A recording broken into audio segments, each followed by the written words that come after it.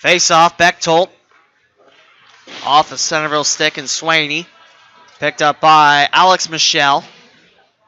4:28 to go in the third. Elder up by 4. Mike Wynn going for Gilkey on the left wing. Towards the corners, Merrick on the chase. Burner's going to push Alex Michelle towards the far corner. Bechtold can't free it away. Here comes Centerville.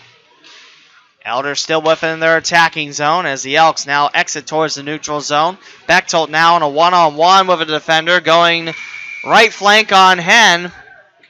And Bob Burner looking for the loose puck remain. Under 4 to play in the third. Elder 5 and Centerville 1.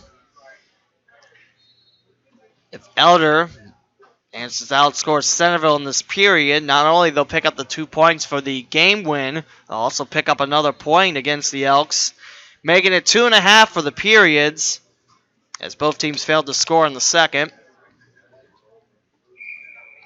As Steve Michelle now, picked up by Connor Lane, going for Austin Gilkey. Merrick slows it down against McSwiggan. Loose pockets, Jack Wire heading to the near corner. Wire bounces one in the near face-off circle. Controlled by Merrick, near point, 3:43. Bouncing off Hen and going wide. And a laser down low at Hen. Nice stop by the Elder goalie. A nice deflection, rather. Zamborski in front of his bench. McSwiggan tries to make the catch, and I think it bounces off the hand and goes into the Elder bench. We'll have it in the neutral zone with 3:31 to go in the third. Centerville will use this time to swap out their 5 on the ice. As Grills leans in for the face-off against Elder. 5-1 Panthers. McSwiggan. Centerville pushes in the attacking zone. Grills with 2 around. Near corner, open ice. Here's Meade. Can't get it past Connor Lane, who can't get it past the blue line as Bob Burner keeps it in. Grills now with Lane softly checking him in the near corner. Mahan, Matt Larkin, McSwiggan on his side, trying to connect it with Joey Brockman on top. Brockman picks it up as Burner chases him. Under 3 to play in the third, 5-1 for Elder. Seebacher now. Left boards, front of his bench, leaves it behind Gabe Hurin, waiting by the neutral zone, past his stick. Cleanup job by Meade. Far corner time, Grills. Chase for it. Here's Meade with a finishing check on Garnett. Far point for Seebacher, off the shoulder of Hen, possibly off the shoulder of Connor Lane. Bounced off a Panther, and we'll keep it in this zone with 2:29 to go in the third, and a 5-1 Elder Panther advantage.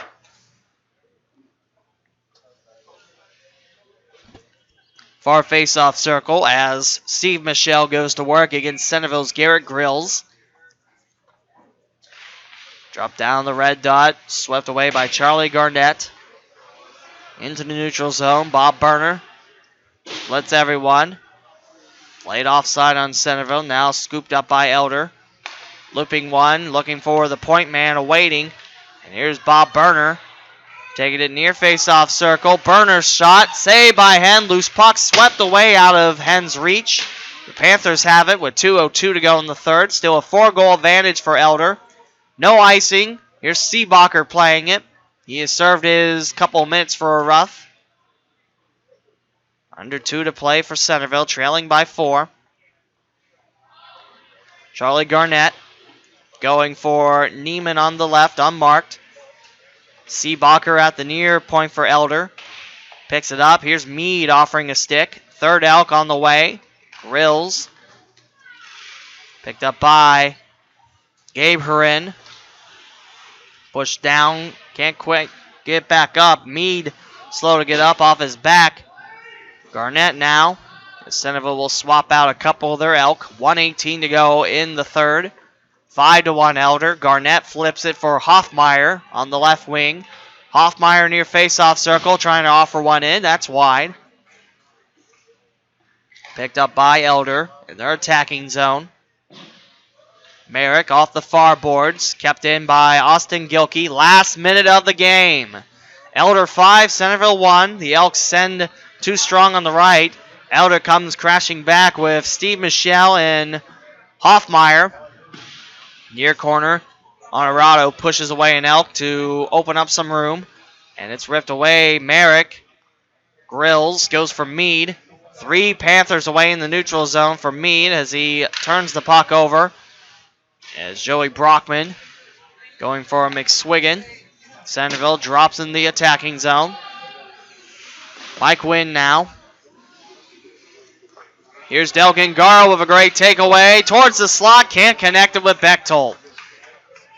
Delkin Garo trying to be the teammate as there's a shot. Numbers drops it. 10 seconds left in the third. 5-1 Elder.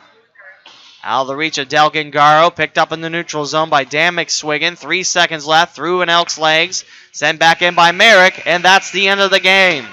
The Elder Panthers take down the Centerville Elks 5-1. With the loss, Centerville drops to 7-14 on the year. Elder improves to 16-5-1 on the season and staying undefeated in Southwest Ohio High School Hockey League play.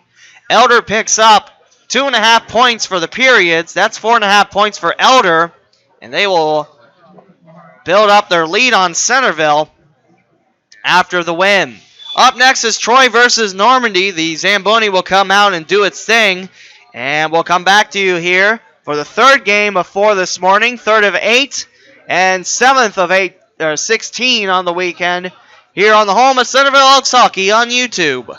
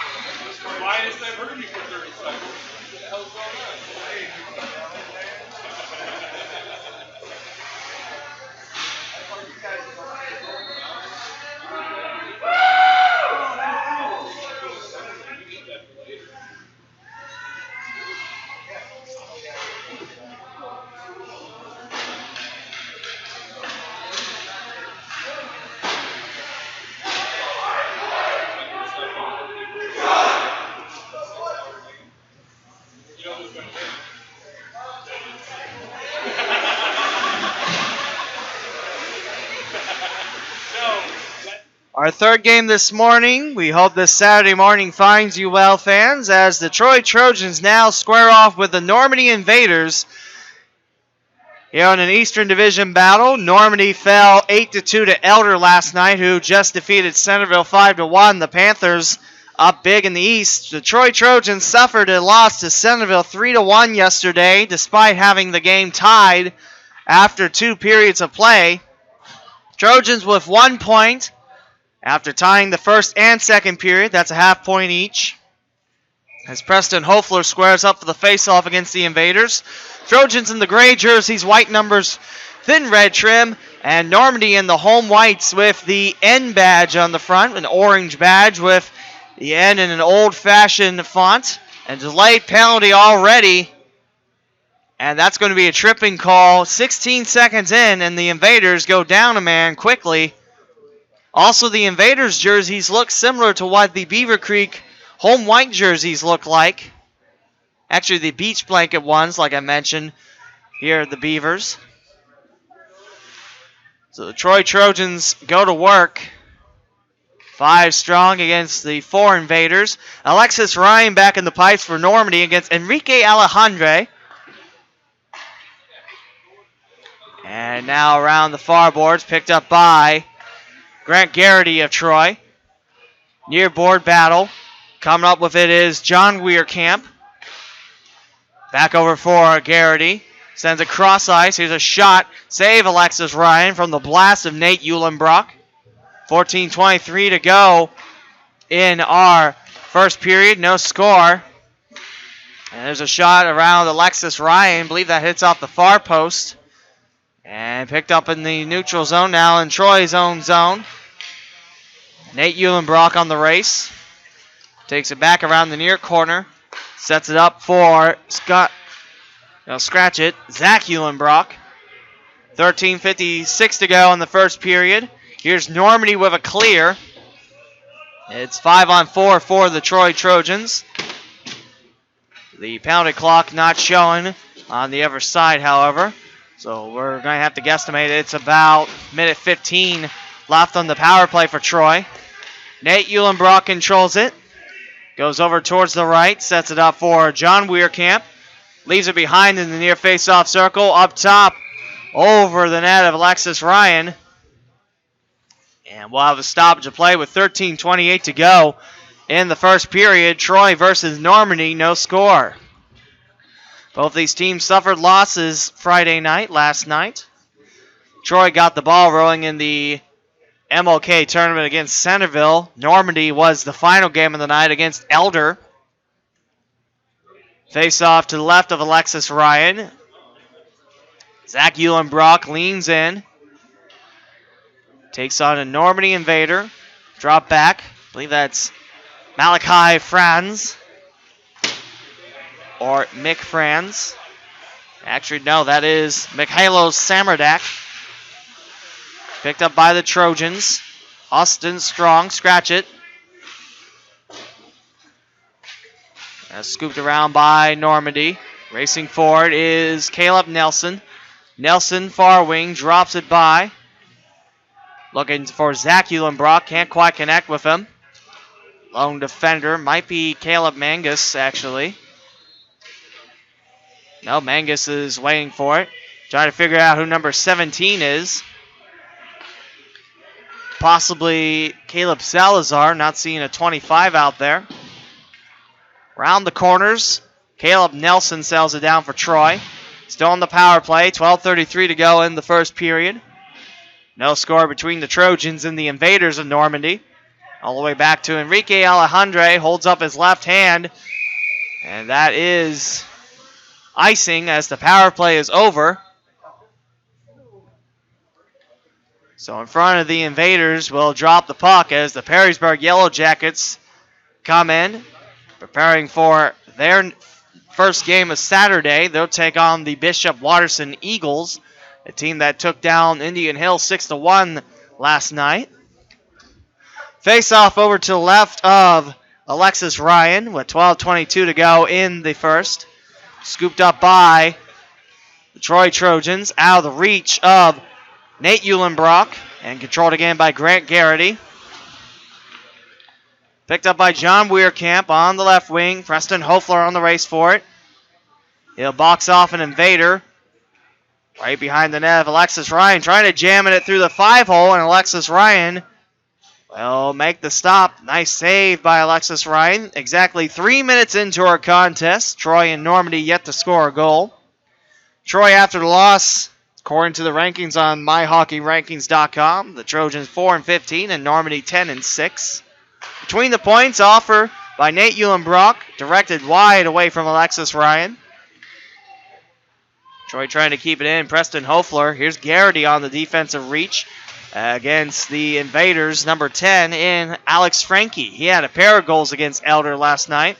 Delayed offside against the Troy Trojans. Reaching for it is Weirkamp. Blasted on the upper lip of the protective net. 11:34 to go in the first period. Scoreless here. Alexis Ryan had a lot of great saves. Also had an unlucky bounce against her against Elder. The buck pounce offer went behind towards the open cage of the net. And Alex Michelle scored that tip-in goal for Elder, who won 8-2 against Normandy yesterday. Here's Alexis Ryan offering a save. Controlled in the neutral zone by Caleb Mangus. Now for Zach Eulenbrock. And a whistle offside of the Trojans. We'll bring it back just to update you how this Saturday morning has went. Started bright and early at 7 a.m. as the Jackson Polar Bears defeated the Indian Hill Braves 4-2. Centerville fell to Elder 5-1 the next game. As now the Trojans race for the loose puck. Pushed down in the near corner. The point man awaits for it as Normandy swarms over it, and a whistle as soon as the Invaders get the puck. And an angry expression from Jason Perchala. Did not like that call at all as Normandy, the home team in this contest, taking on Troy. Well, send another in the box. That looks to be Justin Perchala. Didn't see what they called, but it's a minor penalty. So Troy back on a 5-on-4. 0 for 1 on the day are the Trojans. Garrity drops it near corner. Here's Weirkamp with the pickup. Garrity now heading towards the near face-off circle. Weirkamp almost left it behind for Devin Bitzen. Here's Nate Eulenbrock from the far point. Chipped it behind the goal line. Swinging around and pushed down. Grant Garrity lost the puck. He coughed it up. Hofler closing up the left point. He'll actually knock his checker down in front of Alexis Ryan. The loose puck swept away. Now Troy with 1:26 going on their power play. Back to work around the far corner. Nate Eulenbrock can't keep it in. Hofler will have to pick it up in the neutral zone. He'll swing around from the right to the left. Out of the reach of Garrity. He'll try to race for it. That's number 24 up top for it. Possibly Michael Hess. Part of that front line with Hofler. Here comes a blast from the far point. Kicked around by Alexis Ryan. Here's Garrity open. Now two Invaders come closing in with 54 seconds to go on the power play. Hofler trying to pick the pockets. And Normandy with a pinball clear towards the near corner. Settled down by Enrique Alejandre. Nate Eulenbrock. Up for Zach Eulenbrock now. Ripped away by Normandy. That time from Lucas George, one of the main puck carriers yesterday. Closing in, Graham Harvey with a shoulder check. 3 Trojans have Sutton surrounded. Brandon Sutton They'll come up with the puck. Still 22 seconds left on their power play. Zach Eulenbrock marches down the length of the ice. Tangled around and race towards the far boards. Zach Eulenbrock twist and tangled around. I believe that's Alex Frankie for Normandy on the penalty kill unit. The puck stalls in front of the Normandy bench. That's the home bench. And back out towards Troy's own zone. Picked up by Salazar. And we are back to 5-on-5 hockey with 8:56 to go in the first period. Normandy versus Troy, scoreless. From the near corner, controlled by Graham Harvey. That's a back behind the cage. Far corner, racing for it. Caleb Mangus. Whips it in front. Back out towards the point. And now controlled by Normandy's Justin Perchala. Here's a shot at the side of the net of Enrique Alejandre, closing in Jason Perchala. Now racing forward, here comes Caleb Nelson in the Trojans. There's a shot, and Alexis Ryan, nice save on the left side. Picked up by Justin Perchala that time. And Preston Hofler tries a high shot over the shoulders of Alexis Ryan. Fresh off the bench, John Weirkamp joins the party.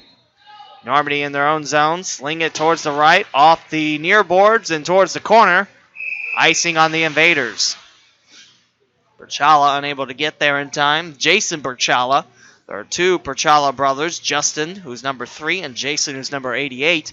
Icing on the invaders will bring it back in front of the goalie and Alexis Ryan. No score with 7:59 to go in the first period here. Every team gets 3 games, and then the 4th game determines what place you play for. So every team gets 4 games, 2 today, 1 yesterday, and 1 tomorrow. Drop back by Grant Garrity, trying to shot between the points. And that hits off the protective net behind Alexis Ryan. Looks like we'll have a face-off in front of the Normandy goalie with 7:52 to go in the first period. And looks like we might be bringing this face-off into the neutral zone, closest to Normandy's goalie.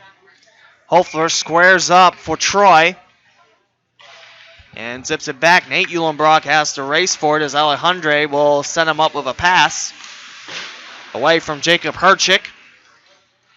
Here's Hofler now on a 3-on-2. Hofler far corner. Here's a shot, and Alexis Ryan with a glove stop down low. Normandy bats it between 2 Trojan defenders. It's going to make a slow symbol stop in front of Alejandre. Picked up by Garrity.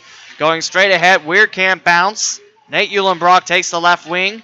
Tries to center up with 7:18 to go in the first. Still no score. Here's a shot at the house. And Troy with the first goal of the game. Good puck movement by the Trojans past Alexis Ryan. Dropping it on the left side of the net. And Troy with a 1-0 lead thanks to the stick of Nate Eulenbrock. Trojans 1, Normandy Invaders 0, 7:25 to go in period number 1.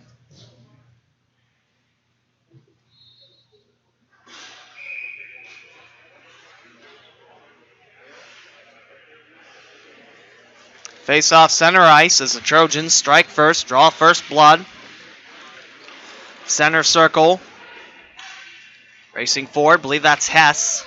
Up top, knocked down. At the point, believe that's Salazar waiting for it. Hofler's spinning around.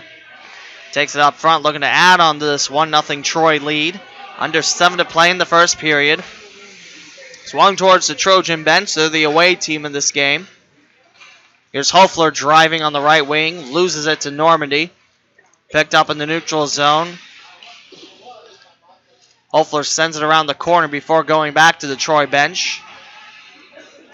Harvey checked from behind as Normandy racing for the loose puck. 3 Troy defenders back with it. Weirkamp, no scratch it. Guessing that's Salazar. Starting the number 17 jersey. Normally wears number 25. Here comes Zach Eulenbrock. And that hits off the protective net. Frankie in front of him. Alex Frankie. And it looks like we'll be in the neutral zone for this face-off with 6:25 to go in the first. Troy's Nate Eulenbrock puts the Trojans on top 1-0. Zach Eulenbrock takes on the captain of the Invaders, Jacob Herchik, for this face-off. covered by Grant Garrity. Towards the far corner of his own zone, Nate Eulenbrock helping out. Here's Weirkamp from Normandy's far point. In front of the off-ice officials, Zach Eulenbrock and Weirkamp trying to help out the cause, and Normandy comes up with the puck. Almost stripped away by Zach Eulenbrock. Near point time towards the corner, looking to drop in the slot for Caleb Nelson. There's a blast. Alexis Ryan directs it wide from Garrity. Nelson ran into the far boards. Weirkamp plays it, sends it into the corner. Looks like it's Zach Hayes. Don't believe Zach Hayes played yesterday for Normandy. Behind the goal line, turns it over. Zach Eulenbrock just out of his grasp as Normandy now plays at far boards. Trickles behind the back of Sutton, and icing going against Normandy. 5:34 to go in the first period. 1-0 in favor of the Troy Trojans. Nate Eulenbrock with a good handle on the puck and sends it into the net of Alexis Ryan.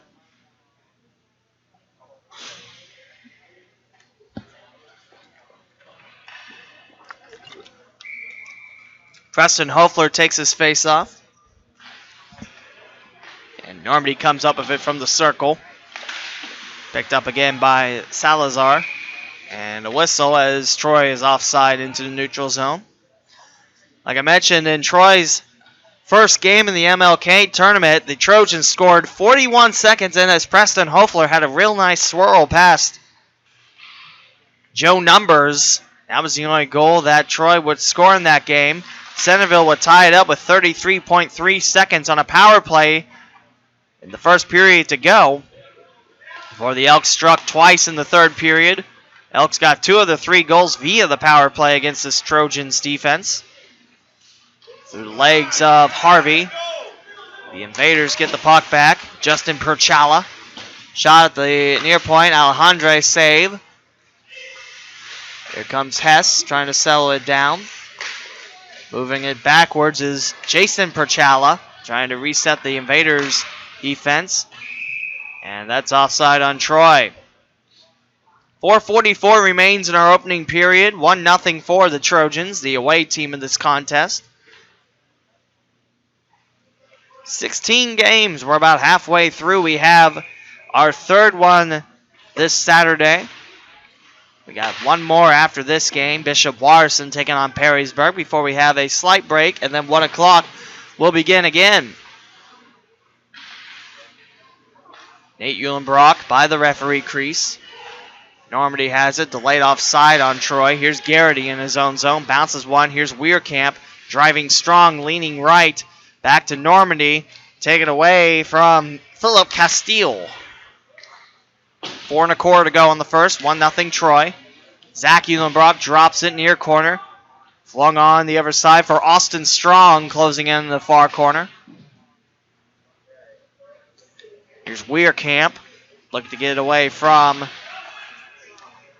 the Invaders. A blast from the point hits off the post in front of Alexis Ryan. High puck off the Centerville banner. Second time we've seen a puck hit off that yellow banner. And we should be keeping it in the defensive zone of Normandy with Troy leading 1-0.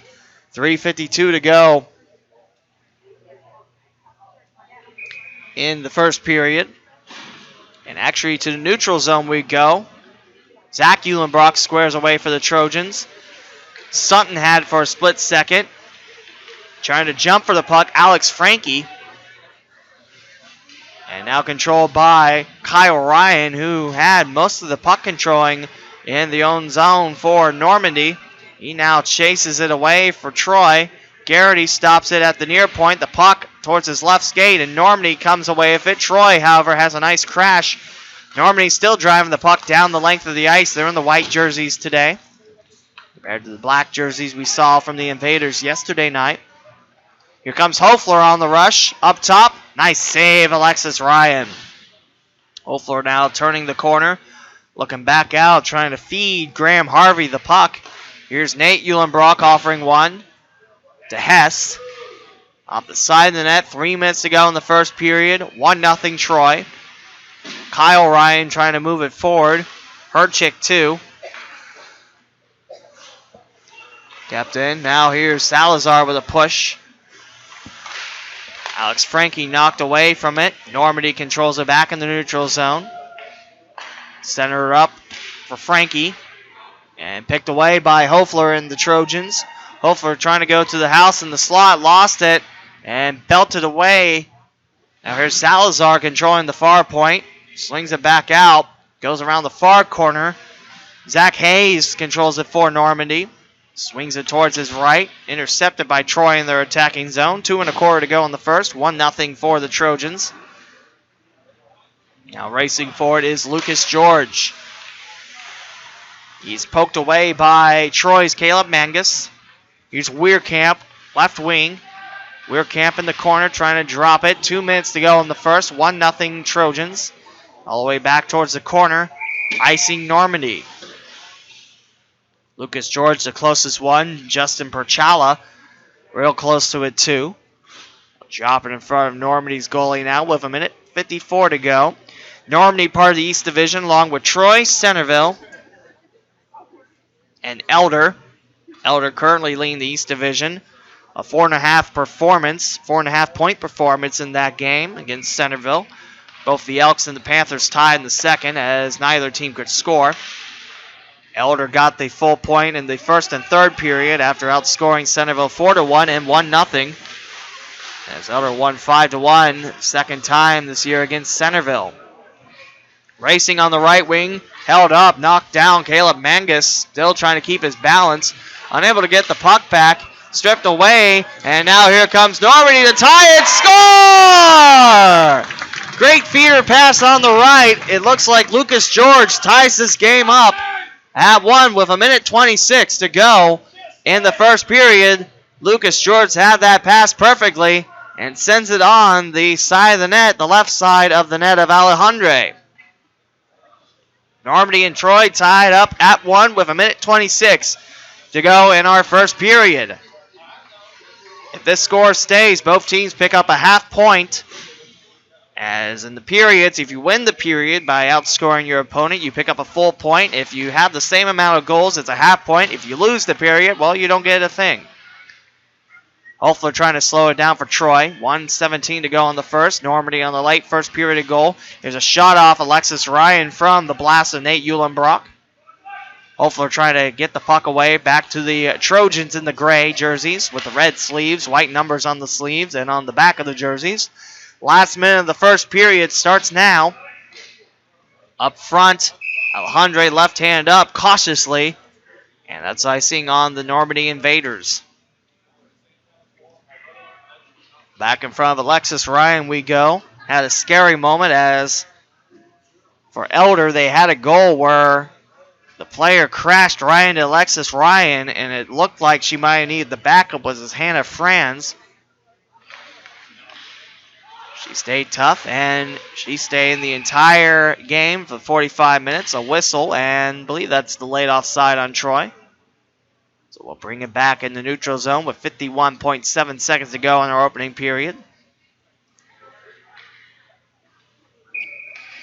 Hofler leans in for Troy in the neutral zone. Back to Nate Uhlenbrock. Sets it up gently for the Trojans. I believe that's Hess. Hess normally wears 22. There's 2 numbers that are different in these gray jerseys compared to the red tops we're normally used to seeing. On the far boards, there's Normandy. They'll storm out towards the right. Sutton canes it in front of Grant Garrity, who will rip it away from him. And Sutton almost got it back. Weirkamp balances himself, knocked down. And loose puck on the way and a whistle. As Weirkamp was pushed down, keeping both his hands up, and Alejandre was already in the net, or on the bench from the net. 15.5 seconds to go in the first. Troy and Normandy squared away at 1.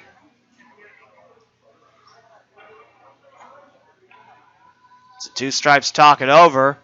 Normally, if you're the goalie, you're not racing to your bench unless there's a power play.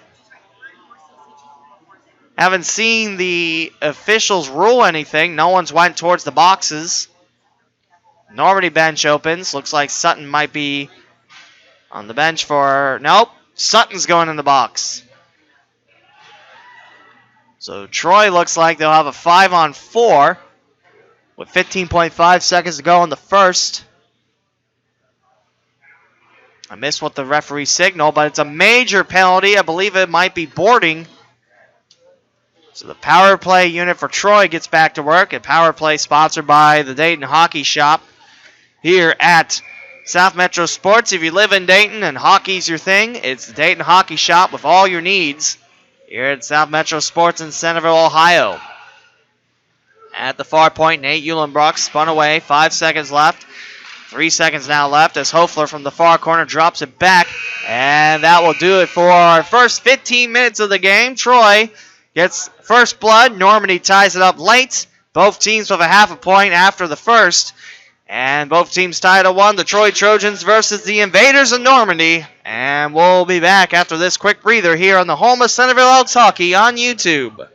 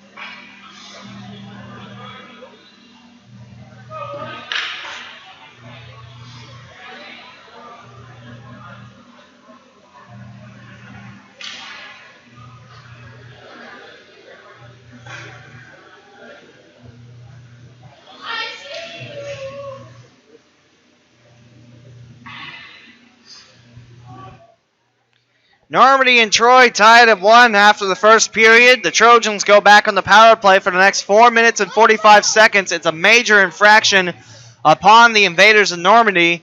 Alexis Ryan now heading towards her crease. Zamboni will come out to cut the ice in the second intermission. As you see the Invaders donning their white jersey, different style from last night's black jerseys. Alexis Ryan, solid job in the pipes against Enrique Alejandre. Also doing a solid job in his pipes on the other side. Preston Hofler leans in as the Trojans now head down the stream as Lucas George and the Invaders go up the stream. Hofler from the center circle. Right wing time for the Trojans captain. And can't quite get it to Zach Eulenbrock, who was at point blank range of the open net. Alejandre comes up with a loose puck and will find Nate Eulenbrock U-turning around as he is being poked by now 2 Invaders. Nate Eulenbrock near face-off circle shot. Alexis Ryan save, loose puck. Hofler scores! Power play goal for the Troy captain as the Trojans jump back on top 2-1 with 14:31 to go in the second and still 4 minutes and 16 seconds left on the Normandy major penalty kill. Preston Hofler with the loose puck recovery, zips it on home past Alexis Ryan.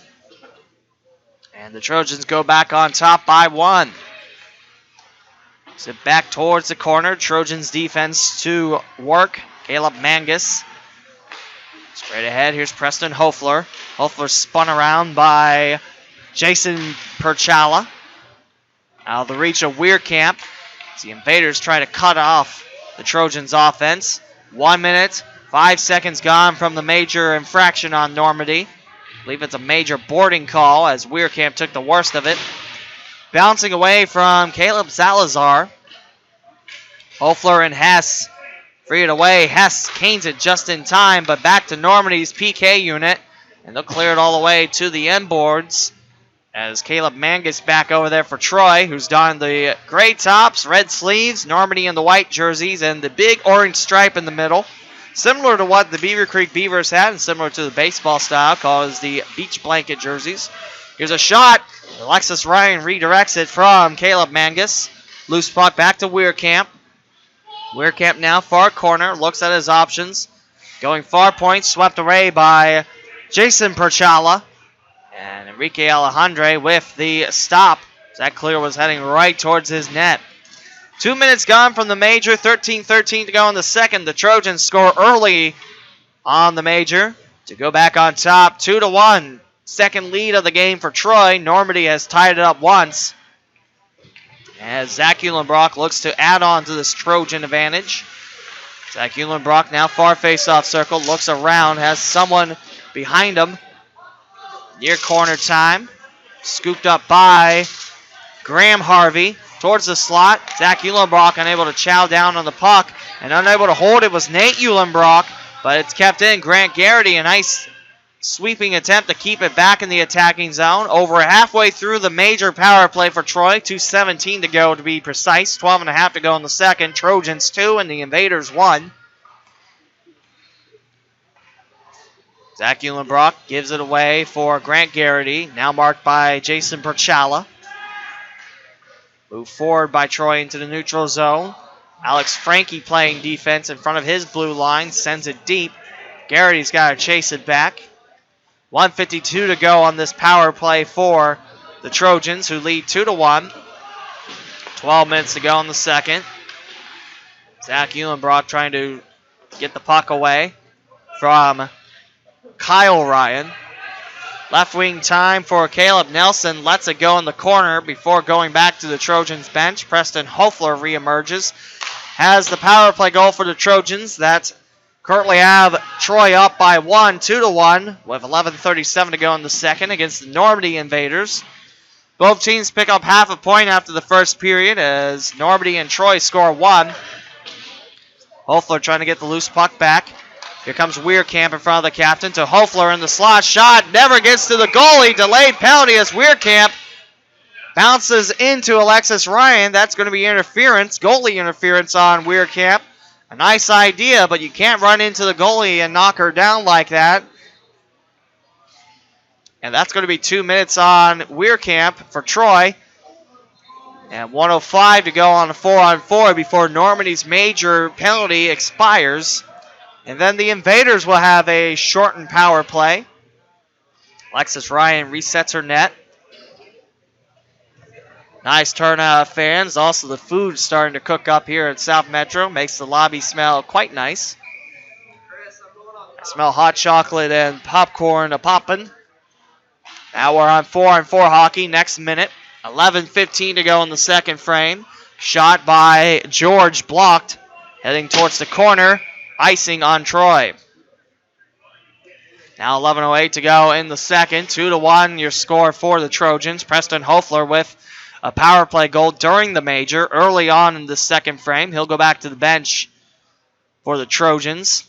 And out comes Zach Uhlenbrock. Nice combination of black and orange and red and white. Troy Trojans in the red and Normandy Invaders in the orange and black.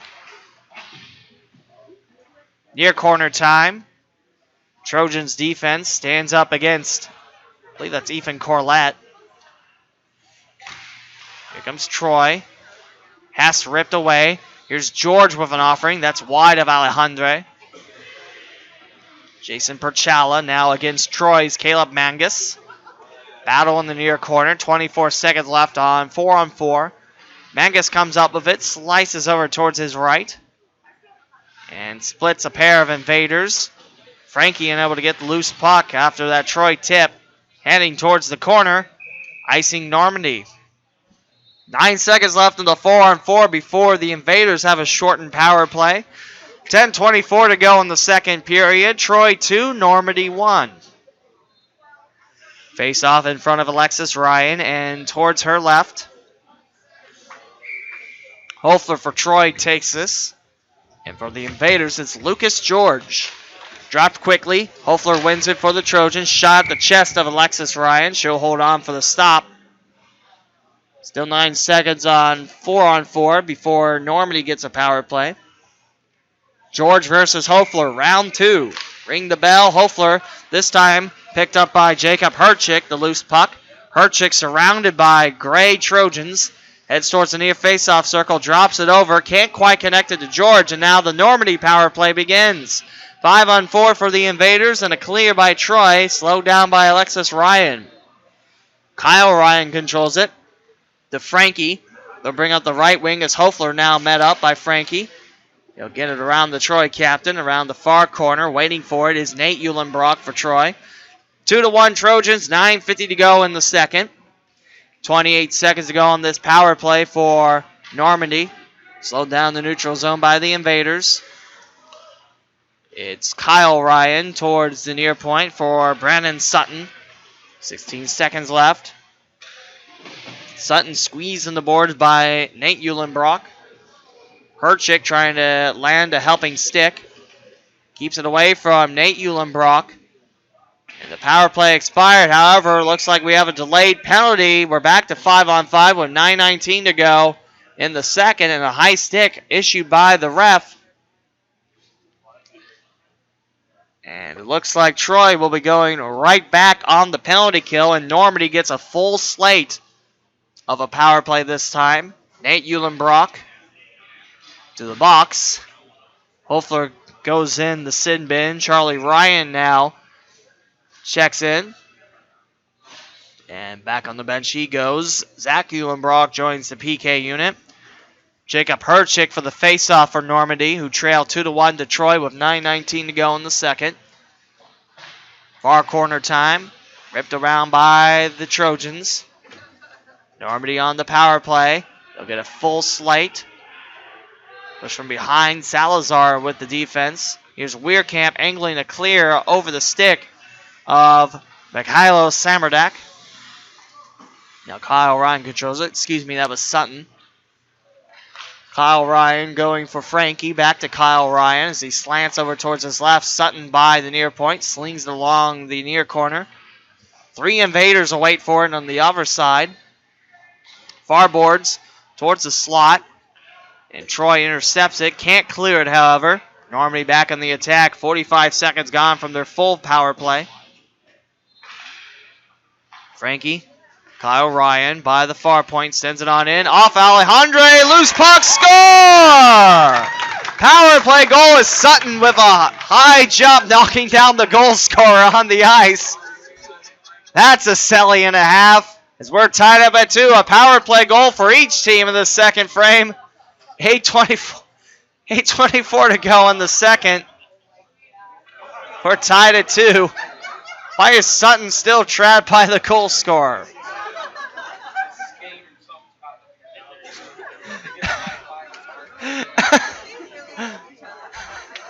I believe that's Lucas George with the Invader goal. That made the whole ice house laugh. Made the whole lobby laugh. Made everyone laugh out there in the rink. If it didn't make you laugh, you're made of stone. Devin Bitson for the face-off against Normandy's Preston Hofler.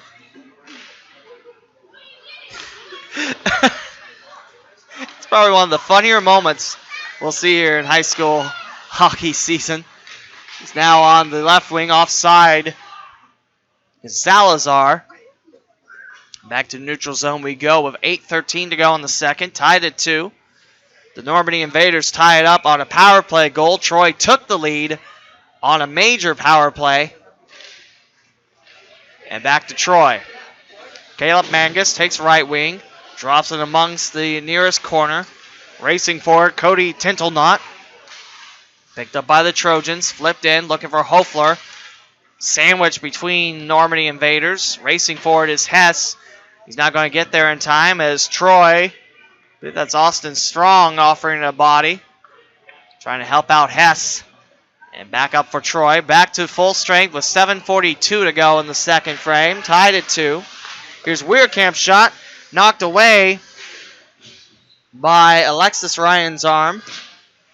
Sent in, now controlled by the Invaders.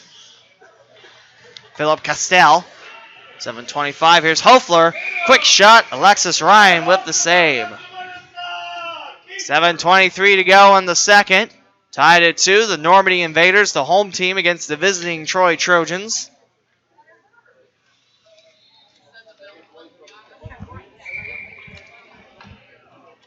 Man, I hope that memory of that celebration lasts in my mind forever. One of the highlights of my broadcasting career. Near point keep in, Nate Eulenbrock going for Harvey. Harvey trying to flip it off the glass. Reaching around is Caleb Nelson. Coming up with it now is Mick Franz. Malachi Franz. Bouncing around. Nelson needing some help. He's got Zach Eulenbrock trying to help out. He got the puck free. Normandy still on top of it in their own zone. Justin Perchala, now right wing, intercepted by Troy's Graham Harvey. Has a stick in the right place. However, can't move the puck much more forward out of the neutral zone with 6:39 to go in the second. Jason Perchala going for the Invaders. Malachi Franz. Intercepted by Jason Perchala. Trying to have a shot at Alejandre. Sweeps it back behind his cage. Garrity racing forward. Here's a high blast, and Alejandre comes up big with a 6:18 to go in the second frame. Tied at 2 between the Normandy Invaders and the Troy Trojans. Troy has taken the lead twice. Normandy has tied the game up twice. Troy has had leads of 1-0 and 2-1 before Normandy squared back and answered with their goals of their own. Great game thus far between Normandy and Troy.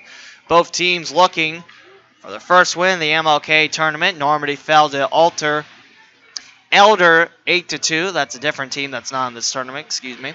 And Troy fell to Centerville 3-1. The Invaders try to drop in the slot. Troy too strong on the pass. Hoefler trying to reach around Kyle Ryan. He's bumped off the puck. Kyle Ryan comes up with it just out of the reach of Hess. Hess trying to settle it down for Hoefler. Picked again by Mangus towards the slot. Hoefler can't direct it. Bounces wide to the net of Alexis Ryan. Settled down now. Here's a Weirkamp attempt. That's bounced off Alexis Ryan. Far point one-timer, and the puck stays completely still. On the second attempt, it's rainbowed in by Salazar. Hess now checked into the locker room doors. Hoefler unable to get it down. Here's a shot, and Michael Hess with the goal. When Hoefler was denied, they'll go deeper to Hess, and he'll rip it on home for the Trojan tally. And now Troy leads Normandy 3-2 with 5:19 to go in the second. Second goal of the period for Troy, and third lead of the game for the Trojans.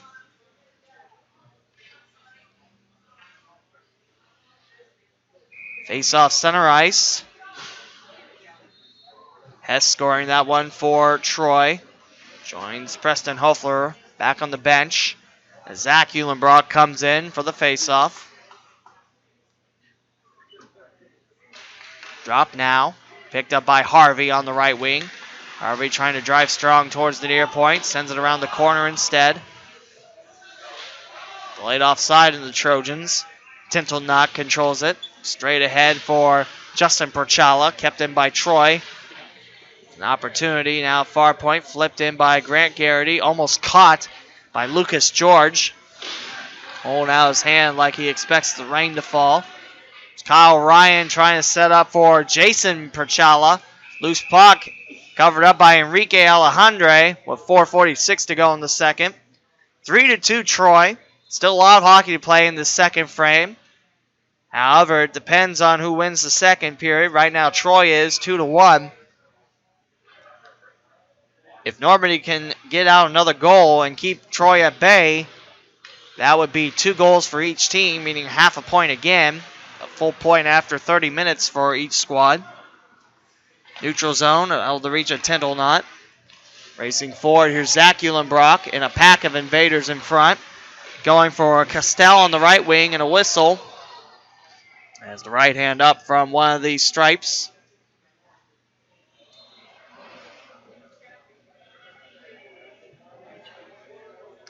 As it looks like we'll drop it in the neutral zone with 4:46 to go in the second. 3-2 for Troy.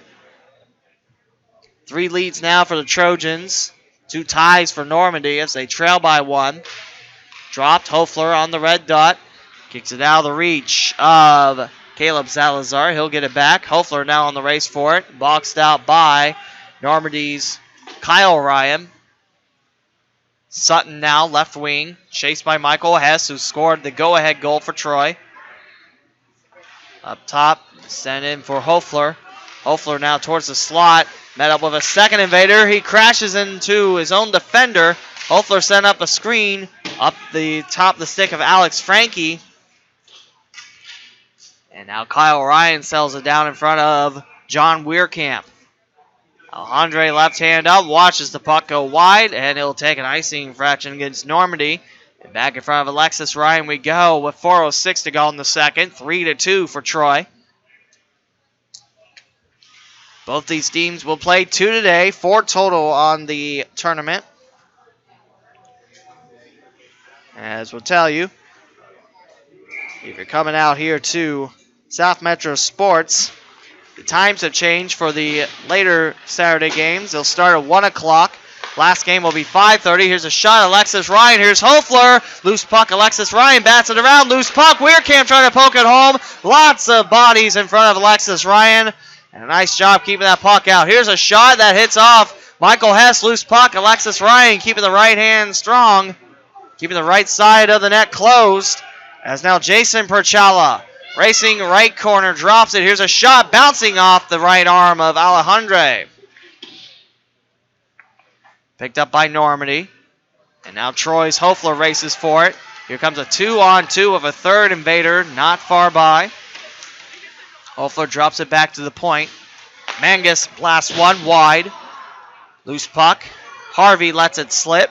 Justin Perchala now races on the right wing, fading Jason Perchala on the left. 3:07 to go in the second period. 3-2 Trojans of Troy over the Invaders of Normandy. 12 minutes gone from the second now as Hofler drops it past Alexis Ryan. Goes for a line change for Troy. It's Kyle Ryan sending it up, bouncing off the head of the stick of Nate Uhlenbrock. Near point, dropping it in, pushed down. Nate Uhlenbrock, although he's down, reaches his left hand for it. Here's a shot by Nelson going wide. Picked up in the far corner, Nelson. Sweeps around 2 invaders. Third one's got it on a bounce. Jason Perchala flips it high in the sky. Now Garrity will be whistled as soon as he tries to go to the far point with 2:28 to go in the second. And it's offside on the Trojans. Troy 3, Normandy 2. Zach Uhlenbrock takes on Devin Bitson for this Normandy faceoff. Troy sends it back in the corner. Rolling on its spine. Zach Uhlenbrock now looks at his options. Looking to get Troy their biggest lead of the game at 2. 3 invaders surround Zach Uhlenbrock with no help around for the Trojans. Bitson, near point, Nate Uhlenbrock sends it around the near corner. 3 invaders again. Harvey slows it down, picks it up just by the red line, goes for Garrity open ice. Garrity now racing for Nelson on that pass. Zach Uhlenbrock takes it off his shoulder. Here comes Normandy right wing for Philip Castell. Now up for Alex Frankie. No scratch it, wrong team. Graham Harvey. 1:43 to go in the second. Garrity races for the puck into his own zone. In front of Castell. Bouncing one. Here's Graham Harvey past the red line. Harvey taking it strong between the points. Knocked down. No arm raised. And now here comes Normandy chopping it underneath the stick of Garrity. Racing for it is Malachi Franz. 1:18 to go in the second. 3-2 Troy. Interception. Herchik stands in front of the pass from Harvey. Settled down by Nate Uhlenbrock. Drops it near corner. Icing Troy. Icing Troy is here's your schedule for the Saturday afternoon games. I mentioned they start at 1. Our last morning game will be 11:30.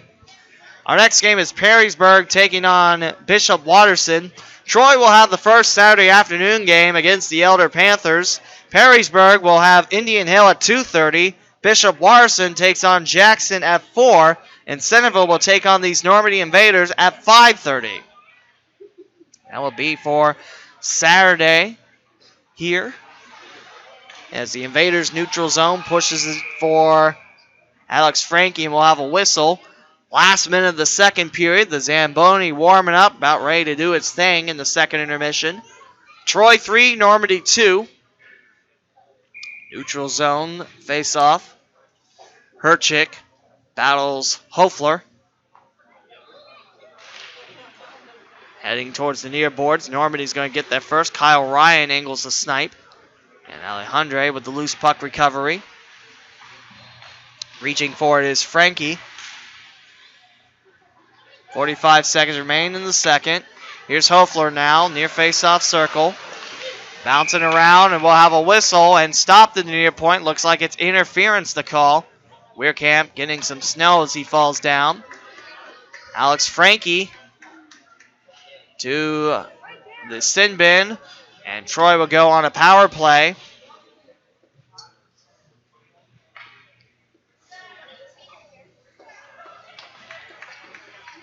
And now Troy a man up, 5-on-4, 38.8 seconds to go in the second. 3-2 Troy.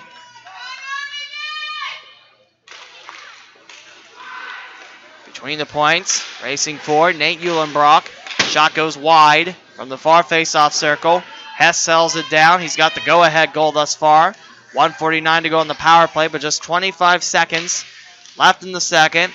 Here's Kyle Ryan picking up the loose puck. Can't keep it away from Hofler. Still holding on to it. Right-hand skate and down low, 5-hole. And it's Alexis Ryan pouncing on the loose puck as Zach Eulenbrock pushed away by Brandon Sutton. And we'll drop it to the right of Alexis Ryan with 11.6 seconds to go in the second. 3-2 for the Troy Trojans. Lucas George leans in. Takes on Preston Hofler for this faceoff. Recovered by Normandy on the PK to Hofler and swept away by Sutton. 5 seconds left in this second. Towards the slot. Here's Hofler moving the puck around, going towards the far corner, picking it up. And that will do it for 30 minutes of play, as Troy still with 1:22 to go on their power play. The Zambonis coming out, but the Troy Trojans pick up a full point after beating Normandy in the second period 2-1. It's 3-2 Troy Trojans over the Normandy Invaders after 2 here in the home of Centerville Elks Hockey on YouTube.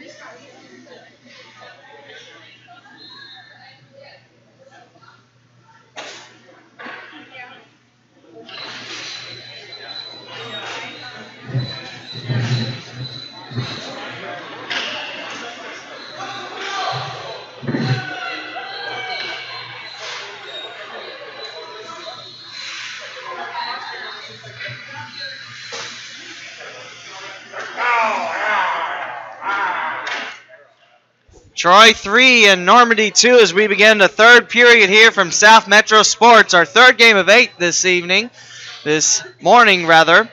We'll have 4 afternoon games after our next game, which is Bishop Watterson tangling with the Perrysburg Yellow Jackets.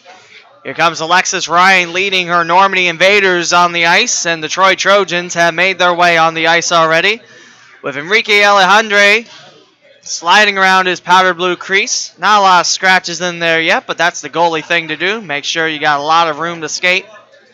Enrique Alejandre, 2 goals allowed after 30 minutes. Alexis Ryan, 3 goals allowed. As the Trojans, a go-ahead goal from Michael Hess, where Hofler was double and triple teamed by the Invaders defense.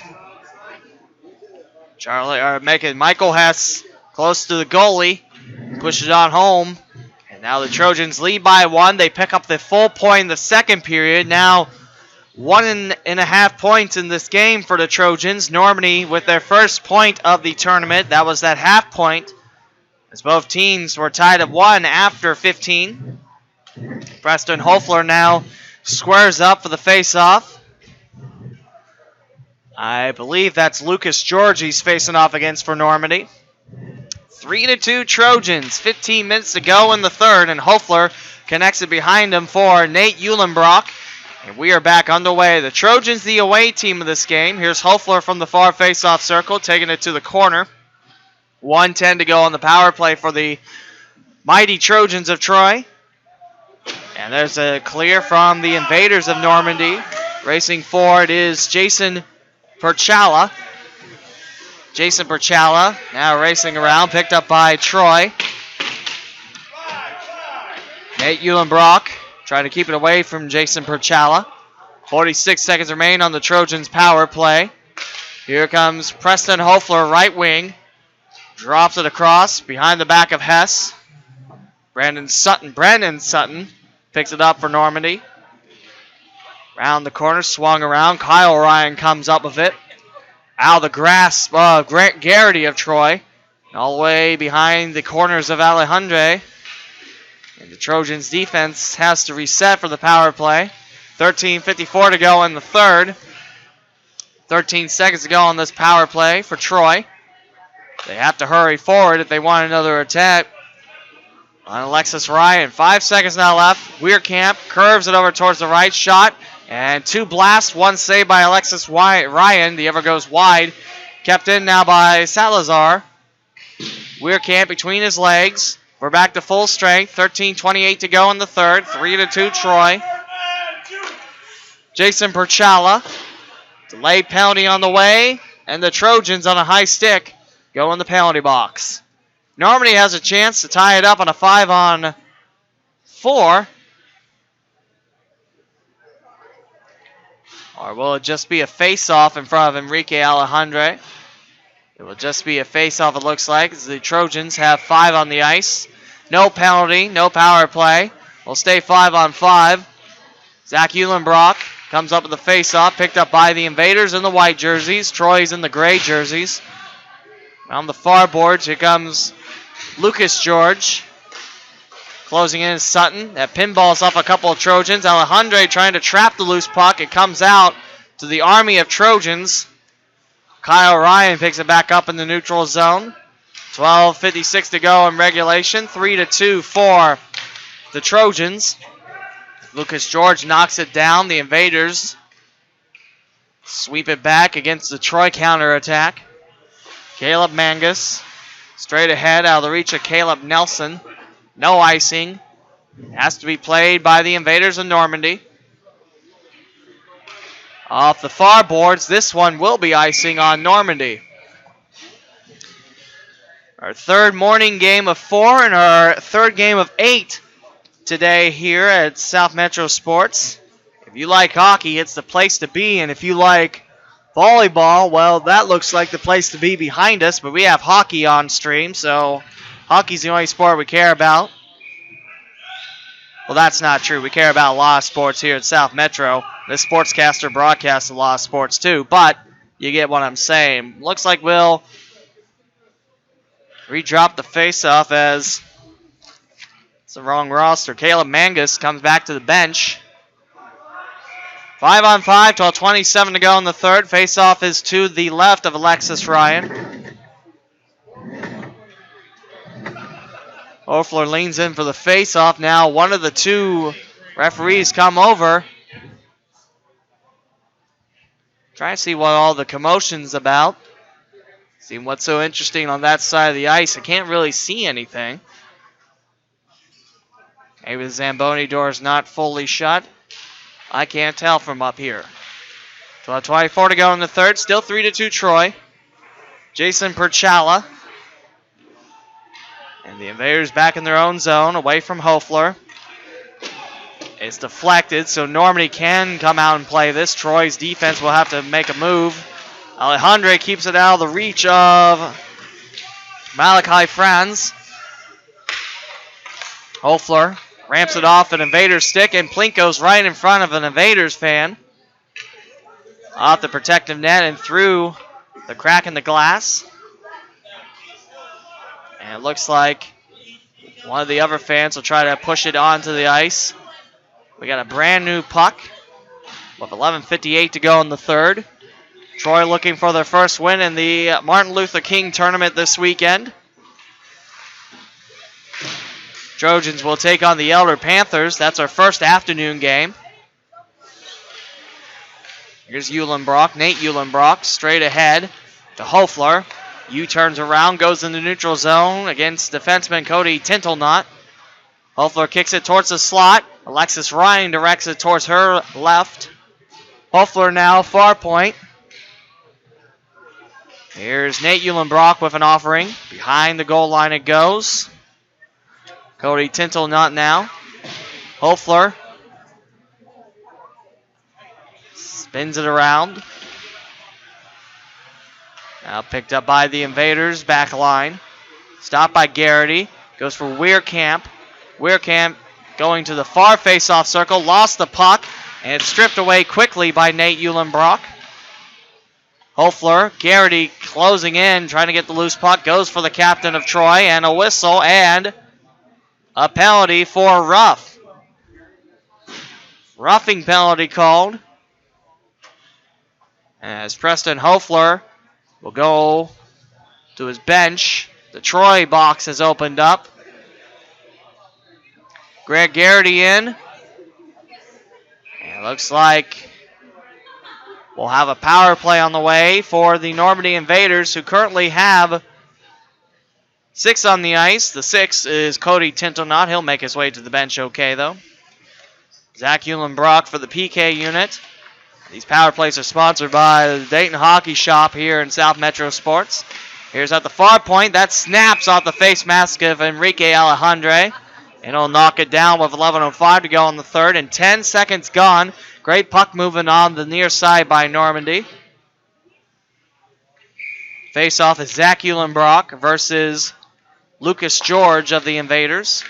Picked up by Zach Eulenbrock. Sliding in as Salazar. Can't quite get the handle on it. Past the point man and Kyle Ryan. Racing for it is Harvey. Coming out is Alexis Ryan. And hits in the back of the net. Troy scores to give themselves a shorthander goal and a 2-goal lead. Alexis Ryan going gutsy for the puck. Then decides to back off at the last minute. As the Trojans now take a 2-goal lead on that shorthander. You got to give credit to Alexis Ryan. Rolling the dice. Trying to go aggressive on the Trojan attacker. But it turns out to be costly against Normandy, as now they trail by 2. With Troy's biggest lead in this contest and of the tournament. Towards the slot. Quickly up top. Flipped by Jason Perchala. Here's George. Bounced around the near point. Settled down by Caleb Salazar. Kept in by Frankie. Goes far point for Sutton. Sutton now far point. Nice wing job, but just hits it off the head of the stick. And that's cleared by Troy. 3 Invaders make their way back in their own zone. 10:20 to go in the third. And 1 minute to go on this power play for Normandy as they now trail 4-2 to the Trojans on a shorthander attempt. Dropped amongst the near corner by Normandy. Picked up by Nate Eulenbrock to Hofler. They'll look around and Hofler will angle it clear. And Alexis Ryan, quick moves, kicks it with her right leg. Is a shot gobbled up by Alexis Ryan. Coughs it up. 35 seconds left on this power play for Normandy. Invaders go back to work. Sutton kicking up snow. Between the points, sent up towards Enrique Alejandre. Never gets to the goalie, however, is Dominic Wenrick. Here's an attempt. Poked away by Alejandre. Right back at the Troy goalie. Swept away by Nate Eulenbrock. And now all the way back to Alexis Ryan. Normandy has to quickly U-turn around. And Nate Eulenbrock and Lucas George pulled away by the Stripes. One of the Stripes talking to Nate Eulenbrock. Do kind of twist and tangle about. Nate Eulenbrock now enters the penalty box.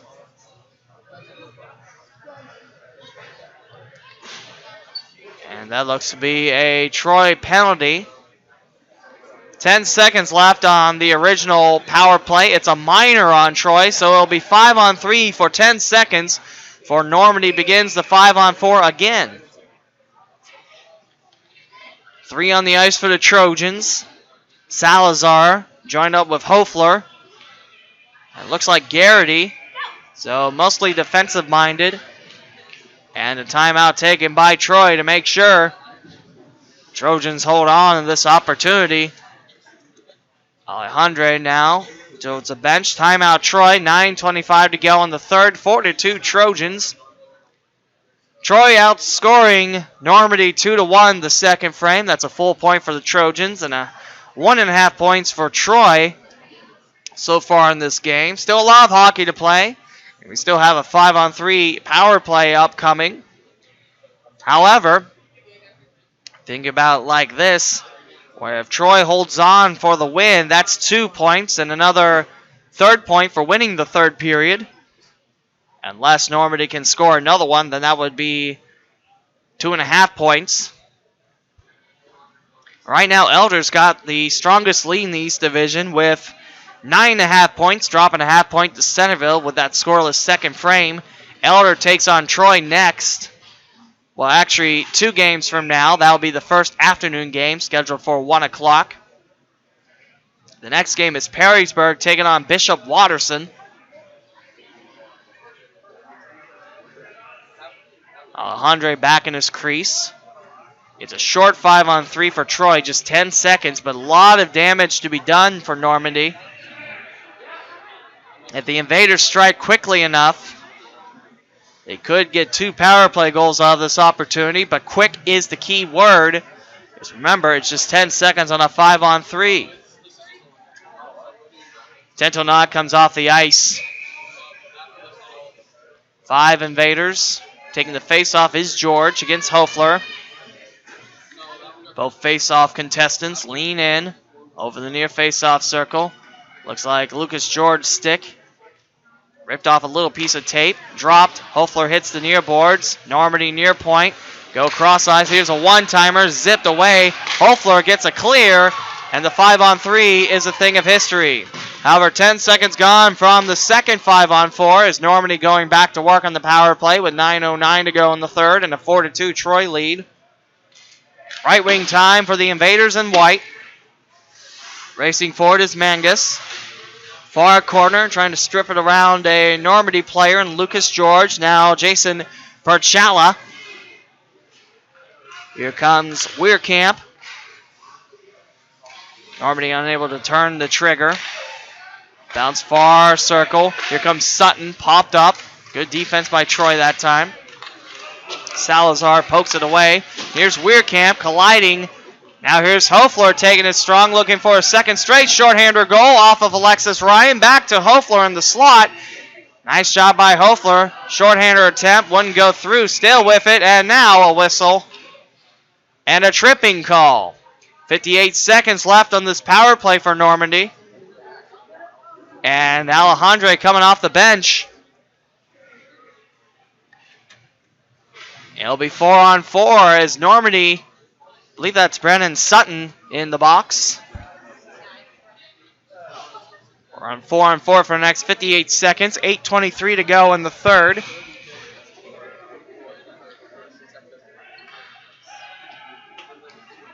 Four to 2 Troy Trojans over the Normandy Invaders. Face off to the right. Zach Eulenbrock. Grant Garrity racing towards Alejandro, who's going to take the slow-moving puck and almost bounce it right to an incoming Malachi Franz. Now on the left, ripped away from Salazar. He'll come out, try to hit the near side of the Invader in Jacob Herchik. Now in the far corner, here's Hess. One of the 4 Trojan goals today.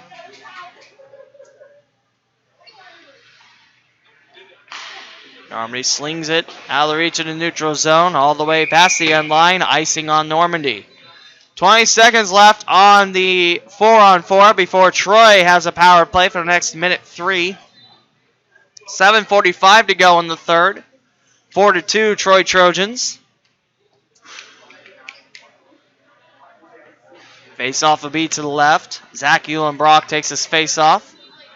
I believe that's Lucas George out there for Normandy. Covered by the near point. Slipped away from Mangus. 2 invaders in the neutral zone. Here's a nice feeder pass. Dropped around the far corner. Jason Perchala didn't mean to let it go. And now back at the far point for Normandy. Swept away by Hess. And now Hess breaks away. He's got to hurry as Hess takes it to the slot. And it's wide left as Alexis Ryan goes tumbling. And the net becomes dislodged with 57 seconds left on the Trojans' power play. 7:19 to go in the third. 4-2 for Troy. And face off awaits this as Alexis Ryan gets her net reconstructed. Face off to the right of Alexis Ryan. Hofler for Troy for the face off. Back to the power play unit. Nate Eulenbrock bumped away. Nate Eulenbrock still holding on strong, trying to get around his teammate Weirkamp. Far face-off circle time, bouncing in front of Alexis Ryan.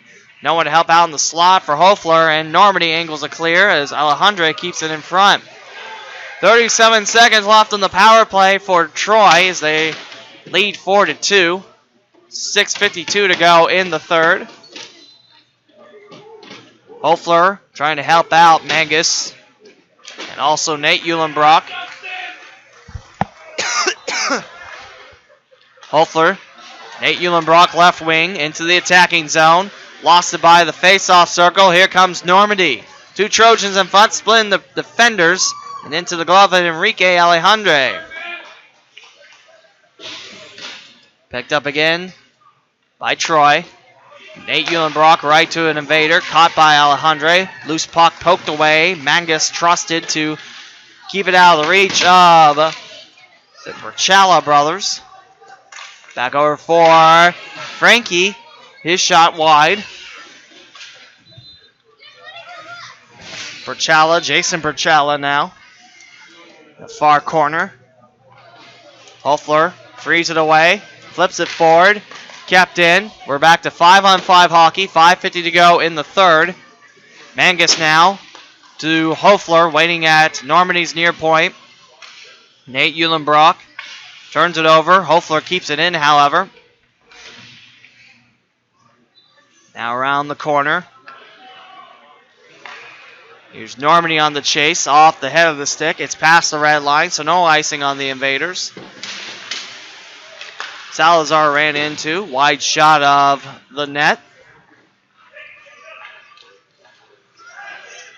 Now here comes Graham Harvey for Troy. And down low, Alexis Ryan pounces on it with 5:12 to go in the third and a 4-2 Troy lead. In our third morning game. Our 7th of 16 on the weekend. Perrysburg takes on Bishop Watterson next. Zach Eulenbrock for Troy for the face-off against Lucas George. Back to the neutral zone, a one-on-one race. Troy Salazar gets there first, deflects it off Malachi Franz's stick. Ran into the boards, was her check. And now here's Troy Zach Eulenbrock, trailed by Caleb Nelson. Taking it towards the far face-off circle, redirected a little bit weakly by Graham Harvey. 4:40 to go in the third. Towards the far corner, icing on Normandy. 4:38 to go in the third, 4-2. Troy, your score.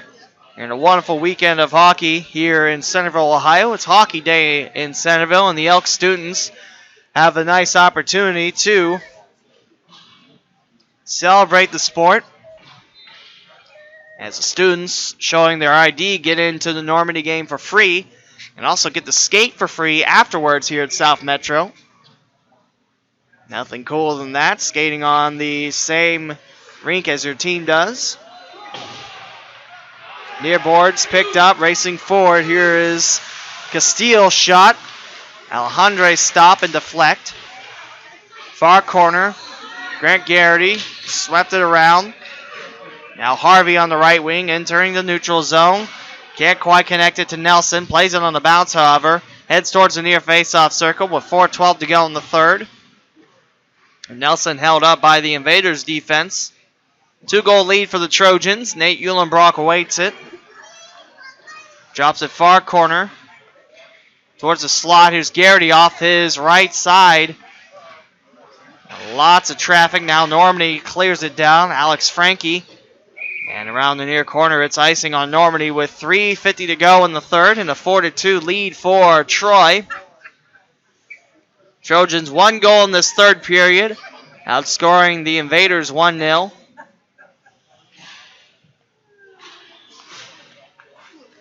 We'll have a face-off to the right of Alexis Ryan. Hofler squares in. Believe that's Lucas George out there for Normandy. At the near point, swept around by Salazar. Picked up by Hess. Looking for Hofler in the slot, going for Weirkamp behind the cage. Weirkamp, 2 Invaders surrounding him. Here comes a one-timer, going wide for Troy. Settled down again by Mangus. Twist and tango around. Back to Weirkamp towards the slot. Hofler well guarded by Normandy. 3:23 to go in the third. Still 4-2 Trojans. Here's Weirkamp now. Far boards. One-timer on the way from the far point. Bouncing off Alexis Ryan. Through the legs of Troy. And that's no icing as Salazar's going to go back and play it with 2 Invaders closing in on the right flank. Picked up. Here's a shot wide of Alejandre. Shot taken by Lucas George. Under 3 to play in the third. 4-2 Troy. Racing forward again is Hess. Dropping it towards the far corner. Reaching forward. Back over for Hofler at the far point. Hofler trying to flip it in. He adds some pressure from behind. Delayed offside Troy. Normandy now taking it in the neutral zone. Alexis Ryan starting to twist over towards her left. And an icing on the Trojans, bringing it back with 2:32 to go in the third. A 4-2 Trojans lead. From Alejandre, we will drop it.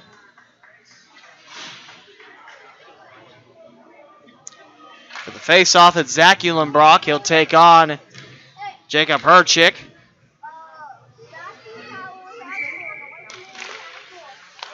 Near face-off circle. Here's a shot bouncing off Alejandre. I believe that hits off his left leg pad and off the protected net. We'll keep it in front of Troy's goalie. Trojans looking for their first win in the MLK tournament this weekend. Dropped a 3-1 decision to Centerville. Did pick up 1 point after 2 periods, however, as both teams were tied at 1 after the first and second. Troy has picked up 1.5 points so far, just tied with Normandy. It's a shot and wide. I thought that was going in for Herchick, but here comes Normandy still on the attack. Zach Eulenbrock trying to clear it, and Alejandre stretches out and lands on top of it for a stop with 2:02 to go in the third. The Trojan fans braving the cold outside, enjoying that Alejandre save.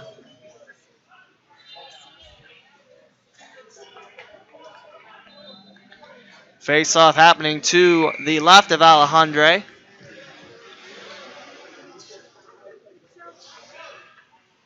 Graham Harvey takes, Zach Eulenbrock now takes it against George. Salazar around the corners, past Nelson's stick, pick up by Jason Perchala. Jammed around as here comes Mangus trying to free it away from the Invaders in white.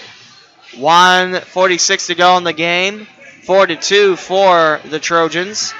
And an empty net for Normandy. They have a 6th attacker out on the ice as Graham Harvey trying to flip it in towards the empty net. 6 Invaders on 5 Trojans. Empty net with 1.5 minutes to go in the game. Towards the neutral zone. Set in towards Alejandre from Justin Perchala. Closer to Alejandre down low. And here's Hofler with the loose puck. Past 2 Invaders. Far corner. And that's going to be played by the Invaders defense. Here's a nice play to Jason Berchala. His shot blocked by Nate Eulenbrock. With 1 minute to go, Troy leads 4-2 against Normandy. Nate Eulenbrock knocked down, still knocked a pass away.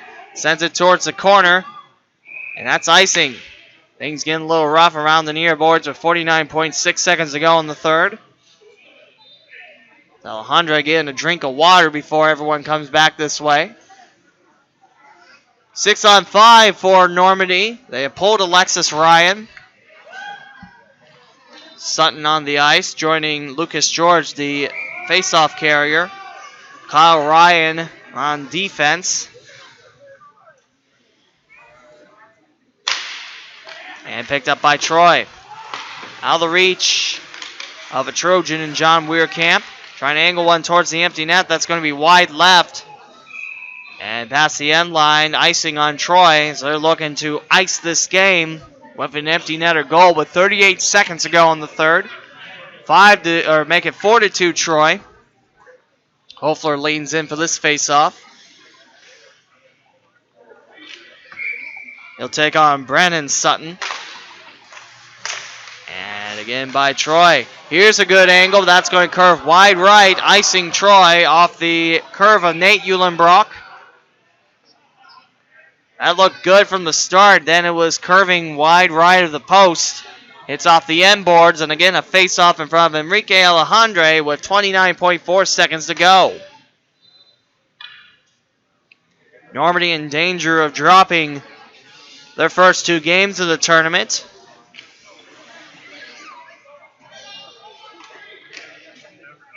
Normandy still have to take on the Centerville Elks. That'll be the last game tonight. The clock has yet to start.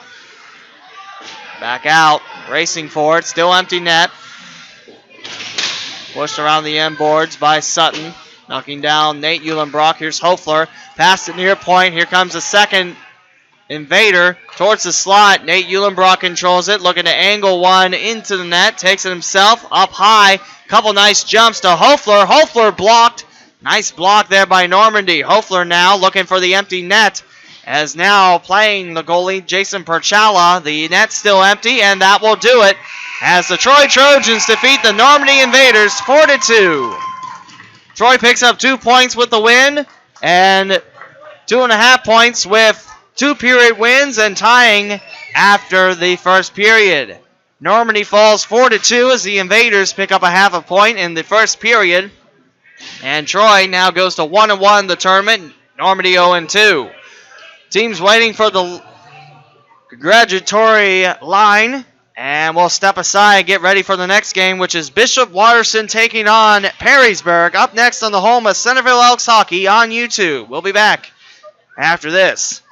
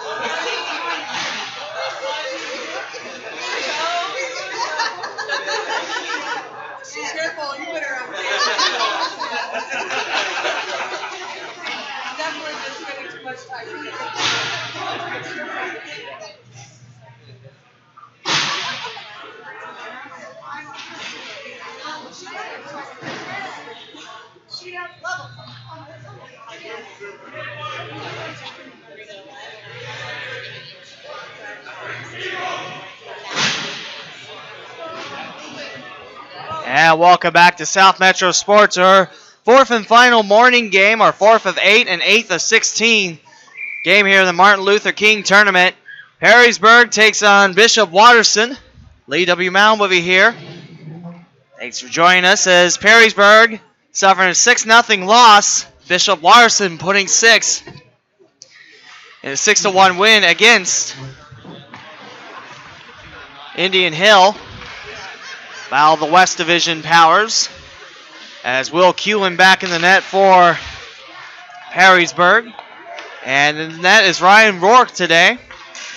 Rourke taller than Max Graham. He'll slide out of his crease. Max Graham, heck of a game yesterday in the win for Bishop Watterson.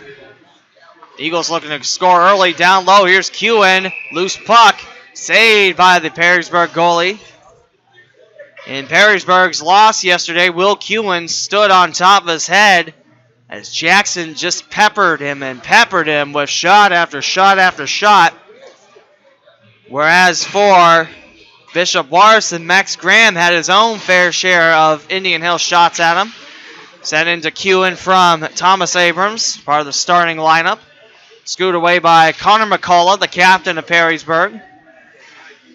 Zipped over in the far face-off circle. The Jackets in the home white with a black shoulder yoke. Black numbers and letters, golden trim. Bishop Watterson back in the away maroon tops with the pale gold shoulder yoke and the Bishop Watterson High School shield on the left. Icing on Perrysburg. We'll bring it back in front of Will Kuhn with 14:02 to go in the first period. As Bishop Watterson picked up their 8th win of the season. Now, according to MyHockeyRankings.com, 8-12-1. Perrysburg now 5-9 after their MLK defeat. Back up on the far boards. Abrams sends it deep. Looking for Adam Fallon. Had himself a hat trick yesterday. Rourke watches the puck zip over towards the near corner as Perrysburg sends 2. They'll swap it out. McCullough unable to get it. He'll play it off the bounce. And ripped away by Adam Fallon. Fallon taking far wing shot. Going wide to Will Kuhn. 13:33 to go in the first period. No score. Near face-off circle time. Shot going wide of the stick of Nick Corrali. Had the first goal yesterday for BWHS. Between the points. Now in the neutral zone racing forward. Here is Justin Yater. Spun around by the Bishop Watterson defense. Far boards. Bouncing out towards the far point. McCullough keeps it in for Perrysburg. Yellow Jackets got a lot of defensive pressure on Will Kuhn. As that's icing on Bishop Watterson. Bringing it back in front of Ryan Rourke. Max Graham is backup for this game. 2 minutes in. No score between the Yellow Jackets of Perrysburg and the Bishop Watterson Eagles. Face-off controlled by the Maroon Tops. Abrams spins it around. Connects it with Zarek Rushevics. Now off the corner, picked up by McCullough. Trying to feed it back out for the Yellow Jackets. Kept in the attacking zone by Zach Kubatko. A turnaround job, Perrysburg. 12:34 to go in the first. Push it in their attacking zone. Loose puck, back to Kubatko. Abrams, far corner. Out of the reach of Jake Schultz. Now along the far side of things, here's Rushevics. Back towards the near corner. Bishop Watterson's got to play with 12:12 to go in the first. No score. Out of the reach of an incoming Jacket, Jacob Bilger. Now racing forward, McCullough outsped by Brandon Ahrens. Ahrens trying to go strong on Kuhn, who has the puck at his 5-hole. Now stop the clock at 11:56 to go in the first period. Scores a fair here. We see the Perrysburg fans shuffle back in with Bishop Watterson fans. What amazes me about this tournament is the quick turnaround. We sign off for the Troy Normandy game, which, by the way, the Trojans won 4-2 against the Invaders. Sign off for that game, go down, get the starters. And the roster, here's a shot. Kewen down low, swept away. Bishop Watterson plays it back at their corner. Behind the net, Jack Geschwein. Geschwein from the far face-off circle drops it at the point. Kyle Naderhoff now will keep it in as he tries to enter back in the attacking zone. He's offside with 11:31 to go in period number 1. Ryan Rourke protecting the Bishop Watterson net. Will Kewen again for Perrysburg. Third time he's been on the Centerville Elks hockey stream. Gave up 10 goals in a tough fought loss to Centerville at BGSU. So he gave up 6 goals to Jackson yesterday. Pope back in the neutral zone with 11:13 to go in the first period. No score. Right wing time, swooping around is Perrysburg's Evan Thomas. Connected again by Nick Corrali. The neutral zone, racing forward, heading towards the corner. It is icing against Bishop Watterson, so we'll bring it back in front of Ryan Rourke. Just go over the scoring in case this is your first game watching with us here at the Martin Luther King Tournament. You get a point if you win a period. That doesn't mean if you have the highest score or the best score after a period. It means if you outscore your opponent after 15 minutes, you get a point. If you tie, it's a half, and if you lose that period, you get no points. Perrysburg didn't pick up a single point. Bishop Watterson clean swept Indian Hill yesterday. Back in the far corner, Kyle Naderhoff.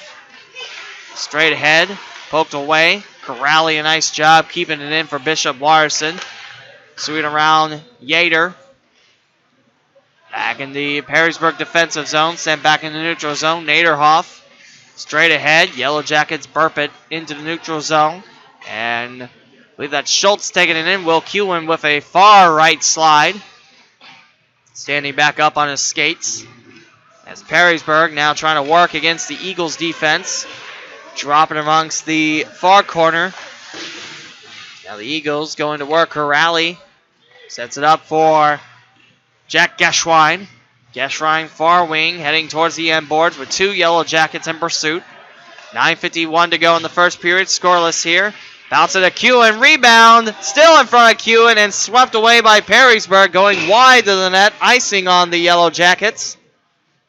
And we'll bring it back in front of Kewen with 9:43 to go in the first period. Every team plays 4 this tournament. Every team plays 2 today. As Kewen has the face-off towards his left.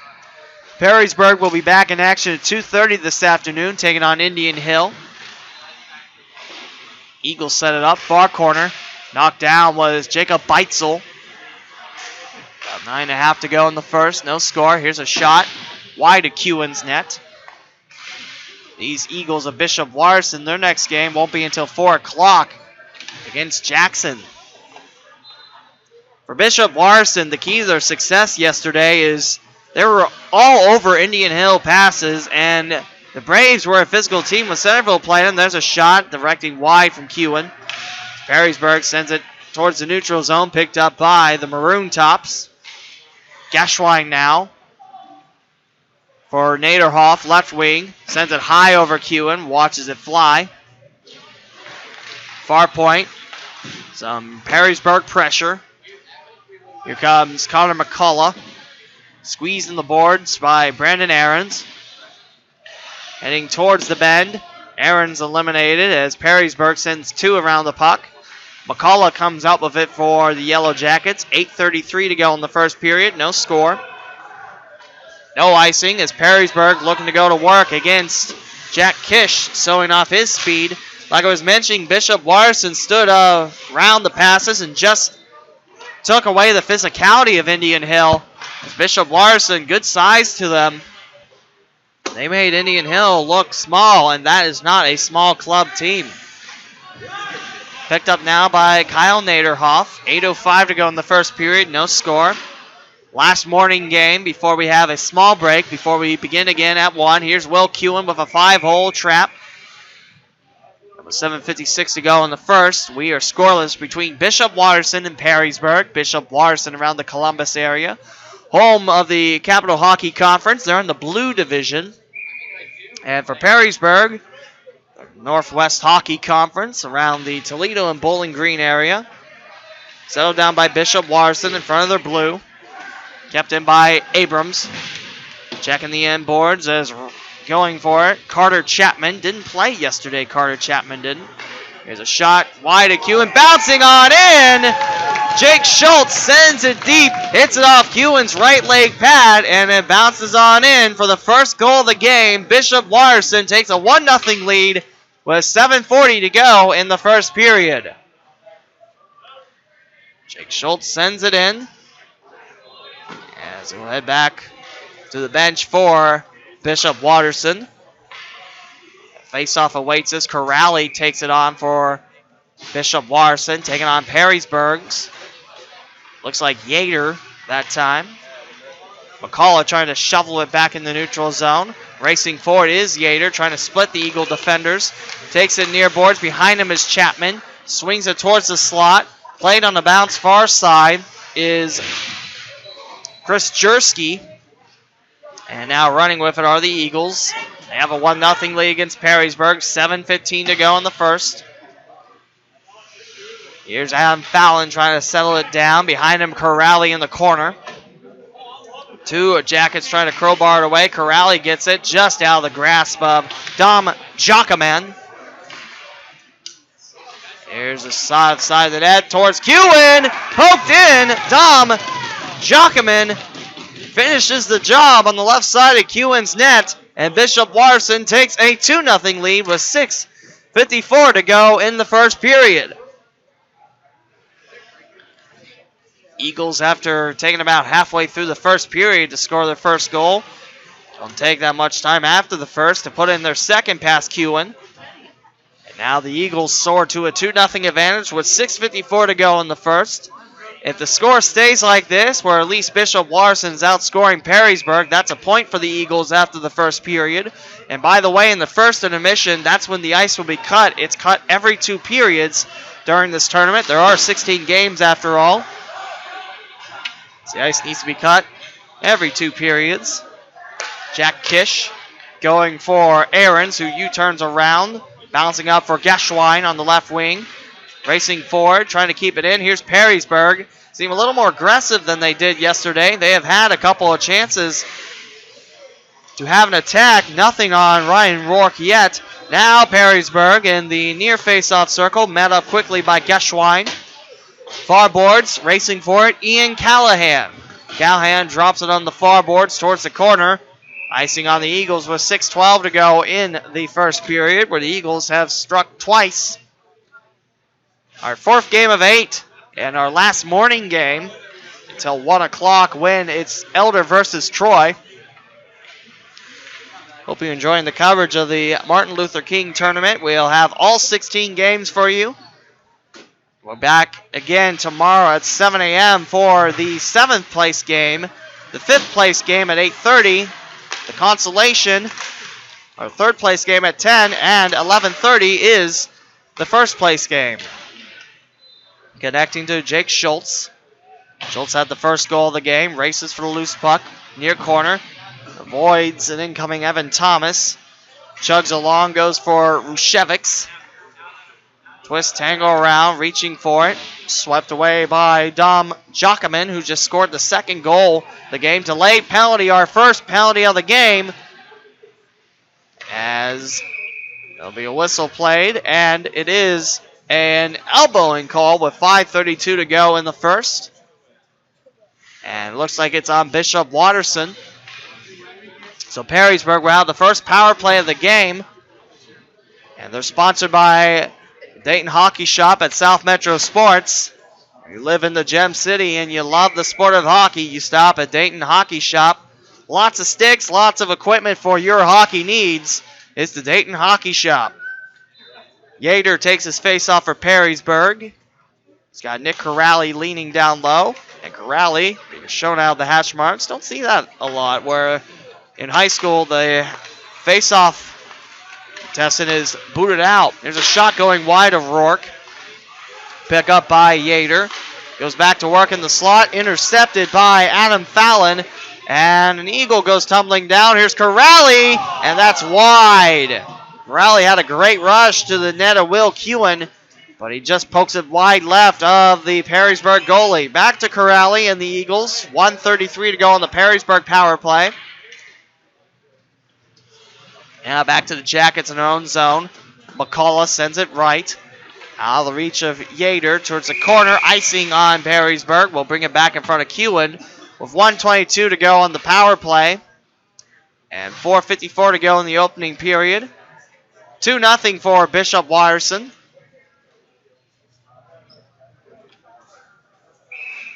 Face-off awaits us to the right of Kewen. Schultz takes this one. Spins it around between the points now. Kyle Naderhoff. Captain McCullough sets it up for Perrysburg. Flying down is Yater. Yater's shot broken up by the left leg of Jack Kish. Comes back for in the slot. And just wide off the blast of Chris Jersky. Pick it back up in the corner now. McCullough sends it. Jersky trying to send it towards the side of the net. Loose puck right at Rourke. That shot by Jacob Bilger. McCullough tries to send it in. Off an eagle. Keeler Rodil blocking that way. Here's a whistle. With 45 seconds left on the Yellow Jackets power play. Already seeing quite an improved difference. Perrysburg playing aggressive against Bishop Watterson. This power play, they have a couple shots on Ryan Rourke, the Yellow Jackets do. Face-off controlled now by the Eagles. Jack Geschwein now moves it forward. Now back to Bishop Watterson, splitting it towards the corner. Thomas Abrams with that clear. 30 seconds to go on the power play for the Yellow Jackets of Perrysburg. 2-0 Bishop Watterson. 3:55 to go in the first. Now here's a shot up top. It is Jersky unable to angle it in towards the slot. Abrams has it. Far point sent in. There's a reflection by Rourke. Scooped up by the Yellow Jackets in Jersky. 4 seconds remain on the power play. Now back to McCullough near face-off circle going for Yater. Yater looking around towards the slot. Pushed around Perrysburg. Pack of Eagles soar over that Hornet's nest. However, it is Yater poking him. Jersky off the side of the net. McCullough now near point. 3:12 to go in the first. 2-0 Bishop Watterson. Racing forward with it. Brandon Ahrens. He looks for an attack behind the back of Geschwein. Delayed offside Bishop Watterson. Now controlled by Perrysburg. Taking it slow as McCullough looking at an option.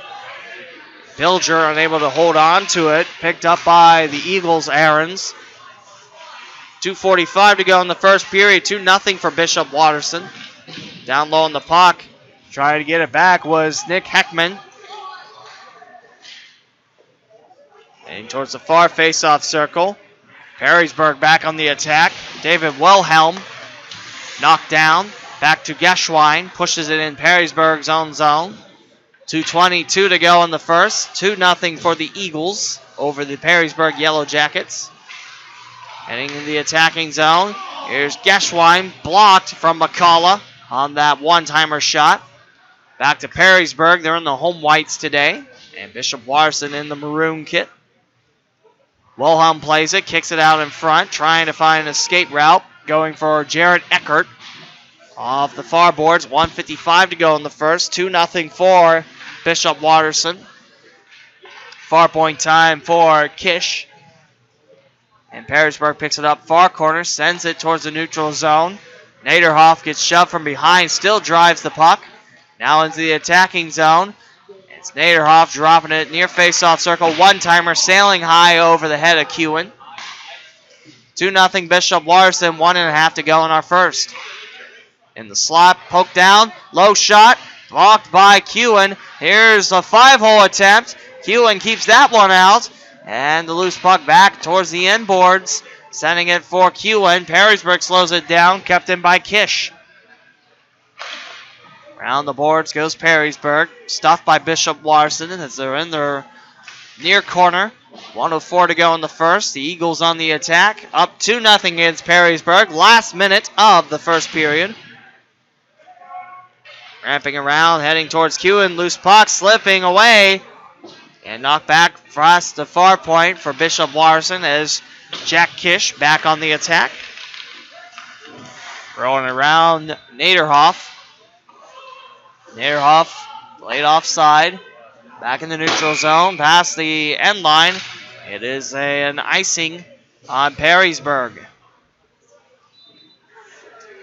2-0 Bishop Watterson, your score, with 36.3 seconds to go in the first.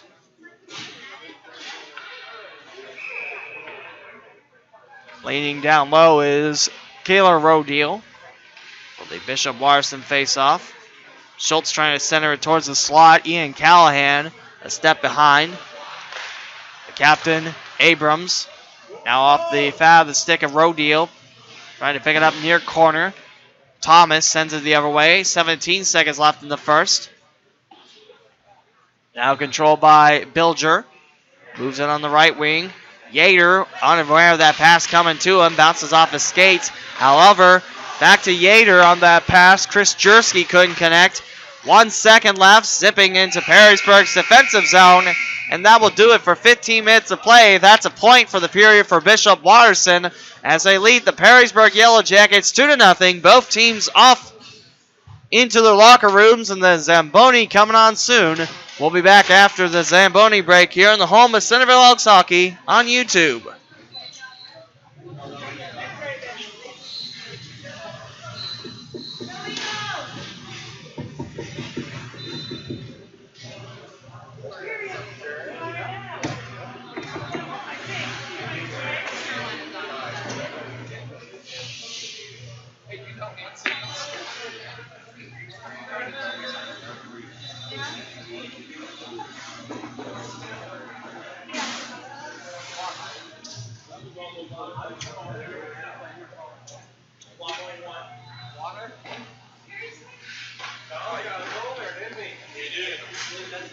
Yes, he did.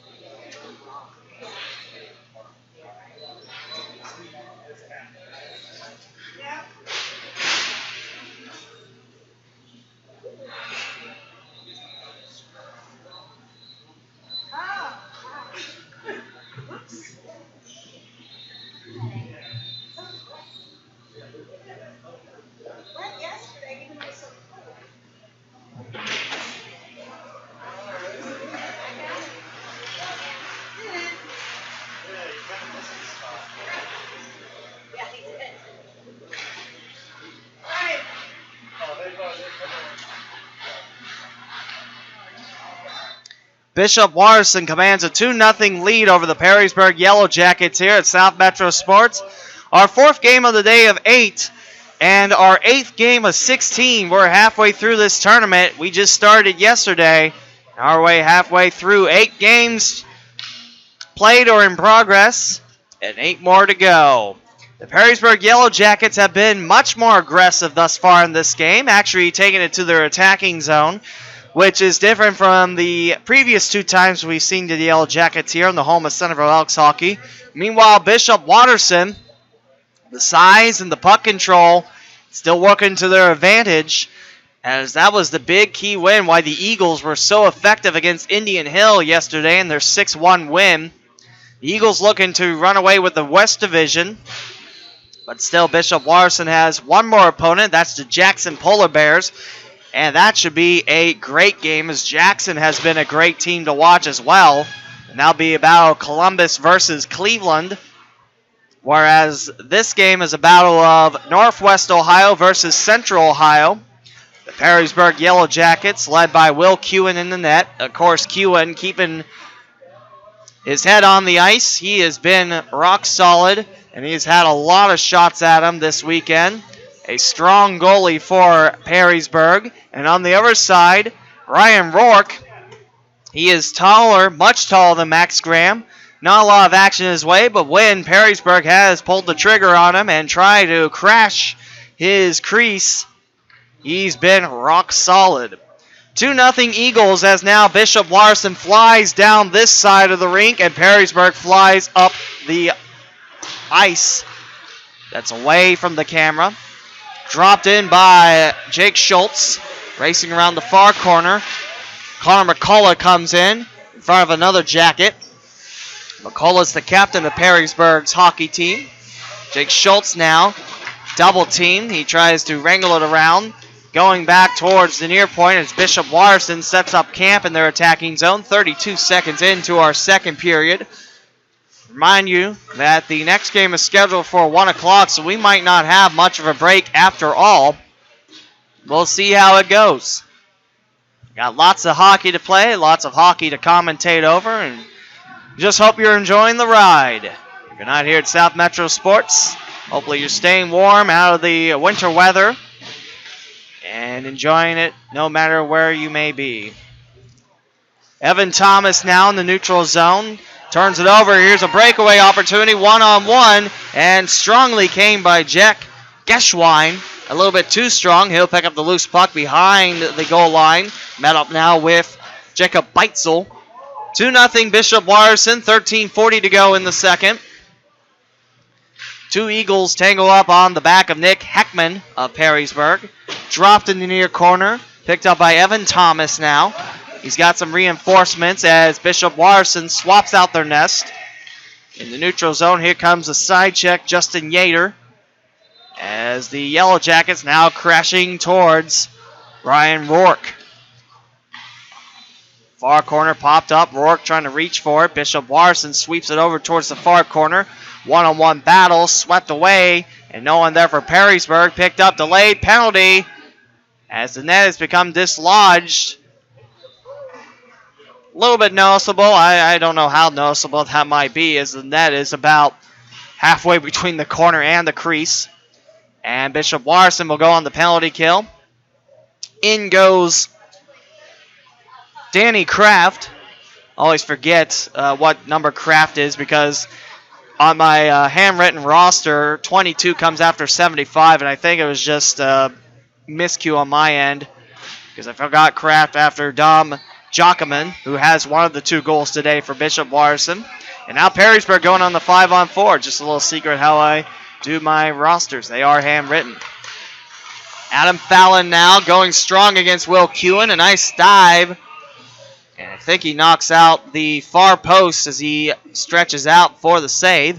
Perrysburg in the white jerseys, the same kit that they wore against Centerville when the Elks picked up their first win of the 2016-17 season. And Bishop Watterson back in the maroon tops with pale gold shoulder yoke and the BWHS shield on the right shoulder. Swept around heading towards the corner, icing on the Jackets power play unit. We'll keep it in front of Will Kewen with 12:46 to go in the second. And a 2-0 Eagles advantage. Jackson's got a lot of offensive firepower. That'll be the next opponent for Bishop Watterson, who's got size and good puck control. Loose puck picked up by Schultz. No scratching, that was Fallon that time. Sent back in. It's a clear towards Kewen. Picked up by Evan Thomas as he heads towards the far corner. Back this way for Jacob Beitzel. In the neutral zone, racing for it. Sent in by Kyle Naderhoff. And here comes a clear from the red line. Behind the cage of Will Kewen. Jacob Beitzel now handles it. Bounce around the near corner. Settled down by Justin Yater. Going back the other way. A funny hop out the locker room doors. Zamboni, a collision. That could have been bad, but Brandon Aaron's up. The Yellow Jacket up and Evan Thomas. And now Rourke leans in as Perrysburg looks for the first shot of this power play unit. Back to Bishop Watterson. They'll rip it away. Look for a shorthander opportunity. Bishop Watterson with 1 point of a possible 5 in this game. They won the first period 2-0. And remember, you pick up points when you win the period, not when you have the highest score. Of course, that helps when you pick up a victory or a tie. Wide. Aarons, loose puck, kept away by Connor McCullough, the captain of Perrysburg. Good size on him. Going towards the left for Justin Yater. 20 seconds left on the 5-on-4. He'll swing it towards center ice. Heads towards the far face-off circle. Far corner time. Perrysburg's Wilhelm looks for someone to shoot it. McCullough and just batted wide. Chris Jersky. Great look by Jersky. 3 seconds left, and Bishop Watterson will kill off the power play. 2-0 for the Eagles with 10:58 and ticking down to go in the second period. Our last Saturday morning game, and then we'll start our second round of games. Everyone gets 2 today, 4 total on this tournament. Twist and tango around. Here's Jake Schultz. Schultz now near face-off circle. Drops it back. Coming in is Dom Jockerman. Jockerman held up, a loose stick. That's Jockerman's. He'll pick it up off the ice. Racing back is Bishop Watterson. That was Kraft that time. Here's a check from Jacob Beitzel, almost pushing an Eagle into the Yellow Jackets' nest. 2-0 Eagles. 10:22 to go in the second. Great turnout of fans. We have seen all 8 teams play. And And after this game, all teams will play twice. Like I mentioned, the West and the East Division, well, there's no cross division until you play for a place, which is tomorrow. It'll be the battle of East versus West. As now there's Bishop Watterson, Naderhoff, shot off Kewen, and Kewen's leg pad, one of the strings to tie it up, has come loose. Third away through the second. 2-0 for Bishop Watterson. Towards the corner come the Eagles. Nick Corrali. Check into the boards. Here's an offering trickling wide of Will Kewen. Picked up by Perrysburg's Nick Heckman.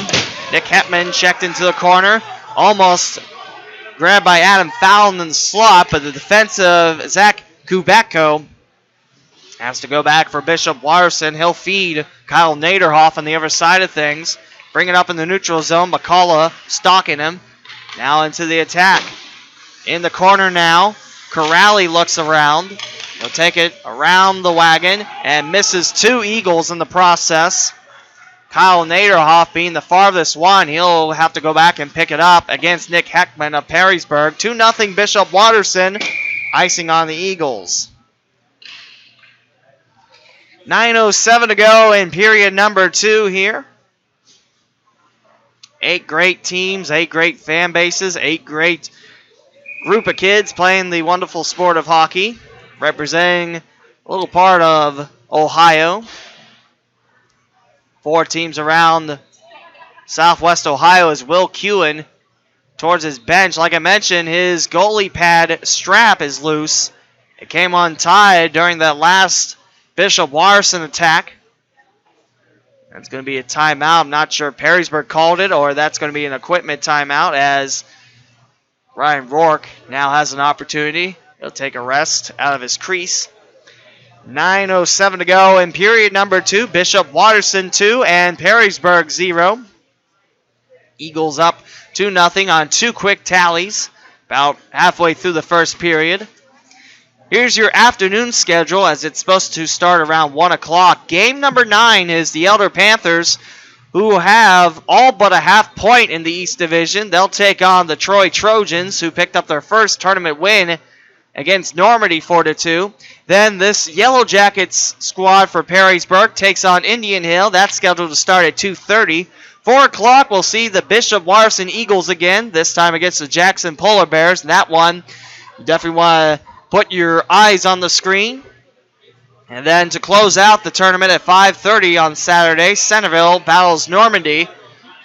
As we're back underway, 9:05 to go in the second. Will Kewen's pad is tied up. He's ready to go. Here's Rourke.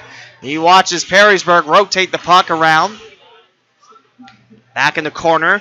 This Yellow Jacket squad has been super aggressive in this game. In the previous 2 games we've seen this Yellow Jacket squad, they'll let the puck come to them. But if you beat them out and get aggressive yourself, you'll have more of the opportunities.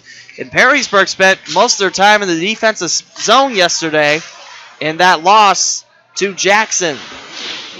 Collision in the far corner. Back up is Jarrett Eckert. Going around for Evan Thomas in the slot. Off the stick of Beitzel. Comes back with it. Now controlled by Ian Callahan, keeping it in the attacking zone. The Eagles drops it a little wide of Will Kewen's net. Collision. Brandon Aaron's taking it off the shoulders. 8:06 to go in the second. Still 2-0 Bishop Watterson. Between the points, keeping his head down. Abrams to the far corner, picked up by Beitzel. He's going to be the first to respond. Callahan gets his skates on it. Here's a shot at Will Kewen. And Kewen with the Perrysburg save off the angle from Brandon Aarons. Far face-off circle. Callahan now up on his skates. Looks like a titan among giants. Ian Callahan, good size on him. Trying to see if Zarek Roshevics is taller than him or he's just standing on the bleacher, making him look taller. Of course, the equipment helps too. The skates add, that much height. But Bishop Watterson does have good size, both on the physical side and also the height side. That helped the Eagles take down the Indian Hill Braves. Play with a high stick from Perrysburg. The Eagles reset in the neutral zone, going for Fallon. 7:40 to go in the second. 2-0 Bishop Watterson. Loose stick on the ice and a whistle as pulling it out is Corrali. And it looks like we'll go back in the neutral zone. And no, we'll go back in the Bishop Watterson defensive zone. 144 on a penalty on Perrysburg. Man, I missed that one. In the box is Justin Yater. So it's Bishop Watterson on a 5-on-4 attack. Out of the grasp of Ahrens. He'll pick it up far wing. Drops it to a Yellow Jacket and David Wilhelm. Far face-off circle. Looking to clear out of the reach of Jacob Bilger.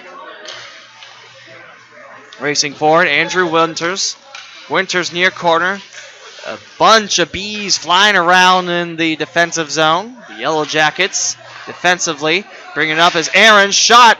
Kewen deflect in the slot. Loose puck back to Ahrens. Sets it up at the far point. Kewen redeflects it. That blast taken by Jack Geschwein. And now flipped. McCullough gets a clear between Geschwein and Naderhoff. The two Eagles fly back in their own zone to retrieve it. 54 seconds left in the power play. 6:43 to go in the second. Bishop Watterson holding on to a 2-0 advantage.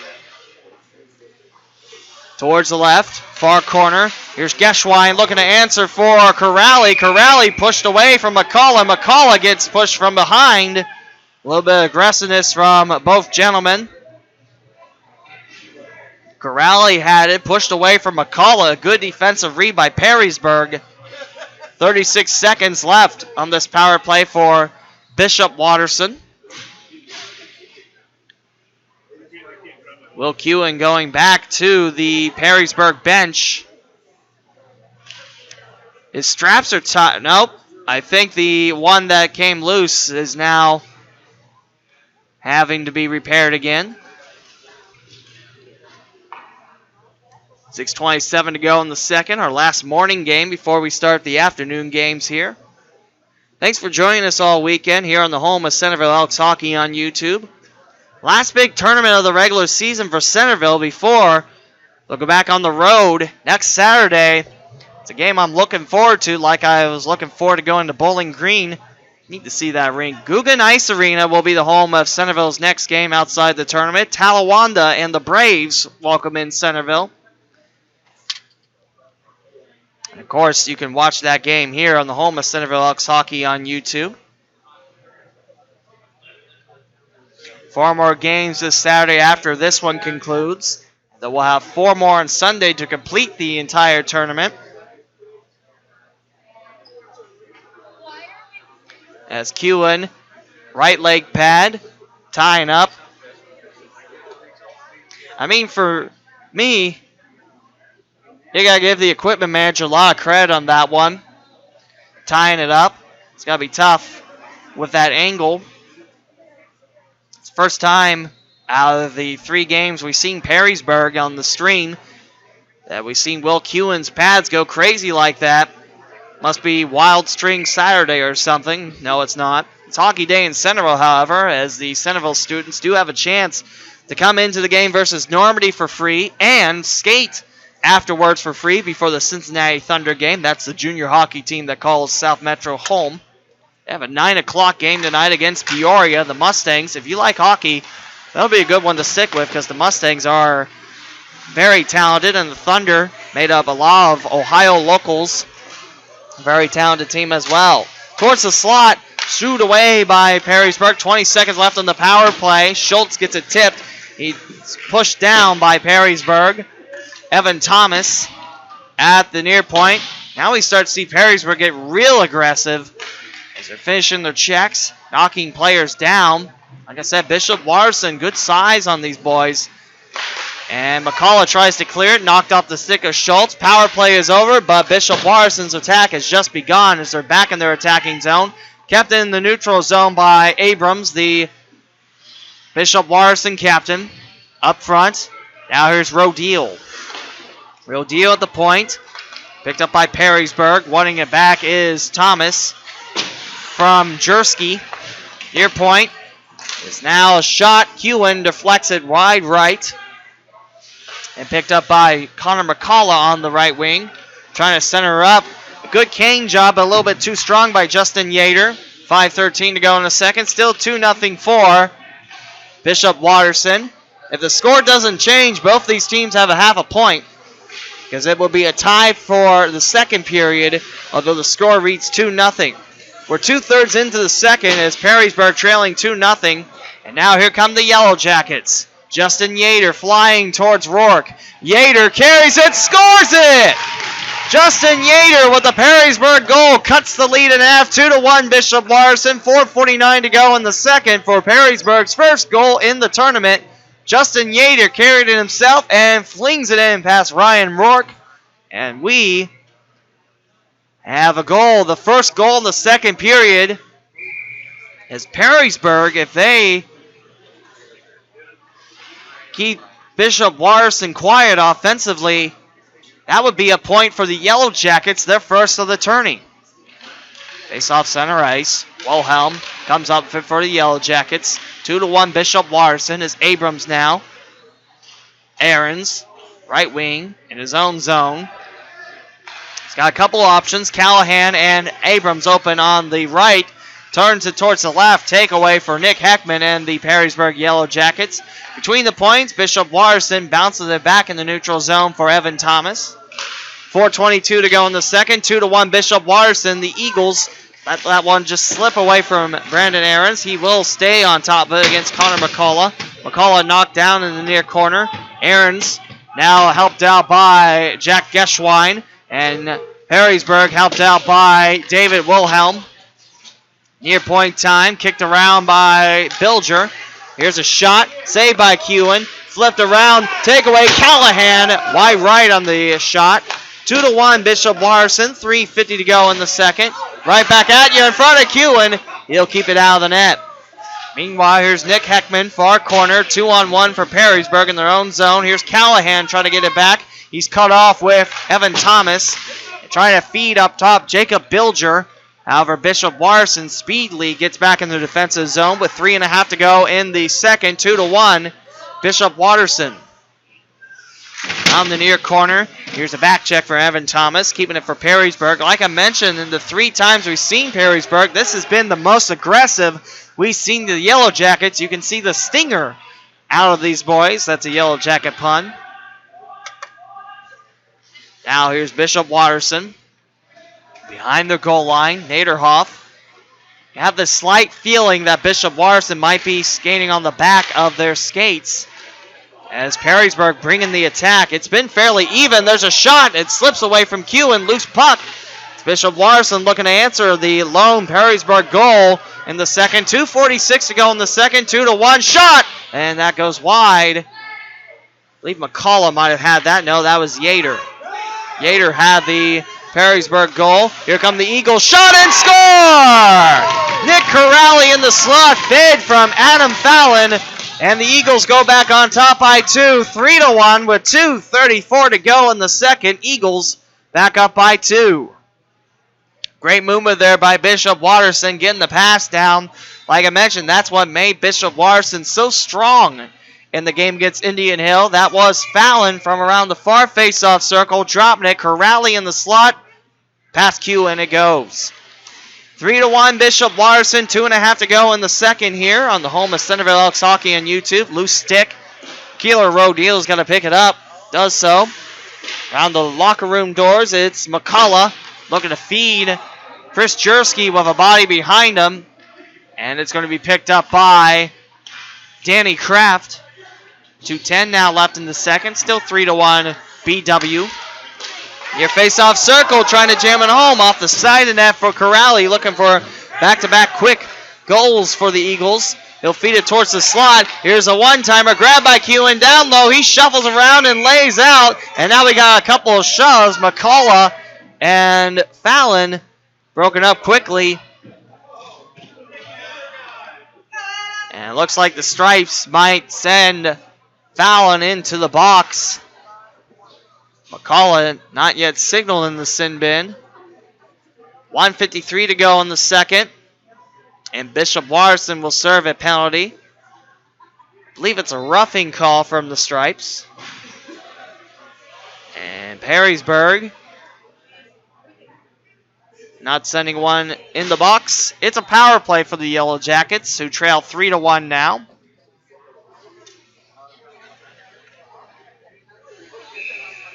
Face off to the left of Bishop Watterson's goalie, Rourke. And it looks like we'll drop the face off again. 7 seconds separate the power play clock from the game clock, meaning if Perrysburg doesn't score to end the second, they'll have a couple seconds left in the third, up a man. Near point time, sent wide of Rourke's net. Beitzel comes in towards the far corner. Bishop Watterson trying to clear it out. Kept in McCullough. McCullough, he'll strike high and wide. 1.5 to go in the second. 3-1 Bishop Watterson. Off the far boards on the Eagles' first clear of the power play. Racing forward, Perrysburg, 3-on-1. Aarons, the lone attacker for Bishop Watterson, watches McCullough skate over towards his left, finding Justin Yater. 1:10 to go on the power play, and we're down to our final minute of the second period. Bishop Watterson up 3-1. Perrysburg looking for a power play goal. That one cleared quickly by Bishop Watterson. And recovering back is Jacob Beitzel. Beitzel looks at his options. A couple Yellow Jackets towards the right, guarded closely by Corrali. And Bishop Watterson keeps it in their attacking zone. Beitzel now flinging it behind him for Bilger. And now racing forward with the loose puck, bouncing one hard off the near boards. The late penalty, Perrysburg slashed the call on the Yellow Jackets. And we'll have 4-on-4 for the next 39 seconds. As Perrysburg trails 3-1 to the Bishop Watterson Eagles. Bishop Watterson, the away team in this game, just like they were against Indian Hill. Perrysburg, the home team for the first time this tournament. Leaning in for Bishop Watterson, 4-on-4. Nick Corrali takes on Justin Yater of the Jackets. Sent in, flings over the net of Kewen. Knocked down low, will stay 4-on-4 for the next 30 seconds. 22 seconds remain in the second. Shot at Kewen, deflected just wide. That trickled away from Will Kewen. Now here come two Eagles, picking away from McCullough. Corrali far face-off circle, looking to feed the man closest to the slot in Geschwein. 6 seconds left, icing Perrysburg. We're on 4-on-4 for the next 13 seconds. And we'll go stay 4-on-4. 3-1 Bishop Watterson leads.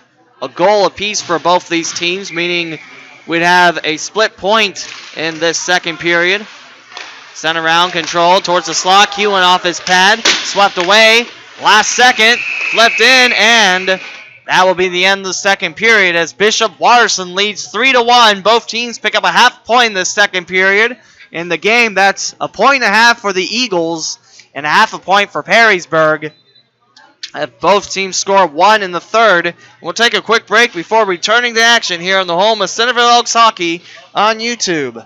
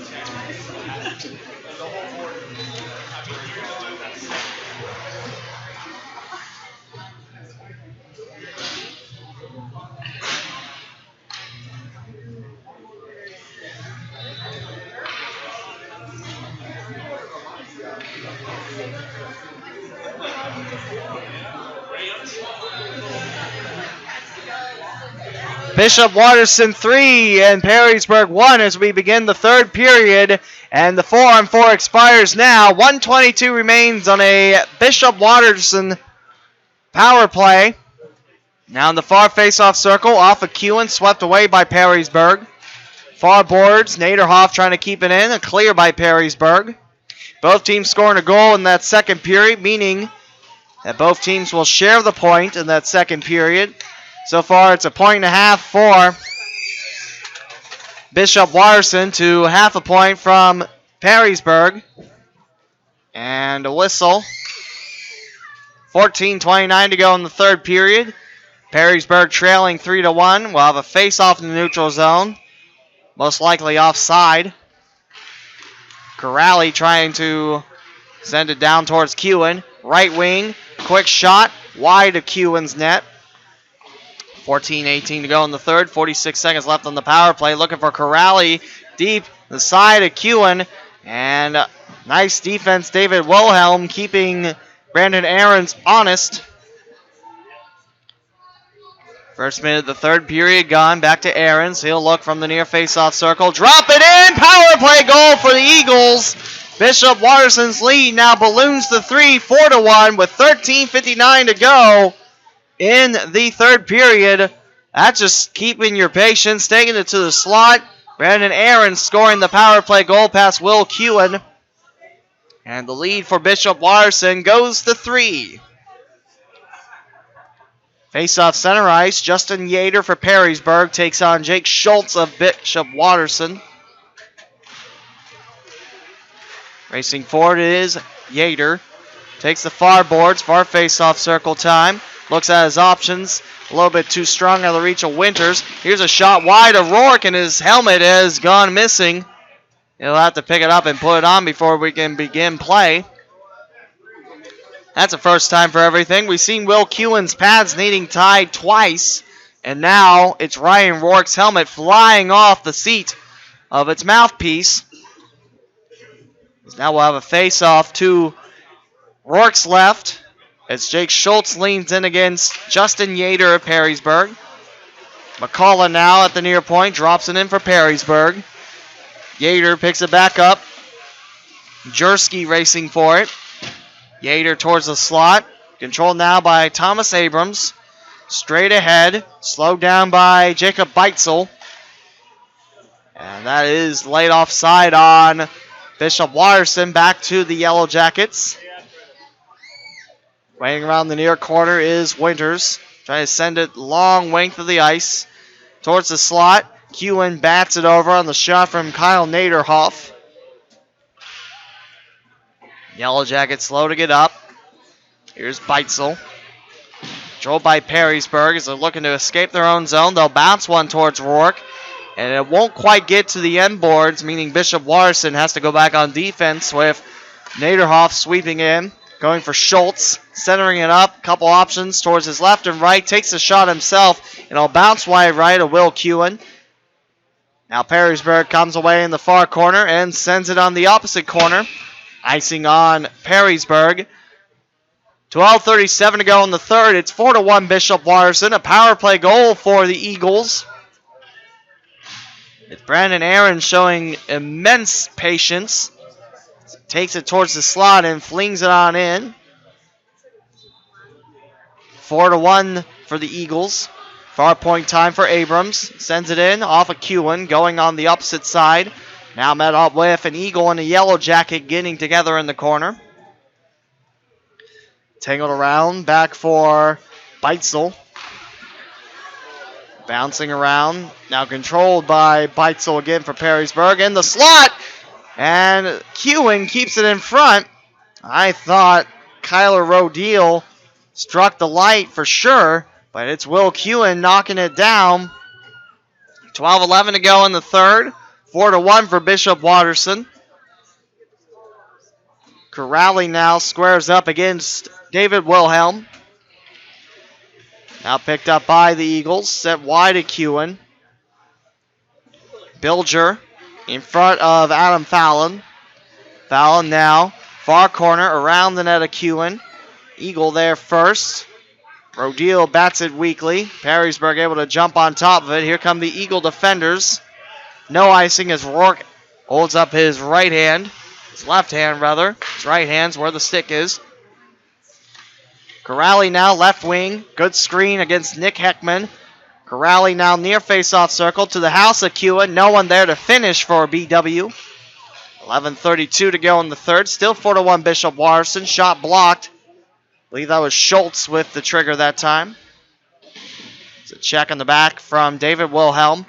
Puck comes free. Perrysburg in front of the goalie. Now taking it towards the neutral zone. Picking up speed is Wilhelm.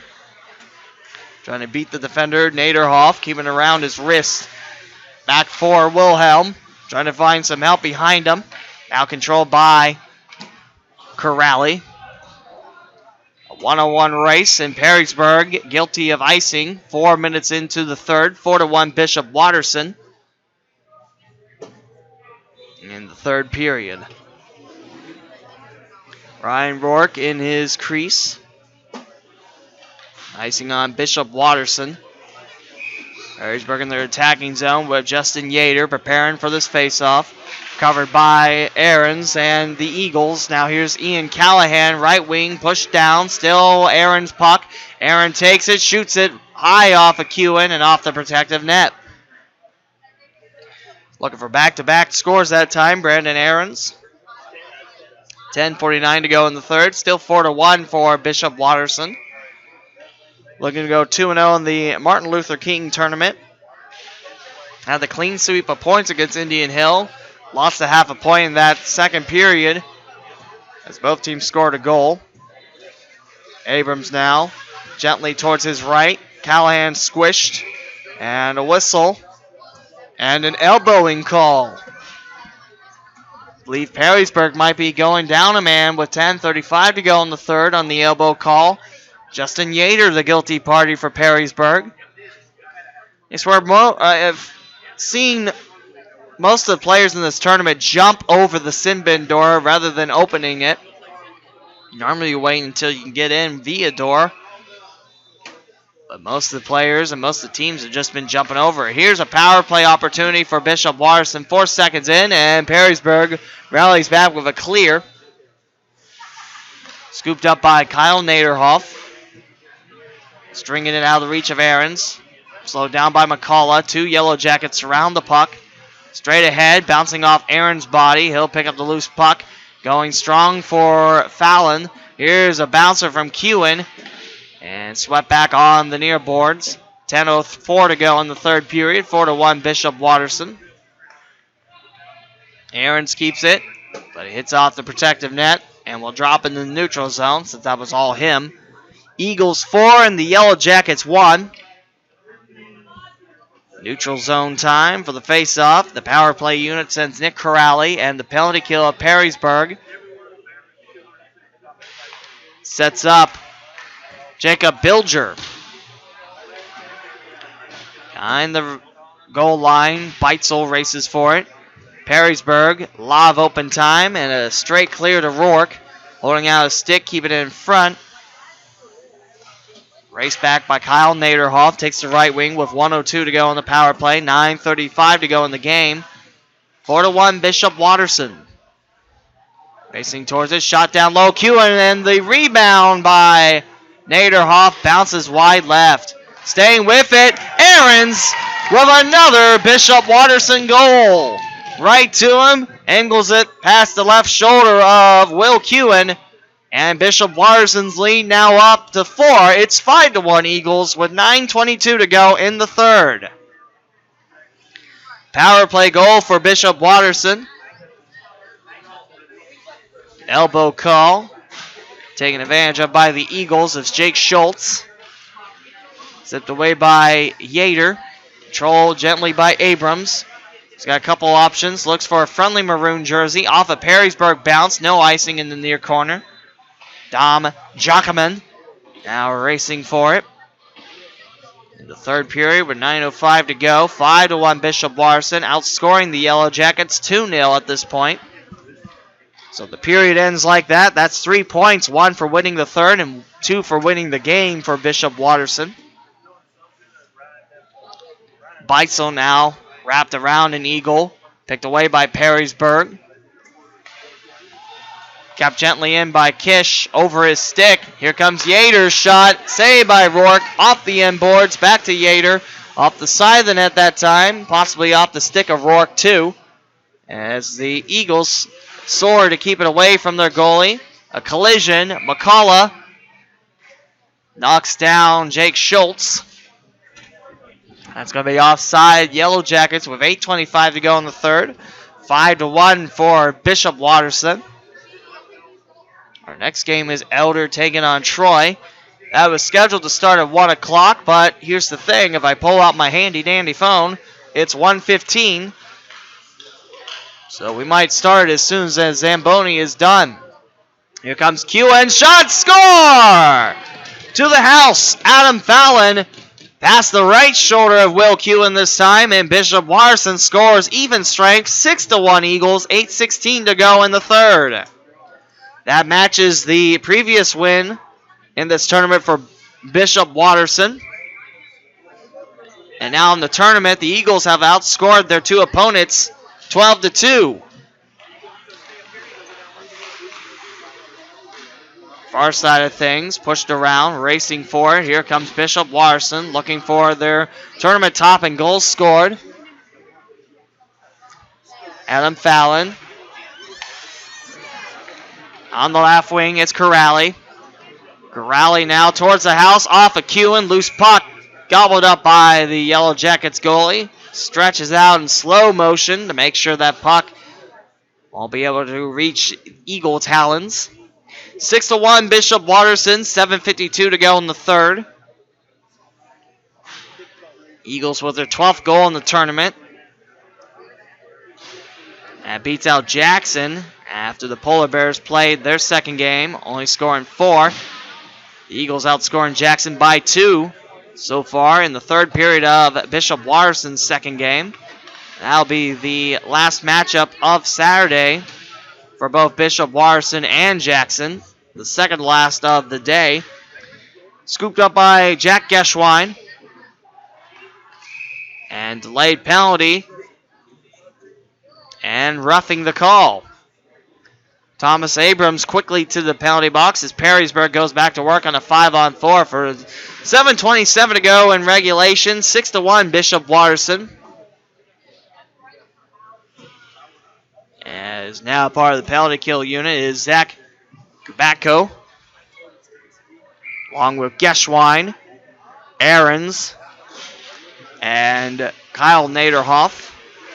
Captain Abrams serving some time in the sin bin, and right off the bat, it's a clear for Bishop Watterson. Will Kewen watches his Yellow Jackets fly back in their own zone. McCullough ripped away, pushing Perrysburg back from behind the goal line. Kewen leaning over from his right, now standing up towards his left. Nice pass to Yater, broken up by Bishop Watterson. Back to Perrysburg, however, amongst the far boards. And ripped on a clear, bouncing off a Yellow Jacket from Jack Geschwine as he goes back to the Bishop Watterson bench. 6-1, your score in favor of the Eagles. Perrysburg on a power play for the next minute 15. In the attacking zone goes Yater. Tangled up, loses the puck, picks it back up. So now he's looking at some help in the slot and score! Jacob Bilger flips it on home past Ryan Rourke. 6-2 now for Bishop Watterson. A power play goal for Jacob Bilger and the Yellow Jackets crew. And the lead for Bishop Watterson cut down to 4. And it looked like Bishop Watterson was going to bully the Yellow Jackets power play unit in their own zone, but they get it out. Yater with the carry, and they'll find Bilger deep in the slot to book it on home. Meanwhile, third goal trickling in, and it's off the glove of Rourke. Off the glove of Rourke, back-to-back Perrysburg goals. The lead for Bishop Watterson now down to 3 with 6:21 to go in the third. That's a tough lock bounce for Ryan Rourke. He had that bounce, and it was staying in front of the goal line, but as he reached his left hand, pushes it across the goal line. Now 6-3 in favor of Bishop Watterson. Back-to-back goals for Perrysburg. That one even strength. Here's Yater looking to add one.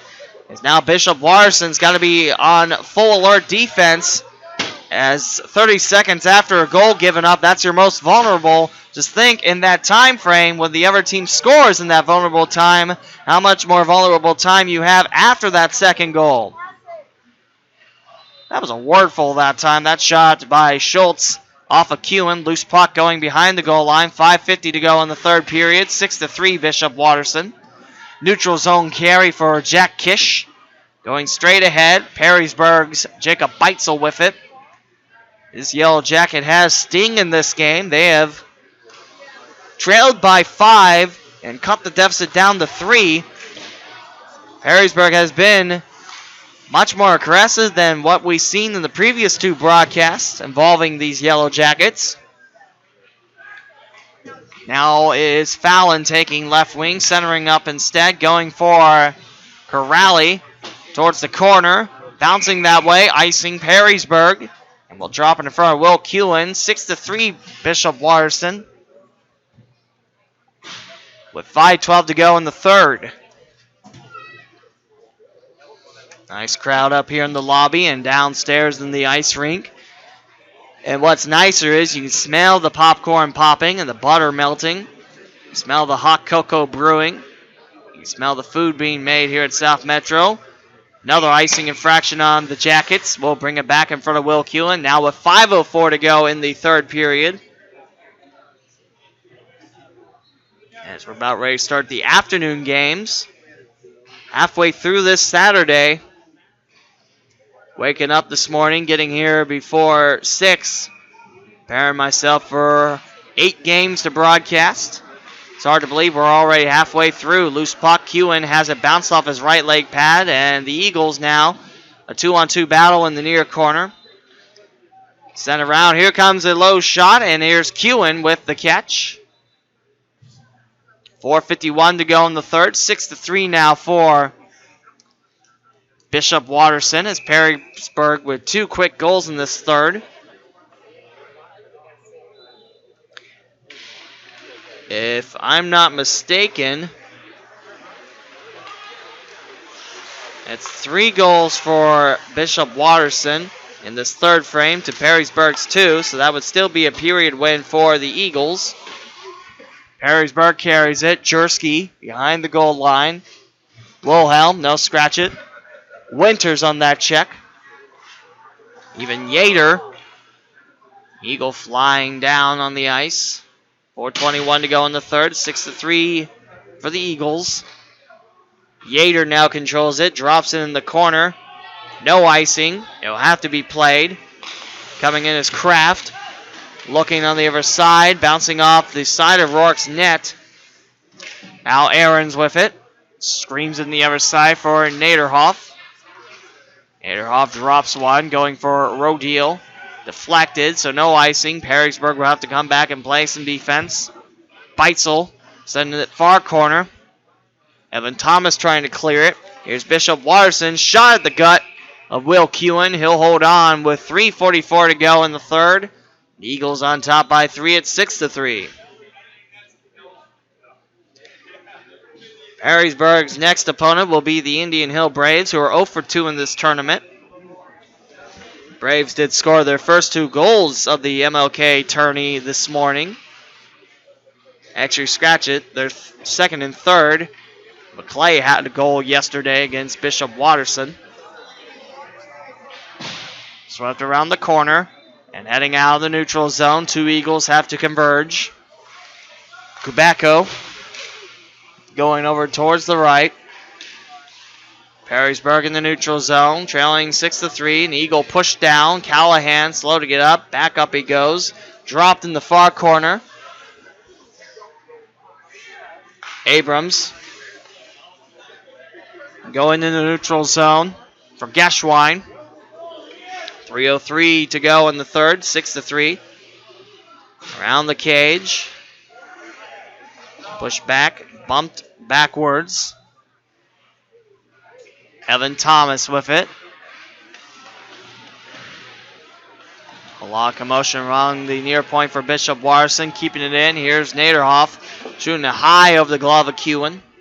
2:39 to go in regulation, 6-3. Bishop Watterson, the away team. Here's a shot. Kewen has it bounce and holds on to the rebound with 2:33 to go in the third.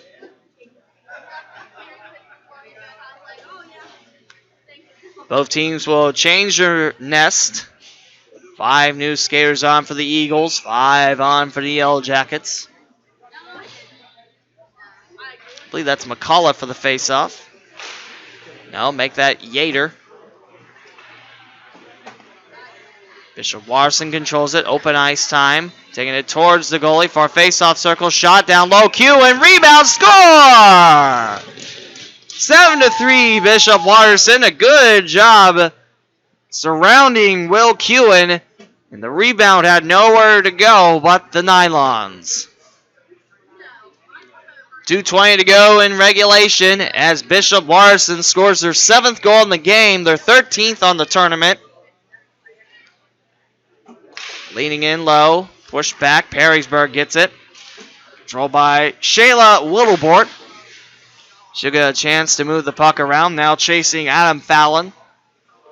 Eagles now in their near corner with 2:06 to play in the third. Coming in is Beitzel, looking for Whittlebort. She'll lose the handle on it. Pushed down Keeler Rodeel. In front of Kewen, Perrysburg closes up the defense. 1:52 to go in the third. Down the neutral zone. Picked up by the Eagles. Naderhoff on the left wing. Circles around a Yellow Jacket. Takes it in the attacking zone with ease. Near face-off circle time for Naderhoff. Takes it behind the goal line. Looks for reinforcements. Corrali now goes in front of the blue line. Here's a shot. And goal! Corrali bounces one in past Will Kewen, and Bishop Watterson's lead now up to 5, 8-3 for the Eagles over Perrysburg with 1:30 to go in the third. Now Bishop Watterson certainly outscoring the Yellow Jackets. Remember right, it's about a 4 or 5 spot on the board. Eagles back on defense in their own zone. 1:20 to go in the third. Rotating around his own net. Danny Kraft going over for Dom Jockeman. Takedown by Perrysburg. Eagle back on his back. Now for Schultz. Near corner. Kraft keeps it in past the blue line. Stays on side. Last minute of the game. Kraft can't hold on. However, Thomas Abrams on there defensively. Looks around. He looks towards his left and right. Kraft's over in the near corner. Goes straight ahead. Now looking for Schultz from Jockeman. Jockeman racing for it. Perrysburg back in the neutral zone. 35 seconds to go in the third. 8-3 for Bishop Watterson. Moving forward is the Eagles' Kraft. Here's Jockeman racing for it in the near face-off circle. 20 seconds to go in the third. A 5-goal lead for Bishop Watterson, now 8-3. Rourke pokes the loose puck back. Pickings for Kubacko. 8 seconds now left. Perrysburg, one more goal in the pocket. Far face-off circle, shoved around. 2 seconds left. Towards the neutral zone. End of the game. The Bishop Watterson Eagles take down the Perrysburg Yellow Jackets 8-3 A great offensive showing in the third to keep Perrysburg away. And now Bishop Watterson will take on Jackson for tops in the West Division a little bit later today. But up next will be Troy versus Elder. We'll have that game for you live as we'll take a break and try a new Ethernet court as you're watching the home of Centerville Elks hockey on YouTube. Again, your final, Bishop Watterson 8 and Perrysburg 3.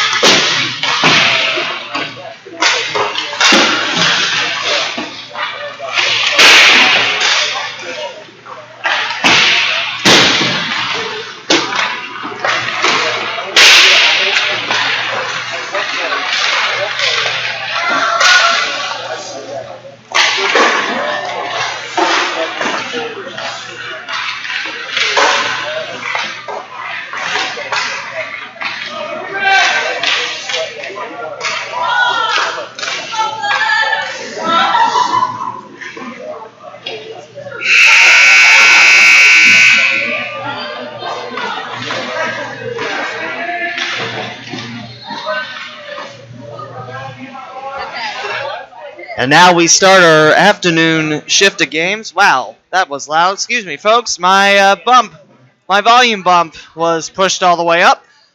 Well, we're back to more hockey. We're starting our afternoon slate of games, and the first one will take on the Troy Trojans, who are 1-1 this tournament against the 2-0 East Division leading Elder Panthers.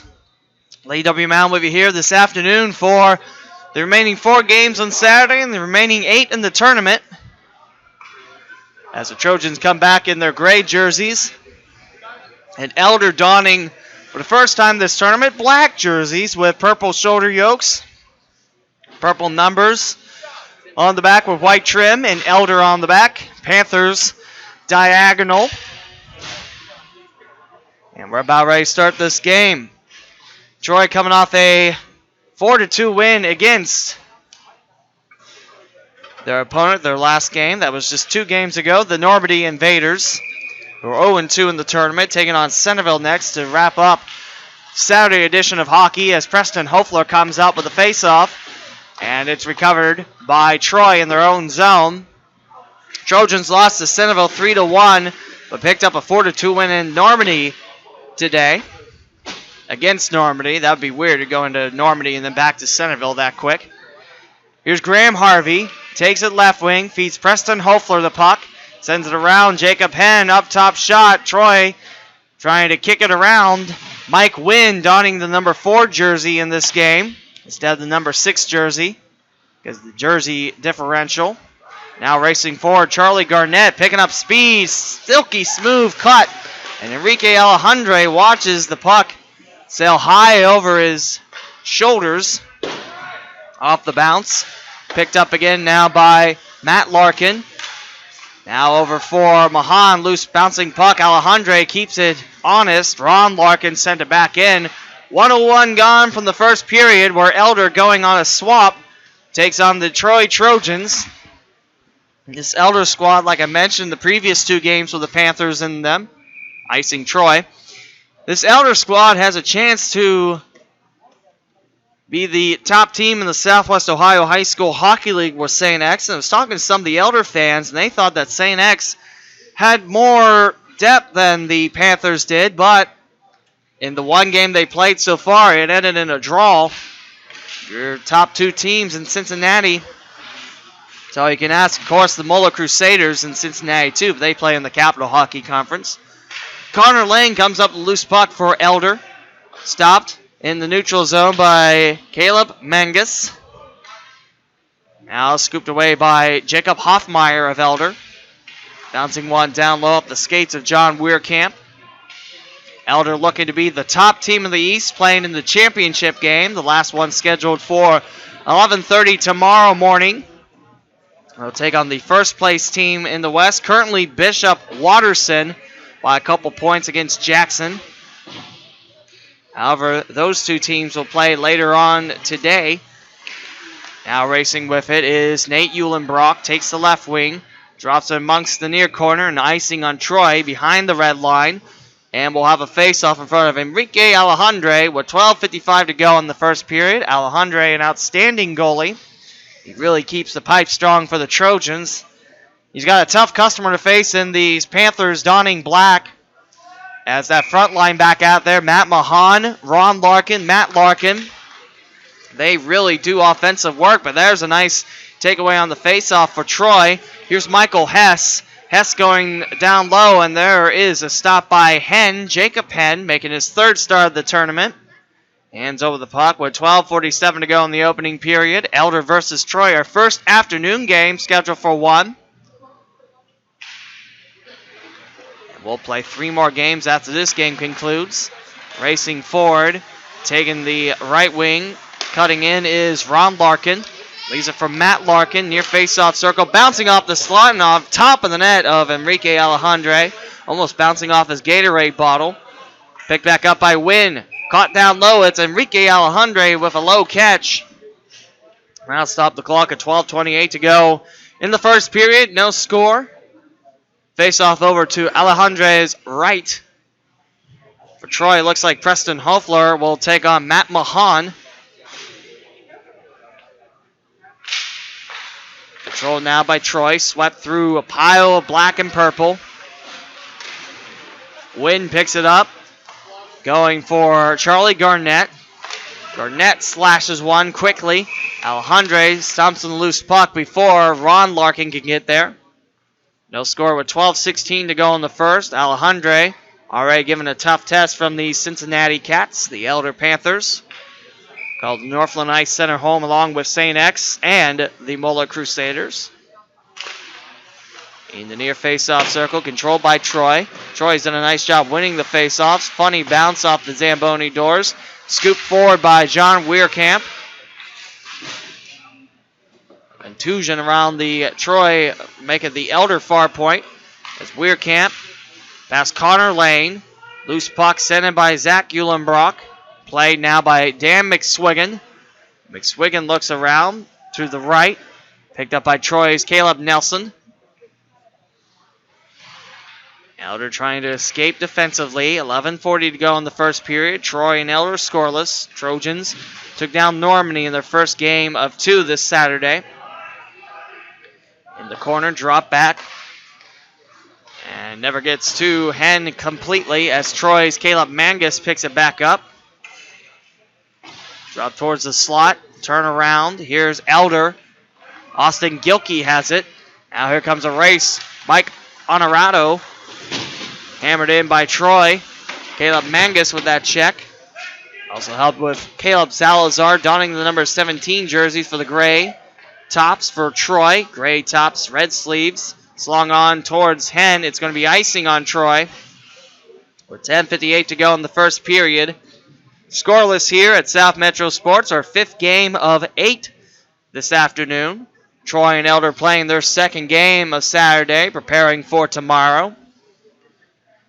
Right now it should be Elder, then Centerville, Troy and Normandy. 1, 2, 3, 4 in the East. The East plays the West.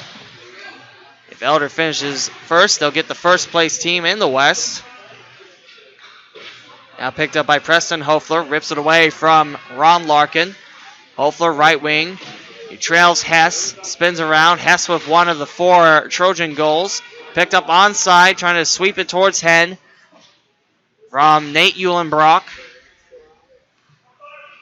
Elder trying to sweep. Here's a whiff, allowing Troy to come in on a check. That's going to be a penalty on the Trojans.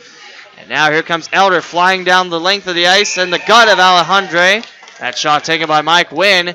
And Elder will have the first power play of the game. They're sponsored by the Dayton Hockey Shop. As one of the Trojans jump back on the bench.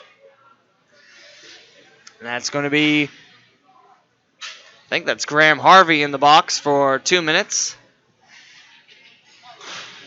Missed the referee call, but will drop it to the right of Alejandre. Zach Eulenbrock for the faceoff for Troy. Swept away, Elders Garnett. Finds Mike Wynn. Good defensive stop on the left side of things. Garnett up top. And picked up by Weirkamp momentarily. Garnett flying on the left. We didn't see a lot of speed from Garnett in that win against Centerville. Mostly the silky smooth control by Garnett. That'll bounce off the hands of Mike Wynn into the Troy bench. 9:57 to go in the first and 1:36 to go in the Trojans' first penalty kill. Troy and Elder scoreless. We'll have a face-off on the way. Preston Hofler will take it for the Trojans, captain of Troy.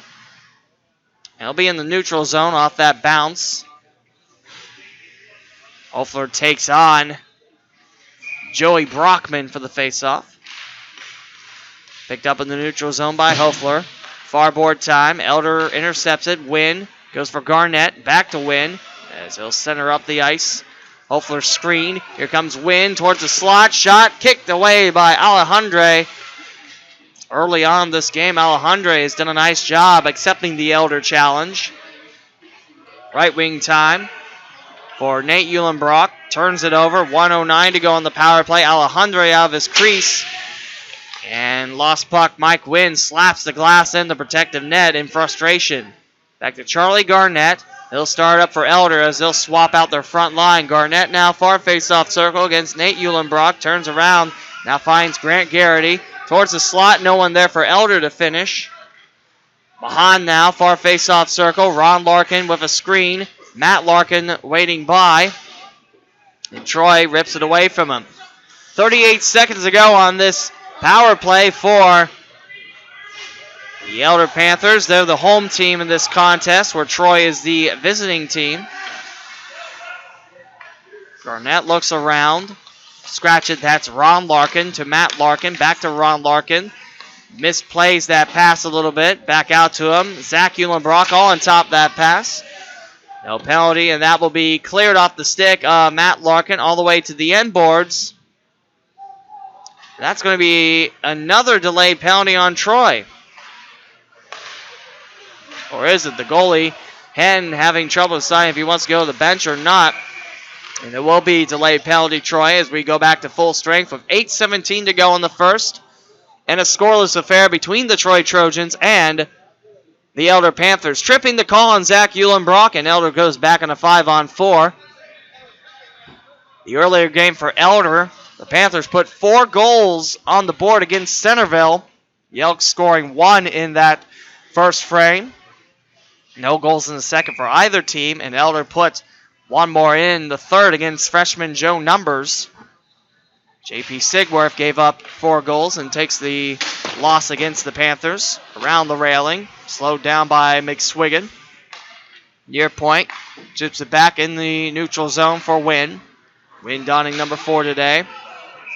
Icing on the power play unit, out of the reach of Alex Michelle as he looks up towards the rafters. Now this is all the paneling to keep the ice nice and cold. It is nice and cold in there today. 15 seconds gone from Elder's second power play. They're all sponsored by the Dayton Hockey Shop, South Metro. If you live in Dayton and hockey's your thing, Dayton Hockey Shop is your place for your thing. Hockey sticks, hockey gear, hockey equipment, it's all here at the Dayton Hockey Shop. Picked up now by Elder, swept in by Steve Michelle. Loose puck to Alejandre. Nice job putting on the emergency brakes by Caleb Salazar, keeping the Panther away from the loose puck. I believe Joey Brockman ran into the Trojan. Still scoreless affair with 7:49 to go in the first period. 1:32 to go on Elder's second power play. Mahan takes his face off. Nate Uhlenbrock talks to one of the referees. John Weirkamp now leans in for Troy. Taking on Mahan for Elder. And picked up now by Elder between the points. Garnett hits it off the near boards. Racing forward is Grant Garrity.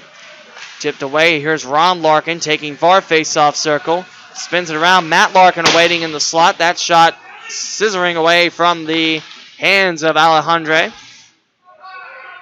Near point time. Garnett picks it back up in the neutral zone. 51 seconds gone from the second Elder power play. Ron Larkin plays it on the bounce. Looks around. Here's Matt Larkin on the other side of the neutral zone. Garnett trying to bounce it on home.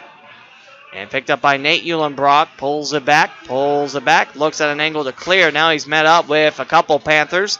And he'll hit it off the far corner back to Jacob Henn's reach. These a go for Elder. Under 7 to play in the first.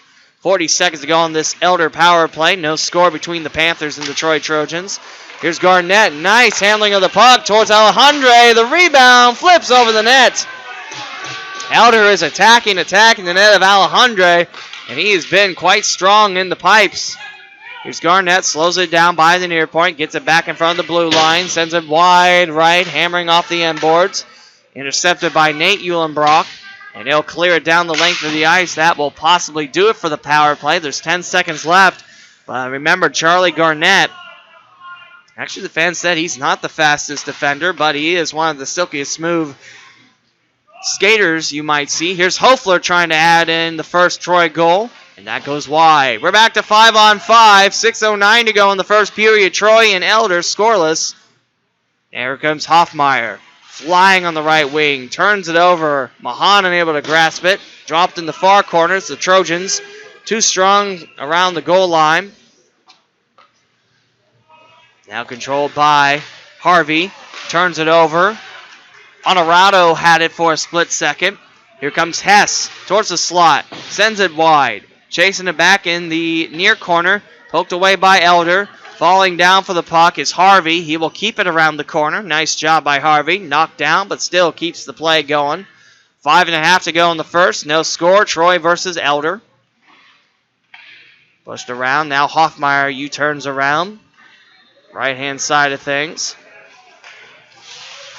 Near face-off circle towards the slot. Just out of the grasp of Austin Gilkey. Waiting for it now is Graham Harvey. Trying to get it out towards the neutral zone. It'll slow down. Won't quite make the corner with 5:03 to go in the first. Looks like Connor Lane has it for Elder. Troy's defense now.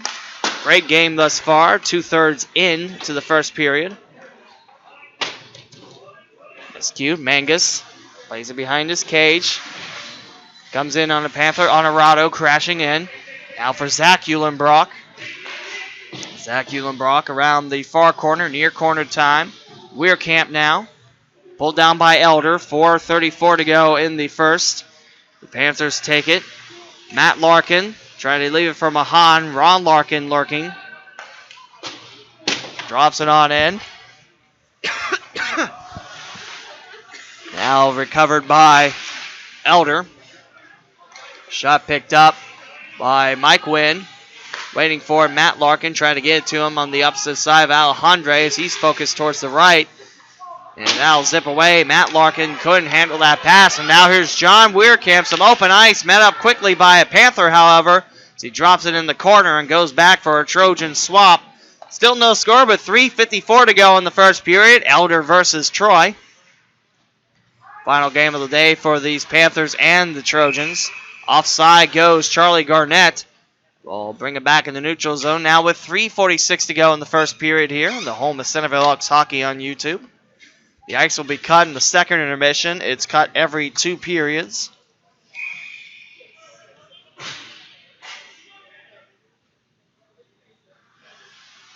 Face off in the neutral zone. Back to Troy's defense. Carrying it up is Caleb Salazar. 3:35 to go in the first. Here comes Elder. Ron Larkin. Delayed penalty. And it looks like Elder will be going on their third power play. A holding call upon the Trojans this time.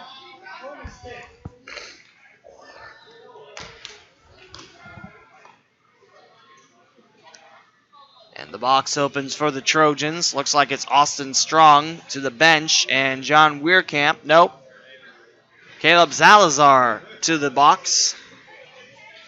2 minutes going against Troy. Another penalty kill on the way for the Trojans. They have successfully killed 2 Elder power plays in this first period. 4 Trojans on the ice. Preston Hofler takes his face off with Caleb Mangus on the left wing. Back in the near corner. Picked up by Troy. Angling a clear right to Hofler. And he'll finish the rest of the job.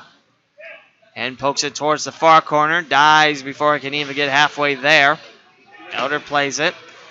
Here's Hoffmeyer, right wing. Sails on in. Here's a shot and score! Jacob Hoffmeyer puts the first goal in. He'll do a celly in the far face-off circle. Snipes it on past Alejandro. Now Elder 1 for 3 in the power plays. Panthers lead 1-0 with 3:07 to go in the first. It's Jacob Hoffmeyer with the goal. Power play goal for the Panthers. It's now face-off center ice. Zach Eulenbrock for Troy. Squares up against Joey Brockman. Picked up by the Trojans, who trail 1-0 now. Power play goal late in the first for the Panthers. Gilkey looks to set up Steve Michelle. Delayed penalty. Nope, delayed offside rather on Elder. Nate Eulenbrock. Trojans collide in the center circle out of the grasp with Charlie Ryan. Garrity sends it up farther in the neutral zone. Lots of congestion, but Zach Eulenbrock up top looking to tie things up. Here's Garrity at the near point, sent back the other way by Elder, heading towards the corner. And icing on the Panthers. Elder leads 1-0, 2:27 to go in the first period. Power play goal for Jacob Hoffmeyer, past Enrique Alejandro. who registered close to about 10 to 12 saves. That's an unofficial count. But Alejandro working strong in the crease. Allows a power play goal for Jacob Hoffmeyer, who zings one in. Zach Dulenbrock takes his face off for Troy. Charlie Ryan on the chase for it. Grant Garrity able to get it. Now Matt Larkin chugs along. Ron Larkin towards the slot, poked away. Nate Eulenbrock, good defense. Mahan trying to send it deep. And it is Nate Eulenbrock holding off the front line of Elder on a couple of shot attempts. Here's Matt Larkin, surrounded by 3 Trojans. Leaves it behind for Charlie Garnett. You gotta admire the stick handling of Charlie Garnett. Does a nice job with the puck. A collision, far boards, and there's a shot of Alejandro. As hitting the boards now, skating towards the bench is Ron Larkin. Trojans use this time to swap out their army on the ice. 1:55 to go in the first. 1-0 for Elder. Jacob Hoffmeyer with a power play goal.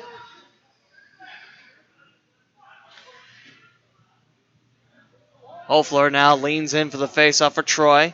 Matt Mahan ready to go.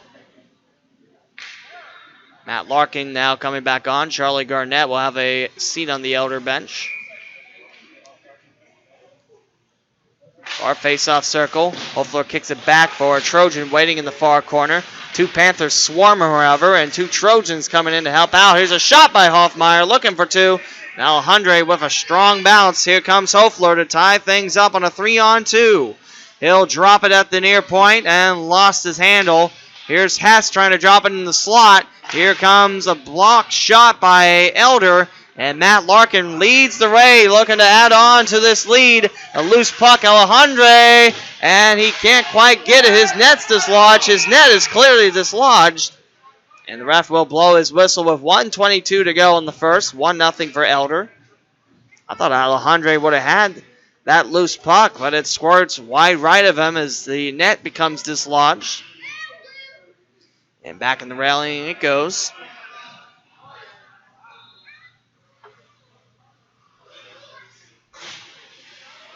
Drop it back in the neutral zone this time. Face-off is Brockman against Zach Eulenbrock. 1:22 to go in the opening period, where Elder scores a power play goal late in the first to take a 1-0 lead against the Trojans. Connor Lane keeps it in, rattles it along the boards. Elder sends it deep. The Trojans back on top of it. Garrity, Nelson. Garrity's got to retreat back. Takes it back up. He whiffs. Gets squeezed in the board. Here comes a Trojan to help. Zach Eulenbrock helping out the cause. Zach Eulenbrock now swings it over on the other side, looking for John Weirkamp. Weirkamp taken away by the Panthers. 46 seconds to go in the opening period. 1-0 for Cincinnati Elder. In the neutral zone, racing forward. Here's Hoffmeyer looking for 2. Can't get the side of the net. Trying for the angle that time. Another attempt by Hoffmeyer, this time dropped by Weirkamp. And picked up by Grant Garrity as he goes for Nelson, tangling the stick with Austin Gilkey. 25 seconds, caught by Alejandro and dropping it as he rises into the crease. Nate Eulenbrock with Zach Eulenbrock on front, goes towards the left, trying to cut over towards the right, and Elder swarms him. Loose puck picked up by Caleb Nelson, heading towards the near corner. 8 seconds to go in the first. Elder looking for the first point of this game, leading 1-0. Last second, flipped up high and in the far corner, and that will do it. Elder leads 1-0 after 15 minutes of play for the Panthers' 10th and a half point in the tournament, and we'll take a break as both these teams will too here on the home of Centerville Elks Hockey on YouTube.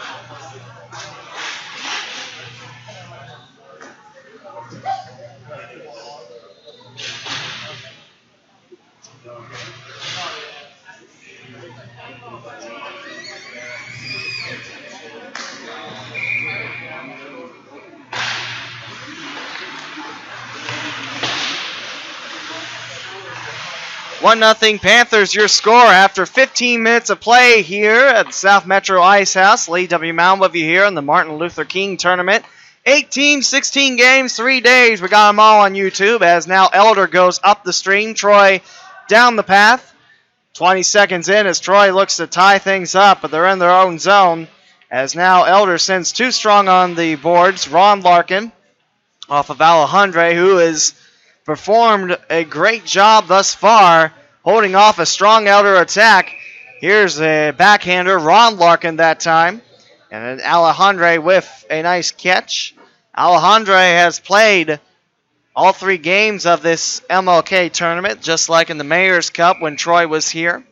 The Trojans didn't pick up any wins late December. However, they played strong, and none of the games were a blowout. In fact, I think the biggest loss for Troy was a 2-goal loss to Centerville over the most heartbreaking one. There's the OT against Alter after tying it up shortly after the Knights' first goal in the third. Or Beaver Creek coming back in the last minute to take a 4-3 lead and win by that score. 1 minute gone from the second, 1-0 Elder. Ron Larkin, far wing, drops it far face-off circle. Matt Larkin looking to crash the net of Alejandre. Loose puck squirts over towards the far corner. And rescued again by Elder. Heading towards Alejandre, almost poked in. Close one by Alejandre. Looked like his right leg might have extended and poked it away. Elder still on the attack. Troy's defense, however, pushing them off their rails. Mike Wynn coming in. Bouncing over for Alejandre. Loose puck swept. Back for Grant Garrity. Come the Panthers at the near point. It's Charlie Garnett. Now picked up by Austin Gilkey. Takes a right wing, goes behind the goal line. Intercepted by Troy's Nate Eulenbrock. Weirkamp trying to go forward in the neutral zone. Jacob Hoffmeyer has other ideas. He's got the lone Panthers goal, looking for 2. Down low, Elder unable to hold on. That shot anchors wide left from Joey Brockman. 2:02 gone from the second period. Elder 1, Troy 0. Neutral zone chase. Here comes McSwiggan. He'll pick it back up. His defensive counterpart, Joey Brockman. Straight ahead now for Mike Honorado. Here comes a blast on the way. Blocked from Hoffmeyer. That's now Troy's Hofler. Pushed down by Elder. Hoffmeyer took the worst of that. And also, the down Panther also took down Graham Harvey on this case. And Harvey's having a difficult time getting up. And he's not putting a lot of pressure on both the skates. In fact, Harvey's not putting any pressure on his right at all. So Graham Harvey back to the bench. The trainers will take a look at him on that collision where he took down the Elder Panther to get the puck back. I believe the Panther might have landed on his right skate. And ankle stuff is scary. Remember, you need your ankles to walk, let alone skate. Coming on is Charlie Ryan. He'll be part of that line now for Preston Hofler. So he'll look to take the face-off against... Is that Connor Lane taking that for the Panthers? Is that Matt Mahan? That's Matt Mahan taking it. That makes more sense. 12:17 to go in the second. 1-0 for Elder. Near corner time. Caleb Mangus. Stopped at the near point by Mike Wynn. Again, donning the number 4 jersey instead of the number 6, like the normal purple and white jerseys that Elder's donned before. The first time we're seeing the black jerseys. Sharp kit. Also Troy back in the gray jerseys, the red sleeve. Picked up by Matt Larkin. Garnett wants the puck back for a one-timer. Garnett closing up the far point. Elder has kept that puck in their attacking zone for most of the second period. That shot off Alejandre goes plinkoing off the protective net. And we'll have 11:37 to go in the second with a 1-0 Elder Panthers lead. Jacob Hoffmeyer, power play goal for the Panthers, who are 1 for 3 on the day with a man up. Troy yet to go on the advantage. Hofler back to the bench. Faceoff goes to the left of Alejandre. Zach Eulenbrock takes his faceoff. away from Steve Michelle. And that's icing on Troy from the faceoff, bringing it back in front of Alejandre, who's getting a well-deserved drink of water. Been quite active in that crease. You have to think, too, with Elder's offense putting a total of now 13 goals in their third game, 12 in the first two. This is a high-powered, high-rifled offense that the Panthers bring to the ice. High catch by Enrique Alejandre. And so far, we're about close to the third gone of the second period. So far, with Alejandre holding them at bay, that is a solid goalie job. Meanwhile, here's Weirkamp. Down the length of the ice, poked away by Connor Lang, going for Hoffmeyer on the left wing. Alex Michelle trying to settle it down. Back to Steve Michelle. Now Hoffmeyer trying to drop it in the slot. Elder have to retrace their steps to the far corner. Hoffmeyer, and now picked up by Grant Garrity for Troy. 10:58 to go in the second period. 1-0 for the Panthers. Alex Michelle pushes the puck away from the Troy defense. Swept in the neutral zone, Zach Eulenbrock. Trojan comes crashing down, and John Weirkamp, he's back up. And now here's Connor Lane bringing it up for the Panthers. Quickly met up with Weirkamp offering a stick. Loose puck is Weirkamp's. He's got Hofler open. Goes to Hofler, shot. Blocked by Hen. Loose puck. Another save by Hen. Garrity offering a shot from the far point, sailing high. Hofler's coming in for the loose puck. However, he does have company. And now at the point is Nate Eulenbrock. And takeaway, rotate around Josh Neiman. And that's going to go across the end line for an Elder icing with 10:08 to go in the second. 1-0 Panthers over the Troy Trojans. Just to tell you the schedule of the afternoon games. Haven't quite put the schedule on the afternoon up on YouTube. But your afternoon schedule, Troy versus Elder, that's happening now. Scheduled for 2:30, Perrysburg versus Indian Hill. At 4 o'clock, Bishop Watterson takes on Jackson. And Centerville closes out the day versus Normandy, where Centerville students show their ID. Not only can they get into the game for free, but they can skate after the game for free as well. Hockey day in Centerville here at South Metro Sports. 9:45 to go in the second. Kept in by Elders. They lead 1-0. Here's a takeaway, a 2-on-1, but two Panthers lurking nearby. Graham Harvey back on the ice. Looks like his ankle's going to be okay. Or he's playing through the pain, one of the two. Nice shove by Caleb Mangus trying to derail the loose puck as Alejandre covers up with two Panthers coming in on both the left and right side of the goalie's body. 9:25 to go in the second. 1-0 for Elder here at South Metro Sports in the second period. Of a face-off to the right of Alejandre. Nate Eulenbrock gives way to Zach Eulenbrock, who rotates around for the face-off win. Outreach of Weirkamp, however, and picked up by Elder in the neutral zone. Mike Wynn moves forward. Troy's Grant Garrity connects. Weirkamp. Now here's Zach Eulenbrock. Far face-off circle. Shot gobbled up by the glove of Jacob Henn. Jacob Henn with the catch. 9:10 to go in the second. It's a 1-0 Panthers lead here at South Metro. 8 games this Saturday, 16 on the tournament, 4 tomorrow.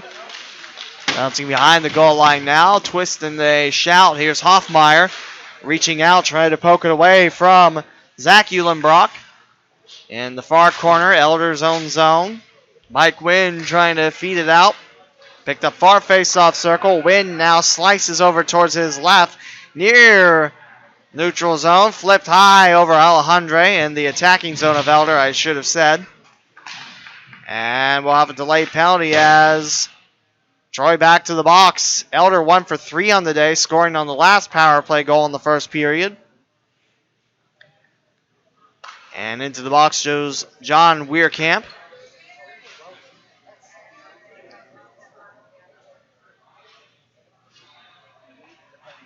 And I think the ref might have just ruled misconduct. He had his hands on his hips.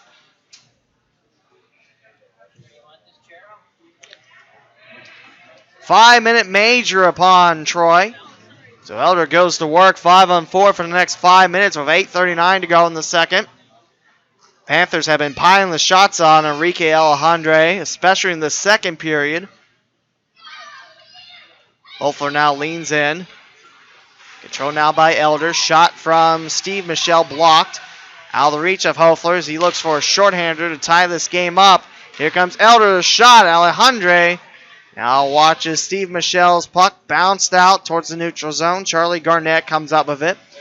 Across the center logo. Garnett, far face-off circle. Garnett curves towards his left, high off Alejandre and going behind the goal line. Garnett now dropping it towards the slot, unable to poke it on through the Troy net. 4:26 to go in the Troy major. Alex Michelle off the near boards, and Troy with their first clear of the major power play. Henley's a go for McSwiggan. Up for Garnett, right wing. Garnett takes it towards the far corner. Now curves over towards his left, trying to hit off the angle, and that won't go through against Alejandre. 1:03 gone from the major power play. Here's a shot by Garnett, down at the 5-hole, covered up by Enrique Alejandre. Another Troy save with 7:32 to go in the second. 3:54 to go on the Elder power play, as they're currently 1 for 3 on the day. And the fourth opportunity. 1-0 for Elder. Near face-off circle collision.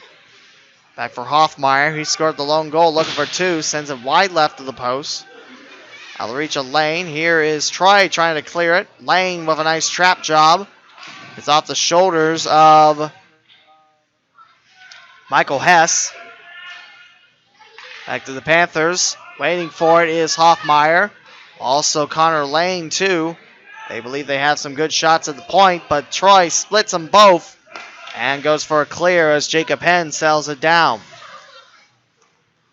Henn's had a great tournament thus far.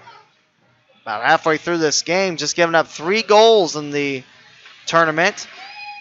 Round Alejandre, swept away. Connor Lane awaits at the far point. Elder still controls it. Towards the slot, waiting for it. Now picked up by Elder. Around the near corner, slowed down by Matt Larkin.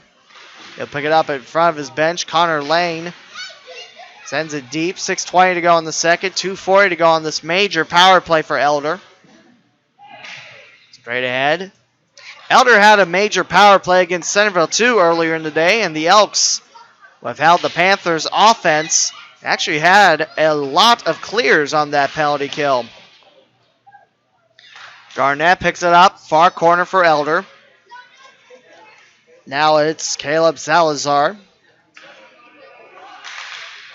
Here's a shot, taking it between the points. Won't go through for Mahan. Picks up the puck into the neutral zone. Crosses it over for Garnett. Feeding Mahan as he breaks open. 2 minutes left to go in the power play. Closer, high shot. Picked up by Mahan. Sent up again, going for Matt Larkin. Far face-off circle. Garnett, the far point man. And Wynn, the near point man, sitting between the points. An Elder body sits in front of Enrique Alejandre with 5:17 to go in the second. Here's Garnett with an offer off Alejandre. Rebound right back at the Troy goalie. Alejandre is having himself a day against Elder. Hoffmeyer did score that power play goal for Elder, but of all the offense he's seen, he has turned away quite a volume of Elder shots. 1-0 Panthers, 5:12 to go in the second. Face-off, Zach Eulenbrock for Troy against Joey Brockman of Elder.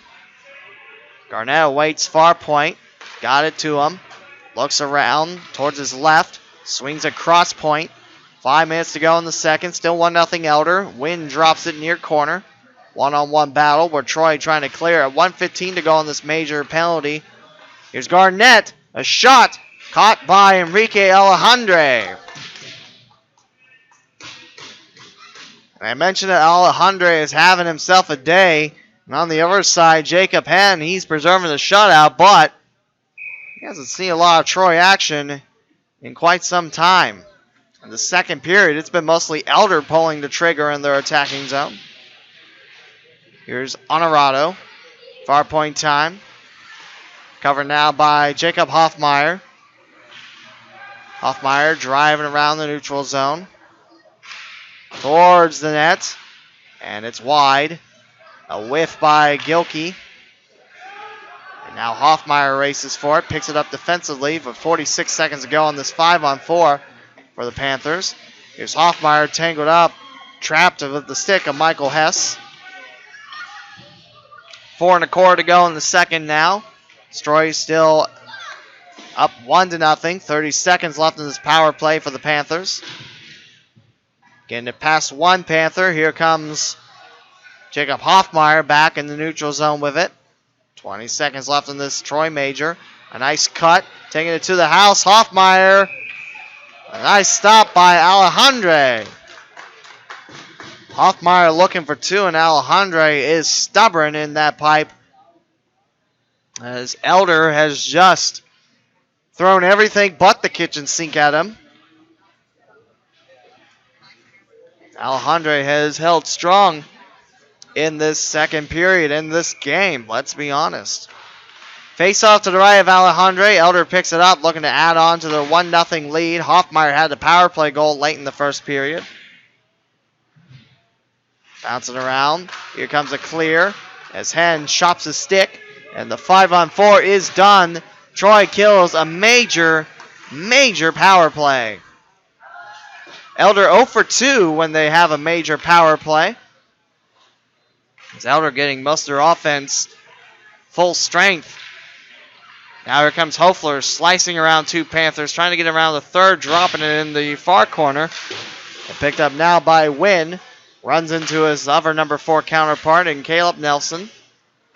In the slot, Mahan trying to turn around for it. Picked up by Garnett. And now Troy will push Elder into their attacking zone. Under 3 to play in the second.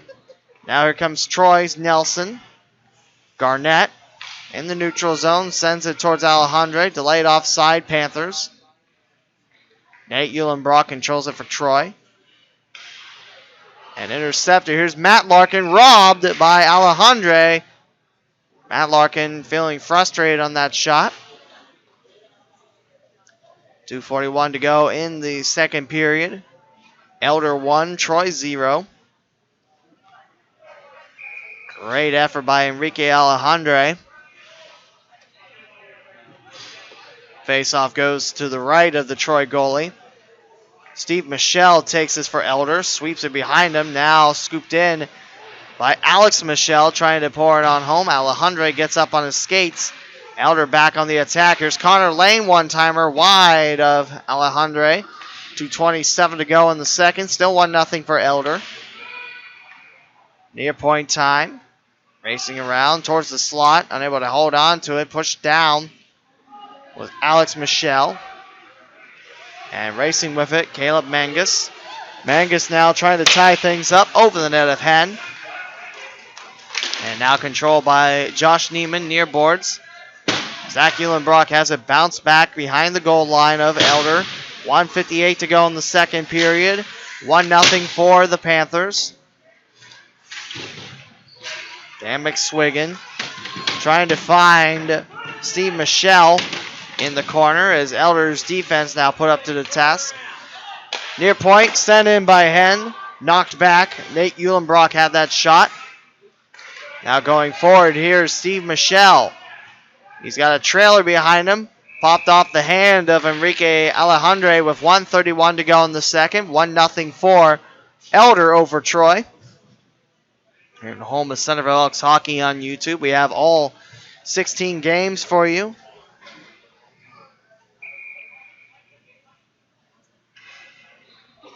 Last game of the day for both these squads. We still have 3 more games to bring you.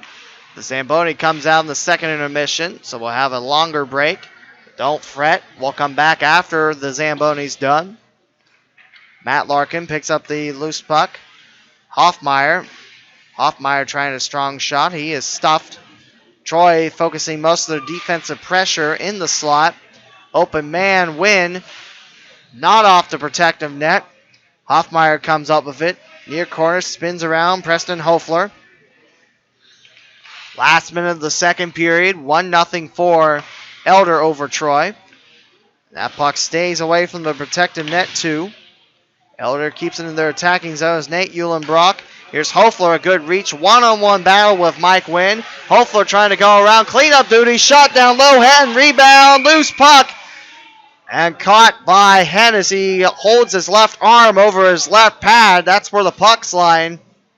Hen couldn't quite trap it, but trapping it against his leg, that will do it for the whistle. Great job as Hofler lost the handle. Picking it up is Graham Harvey. Graham Harvey had an attempt. As it's 40.2 seconds to go in the second. 1-0 for Troy. Dropped in the face-off circle. Matt Mahan now gets it to Charlie Garnett. Garnett now showing off the stick moves. Now near face-off circle. Caught by Alejandre. Amazing just to see how silky smooth the pattern of Garnett's skating. Alejandre being able to read that perfectly. Alejandre has really done a nice job keeping Troy in this game. 38.2 seconds to go in the second. 1-0 Elder over Troy in Elder's attacking zone. Here's Alex Michelle bopping it backwards. As now Troy's Michael Hess trying to help out his offense. Charlie Ryan back on the case. Ron Larkin behind the cage. Takes it in the near corner. 15 seconds in. Alejandre dives for the loose puck. As an Elder Panther comes crashing on the back of Alejandre. Looks like the Troy goalie has the puck. And we'll drop it in front of Troy's Enrique Alejandre with 13.6 seconds to go in the second.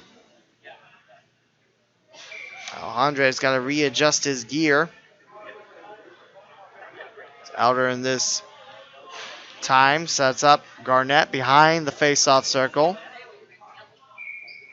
Zach Eulenbrock gets it for Troy. Back to Garnett. Garnett can't answer the doorbell. 6 seconds left in the second period. 1-0 Elder. Swept and going wide. And that will do it after 2 periods of play. Both teams pick up a half a point since Elder did not outscore Troy in this second frame. So Elder with a point and a half in this game against the Trojans. And after 2 complete, it's the Elder Panthers 1 and the Troy Trojans 0 here on the home of Centerville Elks Hockey on YouTube. We'll be back after the Zamboni break.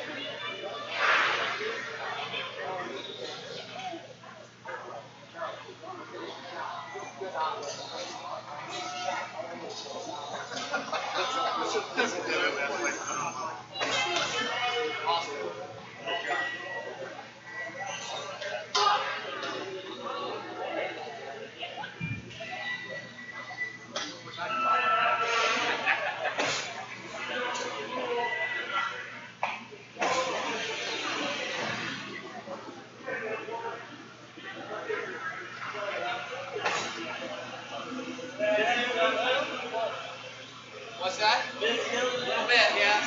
Making friends with John.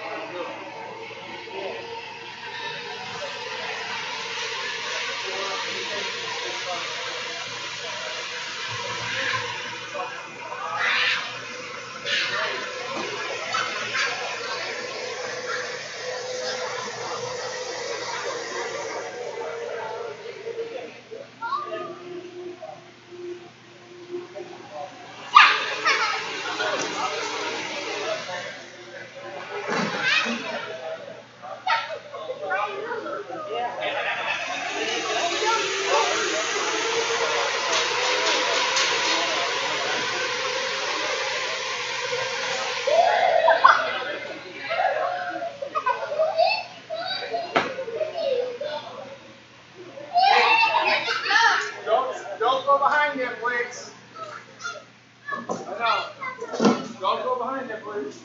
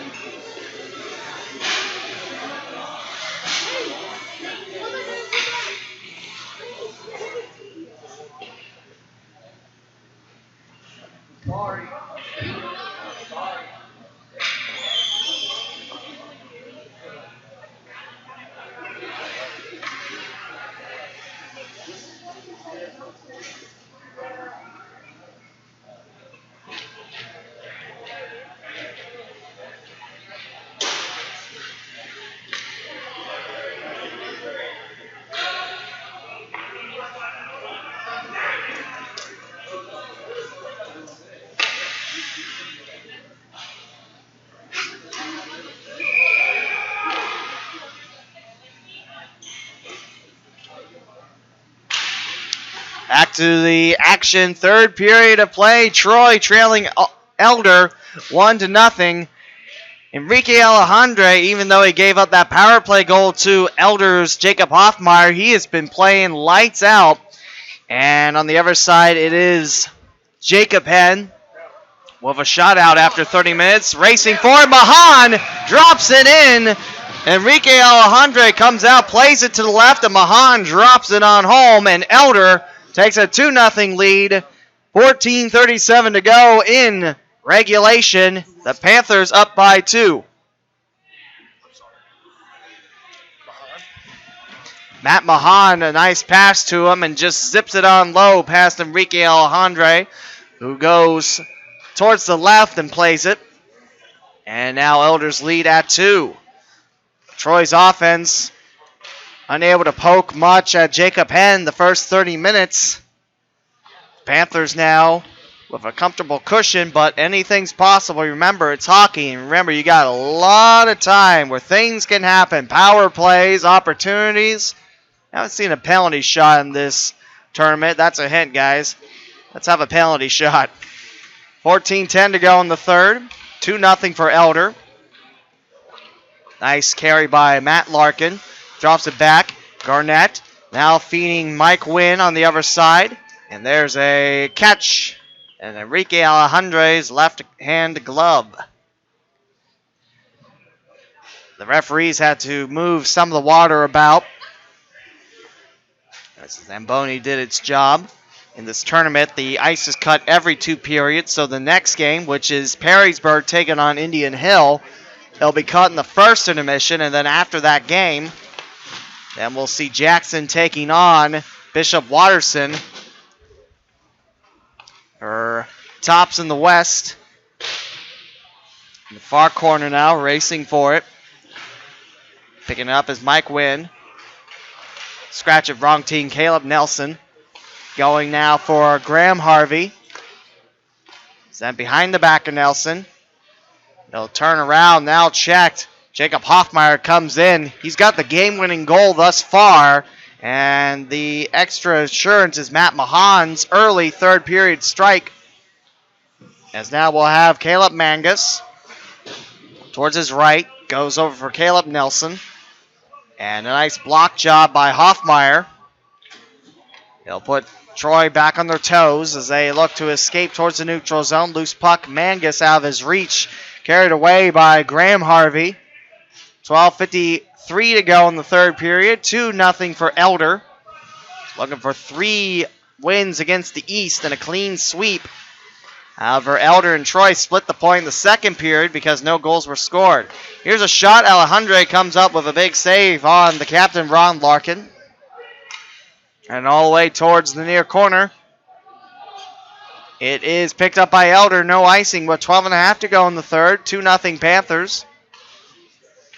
Set towards the right.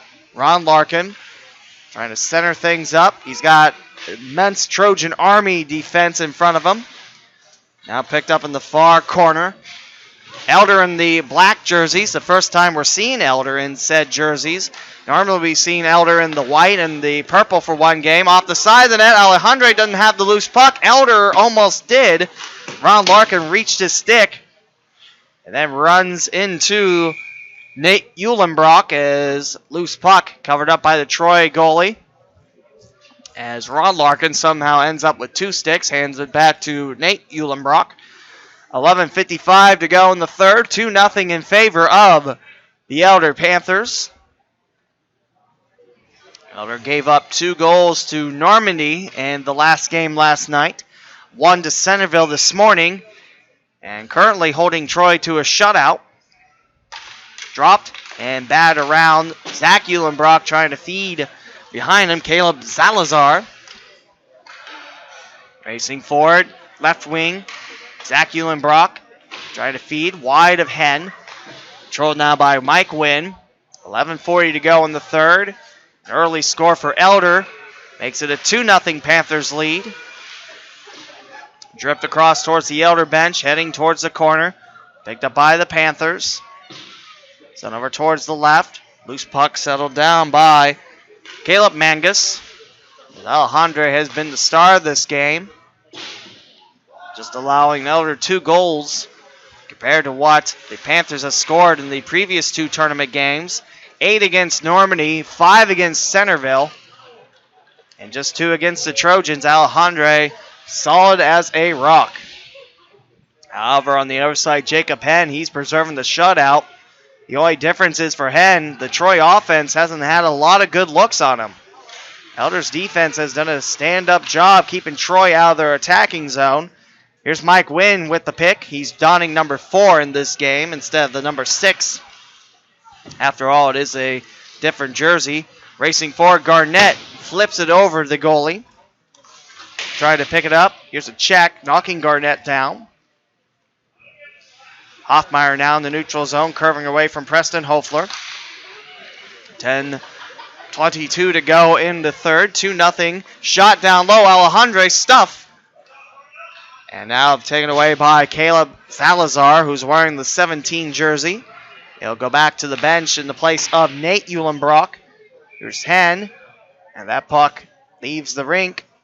The young fan looks to pick it up. 10:07 to go in the third. Elder 2 and Troy 0. Our next game is Perrysburg versus Indian Hill. Perrysburg played their most aggressive game we've seen the Yellow Jackets played here on the home of Centerville Elks hockey. Came up short on the scoreboard, however, to Bishop Watterson 8-3. A couple late goals for the Eagles. Down in the Yellow Jackets, who cut the deficit down to 3 in that third. Back-to-back goals in the span of about 22 seconds, maybe even less than that. Hoffmeyer turns it over. Zach Uhlenbrock sweeps it over towards the Elder bench. Here's Ron Larkin trying to find Matt Larkin and an army of Trojans. Pick back up.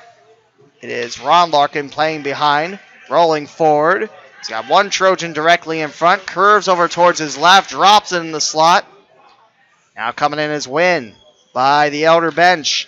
9:33 to go in the third. Here is Matt Larkin. Jammed up, and the Panthers' front line makes like a hurricane, swirling on back into the neutral zone. Mahan chasing it back. Coming back for Troy is Nate Uhlenbrock. Nate Uhlenbrock rips it around the far corner. Finds on the other side Michael Hess. And Alejandro, Elder at the far point, would have been delayed offside. Nate Uhlenbrock going for Hess. Tipping it out of the reach of Charlie Ryan and Zach Uhlenbrock. Ryan trying to chip it back into Troy's attacking zone. 8:50 to go in the third. Elder 2 and Troy zip. Played offside, back in the neutral zone. The referee has a quick right arm twice. Picked up now by Nelson. Taken away by Elder. Racing forward, it's going to be Mike Wynn. He'll let it go to the corner, icing Troy. 8:31 to go in the third. And Elder, if things hold up, Centerville still has one more game. Or possible points are 5, but I don't think Centerville is able to jump over Elder for first place. So it should be Elder taking on the West leader, and it depends on what Bishop Larson and Jackson do, because it could be one of those teams playing the top of the West. As the Panthers were second place in the Springboro shootout here at South Metro just last week, suffering 2-0 defeats in a row against the Panthers and a shootout, and that kind of helps solidify your place. Solidify is the actual word. Icing on Troy with 8 minutes to go in the third. 2-0 for the Elder Panthers.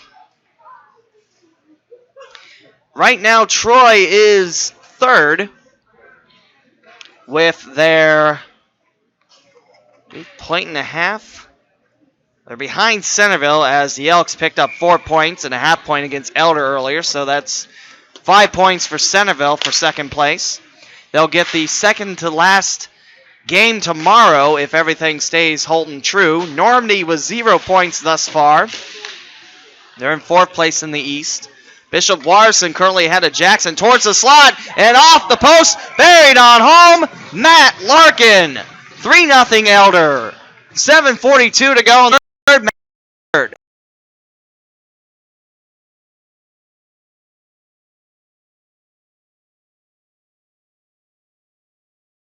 Up as the Elder Panthers never quit. If that one hits off the post, they'll get it back.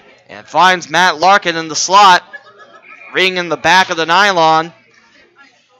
Elder 3, Troy 0. 7:42 to go in the third period here. Left in regulation. Face-off now controlled. Here's Hoffmeyer. Racing forward.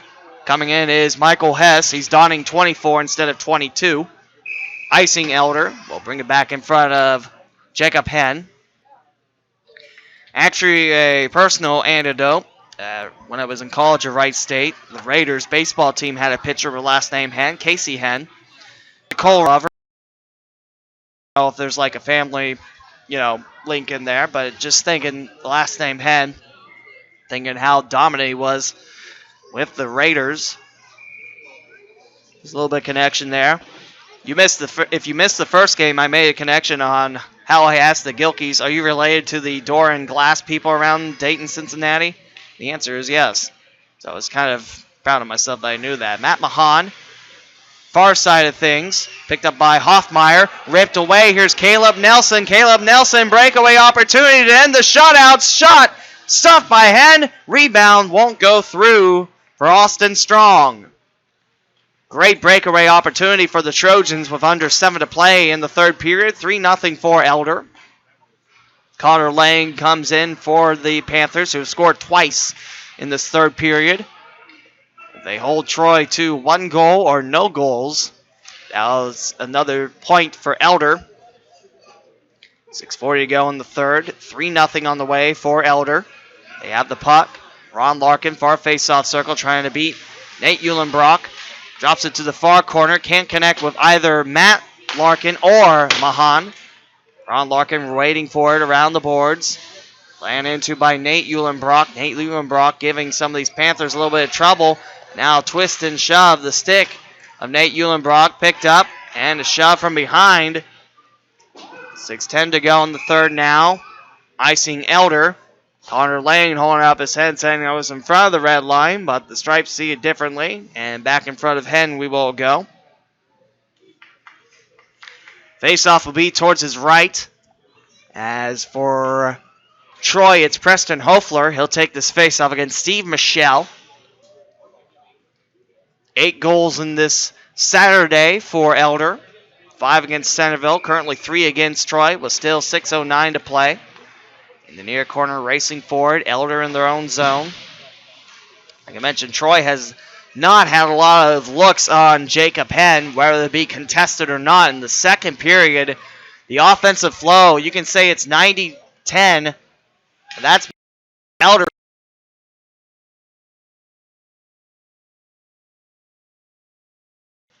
Here's Hess stopping it at the far point for Troy. Going around the other side, Dan McSwiggan. McSwiggan out of the reach of Alex Michelle. Controlled by Caleb Mangus. Alex Michelle pushed around. McSwiggan trying to hold on to it. Here comes Hofler. Hofler now near face-off circle. Shoots it and bouncing off Henn. Trying to play it with a high stick was McSwiggan. He can't quite hook it in. 2 Trojans go back on the defense. Caleb Mangus now bounces one off the near boards. Hofler plays it in the neutral zone with 5:08 to go in regulation. 3-0 for Elder over Troy. Around, here's Nelson offering, and there's Jacob Henn closing up shop. He's got the puck loose. 5:01 remains in the third period here, about 2/3 away from our third period. Last East matchup until the final game today, which is Centerville versus Normandy. Elks 1-1, Normandy 0-2. In the East, we'll have Perrysburg, Indian Hill, both teams 0-2. And then the game after that, Bishop Watterson, Jackson in the battle of 2-0s. 4:46 to go in the third. 3-0 Elder. Here comes Connor Lane, far corner. Goes for Ron Larkin. Kept in by Troy. Sent in by Nate Eulenbrock. Elder's defense almost turns it over in front of Charlie Ryan. Here's a shot in Henn. Great job by Henn, covering a lot of ice as he bounces his way towards the left with 4:29 to go in the third. 3-0 for Elder. Enrique Alejandre, strong effort today. If this result holds up, that would be the least amount of goals Elder scored in this tournament. Picked up in the slot. Hen kicks it away from John Weirkamp. Near point, trying to get it to Garrity. And Elder gets it around the point man. Mahan waiting for it from Matt Larkin. Garrity taps it in. Here comes the captain, Hofler. U-turns around. And here comes Elder's Garnett. Garnett triangled, looking for his first goal in the day. And shoots it high and plinkoing down the Zamboni doors. 3-0 Elder with 3:58 to go in the game.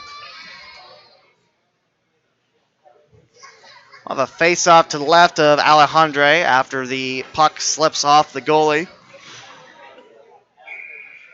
Hoffler takes on Joey Brockman. In the corner, swept around by Brandon Benji. His first action on the day, I believe.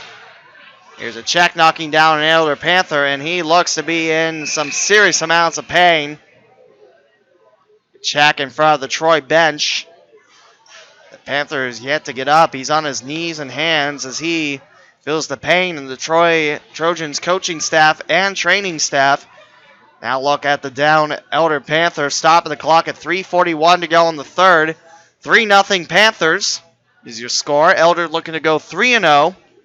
Be the first 3-0 team as the Elder coach now making his way to the down Panther.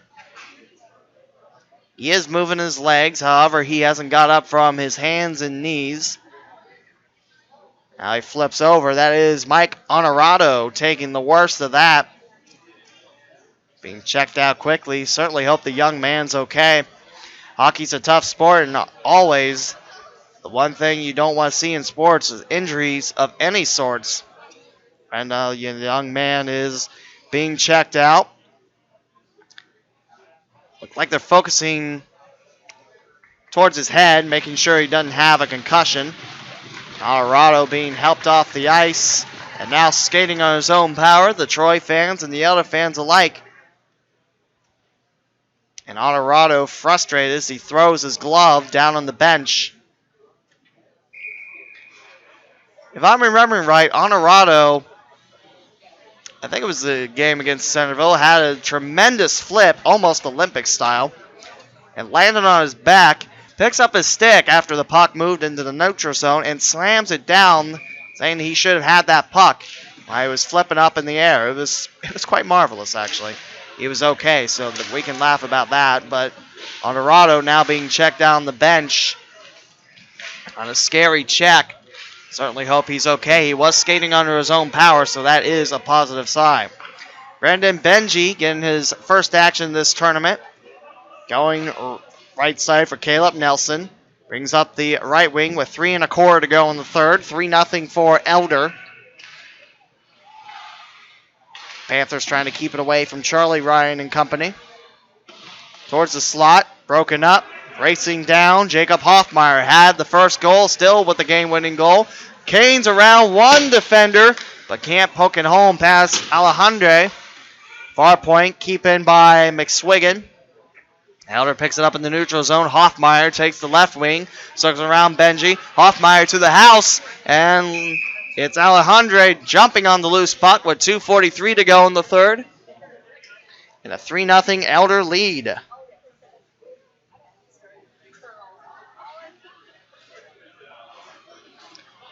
Face-off will be to the right of Alejandre. Elder up by 3 goals. Leaning in is Graham Harvey for the face-off.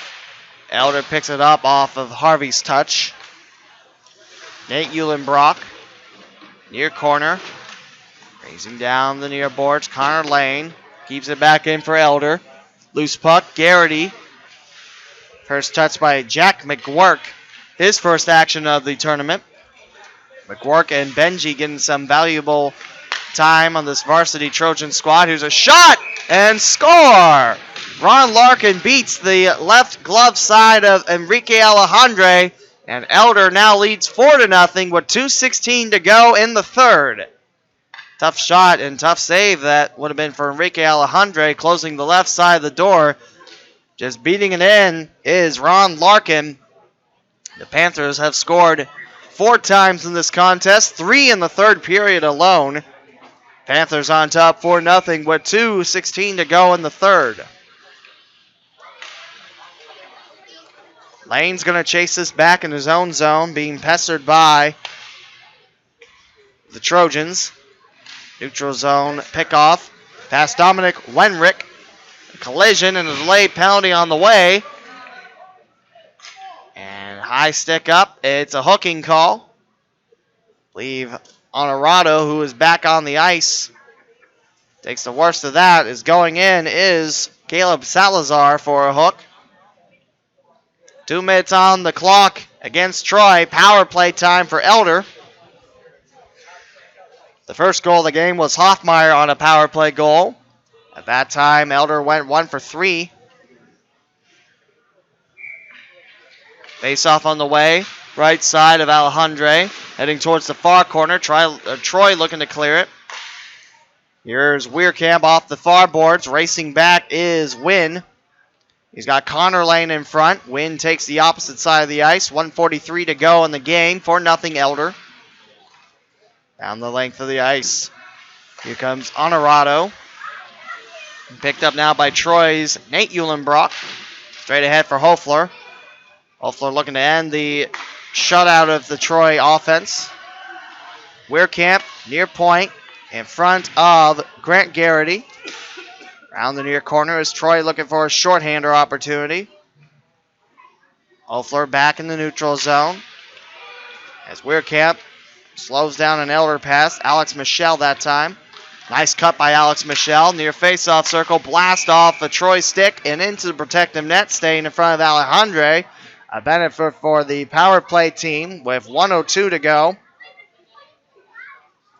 And Elder up by 4. 1:05 to go on the power play. 3 seconds differential between the power play and what's left in the game. Faceoff actually swaps over to the left of Alejandre as Zach Eulenbrock takes it for Troy.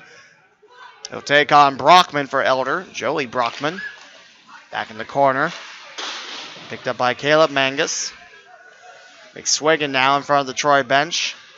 53 seconds to go in the third. 4-0 for the Panthers. Nice little subtle moves by Garnett. Like I said, he'll parry it on home. Garnett using his silky smooth moves, taking it near face-off circle. Power play goal for the Panthers. And they lead 5-0 now against the Troy Trojans with 45.2 seconds to go. Charlie Garnett, power play goal for Elder. And now the Panthers have scored 5 and 10 on this Saturday. 5 against Centerville while giving up 1. And so far, not giving up a single goal for Troy, but we're down to our last 45.2 seconds. Hofler likes to take the face-off, drops it back for Caleb Mangus. Off the near boards, Weirkamp spun down into the neutral zone. Here comes Elder. A comfortable lead for the black, purple, and white. Now back to Caleb Mangus. Plays it behind the goal line. He has incoming Austin Gilkey. Now reaching out stick, Josh Neiman. Back up on his skates was Mangus. Mangus now takes the left corner, 13 seconds off the near board. Weirkamp trying to sail it back past Elder. Jacob Hoffmeyer. And now Hoffmeyer takes a shoulder check. 4 seconds to go as Elder sends it in the neutral zone. And that will do it as Elder defeats Troy 5-0. And the Panthers will pick up 2.5 points from the period and 4.5 points on the game. And the Panthers are in a very comfortable spot for the championship game tomorrow afternoon or tomorrow morning here at South Metro Sports. Elder Panthers 5, Troy Trojans 0. Up next, we will have Perrysburg taking on Indian Hill. Until a couple of minutes, this is Lee W. Mowen. Stay with us, folks, here on the home of Centerville Elks Hockey on YouTube.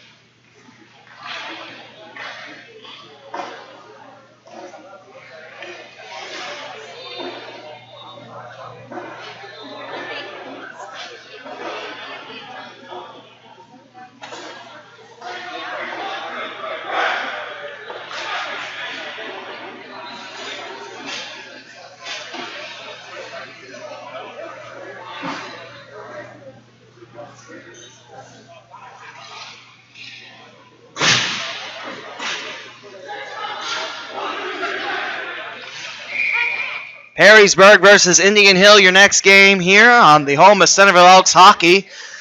As Indian Hill, the away team, Perrysburg in the home gold kit with the black P up front. And Indian Hill, for the first time, we're seeing black jerseys from this Brave club. As now Indian Hill going up the stream, Perrysburg down the stream. 1 point in this tournament for Indian Hill and half a point for Perrysburg. And whoever drops the most points in this contest will play the early morning game tomorrow against the East fourth place team, which is currently Normandy. But of course, Normandy and Centerville have one more game to play. That's later tonight. 14:27 to go in the first period. Will Kewen back in the pipes for Perrysburg, and Lake Anderson in for Indian Hill. And it looks like Will Kewen has it stopped. Perrysburg, in the 3 games that I've seen the Yellow Jackets play hockey, had their most aggressive game against Bishop Watterson. Like I mentioned, that was an 8-3 Eagles win. But Perrysburg was attacking, going strong in their attacking zone, taking shots on Rourke, who was the starting goalie for the Eagles. We're playing next against Jackson. That'll be a fun one. And that'll determine who's the top of the West, playing for the championship against the Elder Panthers. As I don't believe at this point Centerville can catch Elder. Now Holcomb chases the loose puck, trying to keep it away from Perrysburg. That's number 14. And we have a small problem that I don't have a number 14 on the roster. Turn it around. Here the Yellow Jackets send it up. Kicked forward by Davis Wilson. Indian Hill in the black jerseys. Back out for Viles. Swings it the other way around. 13:32 to go in the first period. No score. Perrysburg and Indian Hill playing their last game this Saturday. Lake Anderson, the gigantic goalie for the Braves, taking on Will Kewen, who also is gigantic in his crease for Perrysburg. Yellow Jackets have been outscored 14-3 in this tournament. Indian Hill, they dropped a 4-2 decision earlier this morning against Jackson. Now carrying up is Perrysburg. They're on the defense.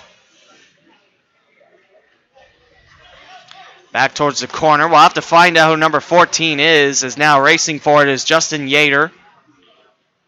Here comes Indian Hill on the attack. Down the gut of Will Kewen. We'll have a stoppage of play with 12:42 to go in the first period.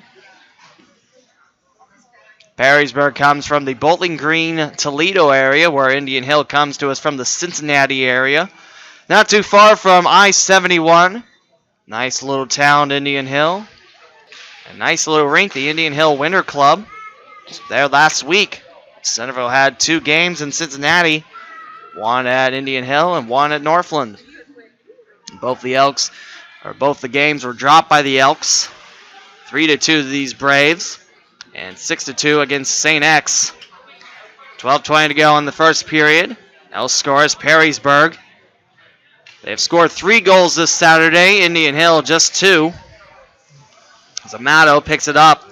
No reinforcements, however. Nate Michelson comes in late. Now picked up by Amato, trying to keep it in the attacking zone. Perrysburg yet to have a crack at Lake Anderson. And now picked up by Logan Cooper in his first action this tournament. Logan Cooper awaiting it. Some of the jerseys are a little bit different for Indian Hill. Here's a backflip trying to get to Kewen. It's deflected away in the near corner. Perrysburg in the gold jerseys with the black shoulder yoke, and it's Indian Hill in the black jerseys with red numbers, white letters, and white trim on the numbers. 11:30 to go in the first period. No score. It's Perrysburg taking on Indian Hill. Lyons awaits near point, sends it straight up for Indian Hill. In the corner now, dropping towards the slot, playing on the bounce. Michelson, a nice cane. Going for Cooper in the far corner, shoveling towards Kewen. Here's a rebound, loose puck, and Will Kewen keeps it out of the back of the net. Impressive work, Will Kewen. That puck landed right to his left, And in this tournament, we've seen that the puck lands behind you or next to you. That's easy pickings for a goal. Will Kewen said, as he slammed the door even, on the Braves. 11:07 to go in the first period. No score. Face off to the left of Will Kewen. Controlled now down low. I believe that was Matthew O'Brien. We'll get our first look at Zachary O'Brien in the fourth game we've seen the Braves. Now here's Perrysburg. A nice wing pass over out of the reach of Jacob Beitzel. He's still rushing for it. Picked up by Braden Viles in his own zone. 10 3/4 left to go in our opening period. Swept away from Matthew O'Brien on the near boards. Picked up by David Wilhelm in the corner. Wilhelm trying to keep it in. Waiting by is Jacob Beitzel. Controlled in by Indian Hill. Now at the far point. Wrestling on in is Davis. Nope, scratch it. That's Evan Thomas for Perrysburg. 10:17 to go in our first period, where Indian Hill has had most of the offensive attack. Flipping it on in wide. McClay with a nice setup. Bouncing on the right-hand side, out of the reach. Here's Viles keeping away from a Yellow Jacket, but swarming on in is Beitzel. Beitzel near face-off circle, ripped away from McClay. Brooke McClay had a real nice take-it-yourself goal yesterday. Lone goal that the Braves scored against Bishop Watterson. Eagles won that game 6-1. Offside against Indian Hill. Let's bring it back in the neutral zone with 9:44 to go in the first. And fans, just so you're not alarmed, the Zamboni will come out and cut the ice at the first intermission. Both these teams looking to avoid playing in the morning game. Indian Hill has already had the pleasure of playing at 7 a.m. this morning. They lost to Jackson 4-2. Flipped up over the Braves bench. And we'll do it again with 9:36 to go in the first.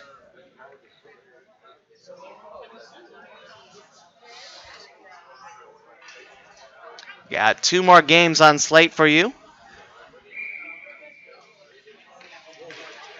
Face off center ice. Wiley Lyons comes up with it. There's Indian Hill in their own zone trying to free it forward. Jared Eckert races for it. Here comes Perrysburg. There's number 14 out there. Didn't have a 14 in the first game earlier today. But nice moves. Possibly can't be Yater. He's on the ice trying to figure it out. Connor McCullough still dons the number 16 jersey. And icing going against Indian Hill. We'll bring it back with Perrysburg in attack. Could be Chris Jersky. Could also be Jacob Bilger.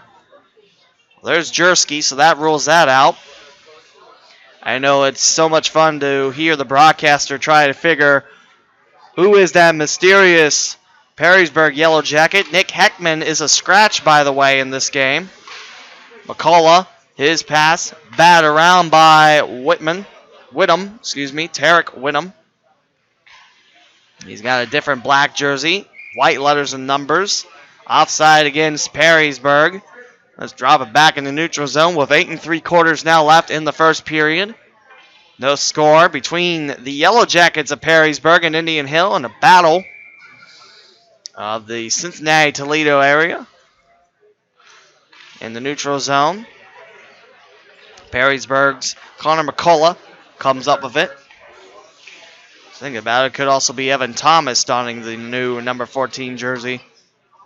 Didn't see a number 14 jersey yesterday when Perrysburg had the same kid either. We'll figure out the mysterious Yellow Jacket at the first intermission. There's a shot and trickled on home. Anthony Sartorelli gets it in the house of Will Kewen and buries one for the first goal of this game. 8:24 to go in the first. Indian Hill takes a 1-0 lead over Perrysburg. Sartorelli, nice bury deep in front of Will Kewen. Gets it underneath the Perrysburg goalie. As now we'll see Jack Wilson for the face-off. He'll square up against Perrysburg's Jacob Bilger. Now racing for it, Evan Thomas winning. Now swung around by Indian Hill, looking to build on this lead. Perrysburg's Captain McCullough. Batted in by Wiley Lyons, still in the neutral zone. Picked up by the Braves defender in Jack Wilson. Lyons going straight ahead. Picks up on the bounce. Takes it near face-off circle. Shot, cue and save. Loose puck. Bouncing around the far corner. Perrysburg has it. Perrysburg, a soft bump. Still holding on to it. The Yellow Jackets. Here's a squeeze on Evan Thomas. Now controlled by Jack Wilson. He'll scoot away from Jacob Bilger. As Beitzel looking for some help. Sent amongst the far boards, kept in by McCullough. Behind the net of Lake Anderson. Trying to get it out. Wiley Lyons. Knocked down was Schwankamp, Andrew Schwankamp. But here's Indian Hill trying to bury one in. And that just goes wide for the Braves. Just trickling wide left of the red pipe. That one was Logan Cooper, who played in the game against Centerville. This is his first tournament game on the weekend with Indian Hill. Now in the corner, picked up by Perrysburg. 6:50 to go in the first period. 1-0 Indian Hill. Sardarelli with the Brave goal. McClay trying to move forward. It's brought back by Perrysburg. Chasing it is Evan Thomas. Here's McClay, left wing, storming ahead. Ripped away by Perrysburg. And past a couple of Brave defenders. Coming in as Indian Hills, Zachary O'Brien. His first game. And the time that Indian Hill's been on the home of Centerville Elks hockey. Brother Matthew O'Brien. We've seen him in all the contests, and he's waiting for the puck as he heads towards the neutral zone. Zachary O'Brien goes the other way. They'll try to pass it up for McClay. Matthew O'Brien comes up with a loose puck, far face-off circle. Turns around to the corner. Looks out in an outlet. He has a Yellow Jacket shoving him. And looking for Yater. Flipped in by Viles, back in the neutral zone. 5:46 to go in the first. 1-0 Indian Hill. In the corner, taken away by Connor McCullough. Playing defensively. Zachary O'Brien keeps it in. Here's McClay. McClay taking it to the house, and he's wide. It's off the end boards. Closing at the near point. Zachary O'Brien. Chris Jersky. Rough Ryan to the boards. It's Zachary Falter swapping onto the bench for Indian Hill. 5 1/4 to go in the first. 1-0 for the Braves. Here comes Perrysburg. They scored 3 in the 8-3 loss against Bishop Watterson just 2 games ago. Here's a shot. Bouncing off Lake Anderson. Loose puck. Gobbled up by Lake Anderson. As Chris Jersky coming in strong. Hits it off around the stomach area of Lake Anderson. And we'll have a stoppage of play with 5 minutes to go exactly in the first. 1-0 your score. Weiss. Thank you. Number 14 happens to be Carter Weiss.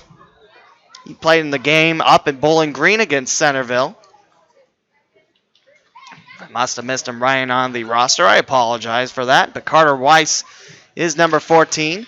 And he's waiting on the bench, joining the Yellow Jackets in action. Picked up by Indian Hill around the end boards. Got to thank the fans of Perrysburg for helping me out on that. Yellow Jackets still have it, trying to tie this game up. Shoot away from the grasp of Chris Jersky. In the slot, unable to handle it was Jarrett Eckhart. And now it's picked up just out of the reach of Sean Holcomb. Zipped around, David Wilhelm. Now on the chase, 4.5 to go in the first. 1-0 for Indian Hill. And now a takeaway, costly, up top. There's a high save by Will Kewen. Reaching it now is Indian Hill. Nate Michelson. Bouncing back out, far point, Nate Michelson. Sends it around the far corner for Indian Hill. 1-0 Braves, 4:07 to go in the first. Shot by Michelson, curves to the left. In the corner. It's Sean Holcomb again. This time Perrysburg comes away with it. They're steaming towards the goalie. Here's an attack. Lake Anderson has it burped off his legs. Justin Yater come crashing in. Loose puck just out of the grasp of Connor McCullough. 3:44 to go in the first. 1-0 Indian Hill. Zachary O'Brien swings it around the corners. He'll pick up his own puck against Evan Thomas. Zachary O'Brien turns it over. Evan Thomas has it. No reinforcements on that side for Perrysburg. Lions straight ahead out of the reach of Carter Weiss.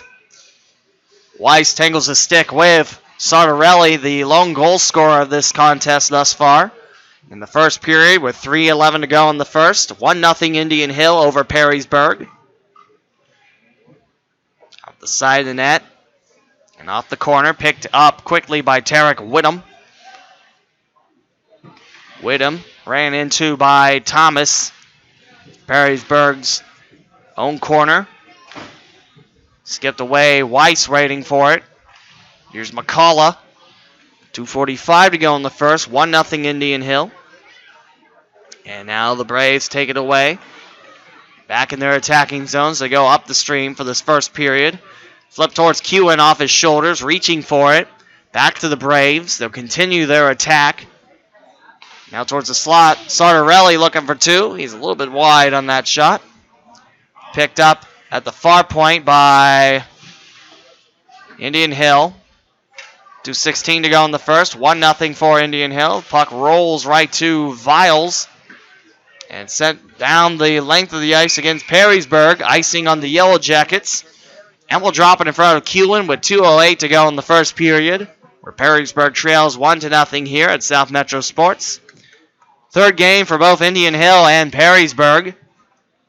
Perrysburg stayed close to South Metro Sports. It's the wise idea since Perrysburg is about 2.5 hours, especially with that ice storm threat coming in. It's been raining all day, a gloomy day, a perfect day to watch hockey. 2 minutes to go in the first period, still 1-0 Indian Hill. As the Braves actually commuted back to Cincinnati, that's only about an hour trip depending on what traffic you hit. Carter Chapman into the game, trying to get the puck, knocks the Brave down. And back in the neutral zone goes Lions. Side swipes over towards his right. Ran into the far boards. Now controlled by Perrysburg.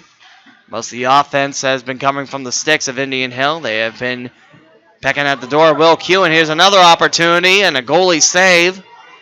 Picked up by Michelson in the far corner. Popped off the glass. 1:12 to go in the first period. Sent back for Lake Anderson. Lets it go wide. Close and touching it, but just a little bit wide. And we'll have a face-off waiting for you in front of Will Kewen with 1:08 to go in the first. Both these teams have dropped their first 2 games of the tournament. Indian Hill a 6-1 decision against Bishop Watterson, and this morning against Jackson 4-2. Whereas Perrysburg last night 6-0. Here's a shot going wide against Jackson. And dropping the 8-3 decision earlier today against Bishop Watterson. Less than a minute to go in the opening period. Viles sends it to the neutral zone on a long pass. Drop back from McClay. Here's Matthew O'Brien trying to send it to Kewen. Picked up by the Braves, far face-off circle. Drop back, it's McClay driving. Going for Zachary O'Brien at the far point. Perrysburg now trying to move in the neutral zone. Zachary O'Brien picks it up. Viles jumps on top of it. Away from the back of Chris Jersky. 17 seconds left in this first period. Indian Hill on top 1-0. Zachary O'Brien comes up with it, flips it off the boards, gets it in the corner, drops it towards the slot, can't quite connect it. Here's Viles one-timer, Kewen save. 3 seconds left in the first, and the puck slips around. That will do it for 15 minutes of play as Viles takes it in the neutral zone. Indian Hill gets the goal from Anthony Sartorelli. A good bounce to him past Will Kewen. And Indian Hill leads Perrysburg 1-0 as we head to the first intermission. The Zamboni's got to come out and do its thing. And we got to take a break here on the home of Centerville Elks Hockey on YouTube. 1-0 Indian Hill after the first.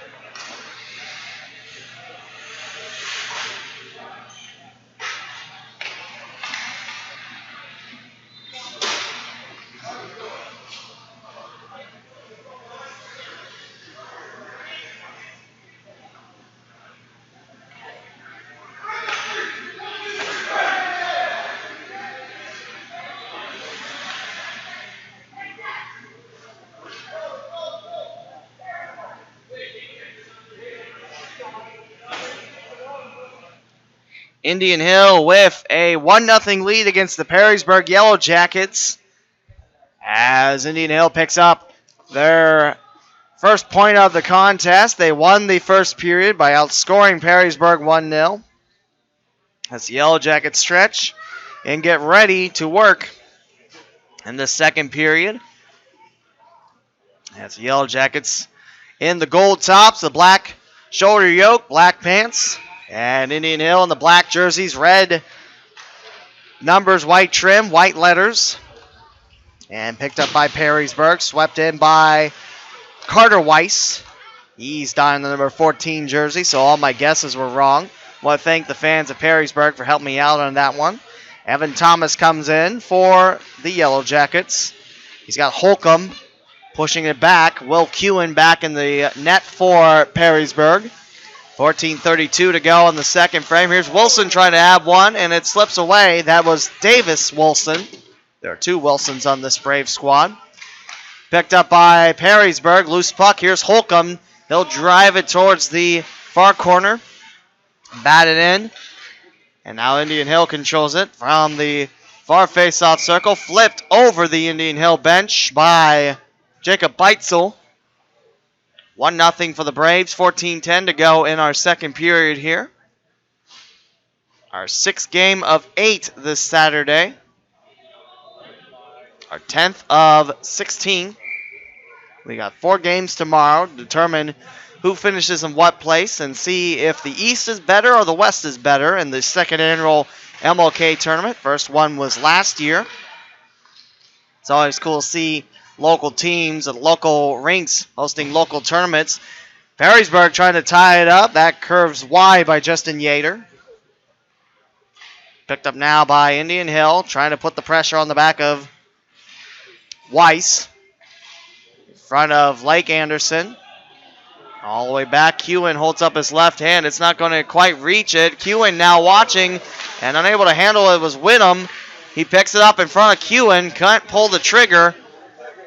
Now picked up by Perrysburg in their own zone. Connor McCullough going towards his left. 13:29 to go in the second. 1-0 for the Indian Hill Braves. Now this Indian Hill squad is a club team, not necessarily connected with Indian Hill High School varsity athletics, but it's a club and it's a sport, and hey, these kids love it. That's what counts, you know. Perrysburg's team is affiliated with PHS up in Northwest Ohio. Racing around in front of Perrysburg's bench. Back on defense, settling down is Jack Wilson. Here comes a blast towards Lake Anderson from the Yellow Jackets. 12:53 to go in the second. 1-0 for Indian Hill. Well, the face-off coming up towards the right of Lake Anderson. Fourth time we've seen Lake Anderson in net. His team has yet to pick up a win this tournament. Both teams are 0 for 2. And a whistle. It's Indian Hill with a 1-0 lead. 12:51 to go in the second. Let's redrop the puck. Both teams have scored 3 goals. Perrysburg all 3 in the second game against Bishop Watterson. Here's a shovel, and there's a catch. Lake Anderson in his left glove saying, "Looky what I got."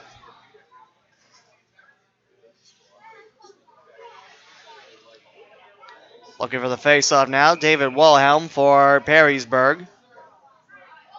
Leaning down low. And picked up by Indian Hill in their own zone. 12:45 to go in the second period. 1-0 for Indian Hill. It's McClay slipping down. It's picked up. Matthew O'Brien trying to set it back. Now Perrysburg's Jacob Bilger racing it down. Sent back to Matthew O'Brien. Flips it towards the corner. Stays on the ice. Oh, he's in front of his bench. He's lurking for the loose puck against Perrysburg's Jacob Beitzel. Here's David Wilhelm with a jumping check. Beitzel still racing for it. Knocking Viles slowly into the boards. Here's a check on McClay, knocking down the Yellow Jacket, Connor McCullough. Now racing for it is Jacob Bilger, and he won't get there in time as Lake Anderson has it trapped with 11:58 to go in the second. A 1-0 Indian Hill lead. Clay back to the bench with 2 of our Braves, now make it 3. Joining the fun is Zachary Falters. He's been replaced on the ice. And now here's Justin Yater for this Yellow Jackets face-off. And to the corner, Indian Hill's got it. Around the far corner, Holcomb sells it down. Holcomb straight ahead, slips underneath the stick of a Brave, and icing on Indian Hill. Looking to connect with Davis Wilson. The pass slips underneath his stick, between the stick head and his skate. So we'll drop it again with 11:48 to go in the second. 1-0 for Indian Hill. Weiss takes his face-off for Perrysburg. Waiting for it. Trying to twist and turn around, but Davis Wilson comes up with it for Indian Hill. Perrysburg has been in the attacking zone for quite some time in the second period. Knocked down was Evan Thomas. Here comes Indian Hill on the left wing. Dropping it back was Lyons. And now here's Yater connecting for Jersky. Yater now taking it near face-off circle. Can't quite connect it to the Yellow Jacket towards his right. Good pressure by Perrysburg. Weiss on top of it. Moves it back. Eckhart now around the near corner with 11:07 to go in the second. 1-0 Indian Hill. Jersky sends it around the corners. Waiting for it is Henry Rolander. A whistle. Nope. A hand up, delayed offside on Perrysburg. They'll go back on the attack. Yater over to Jersky.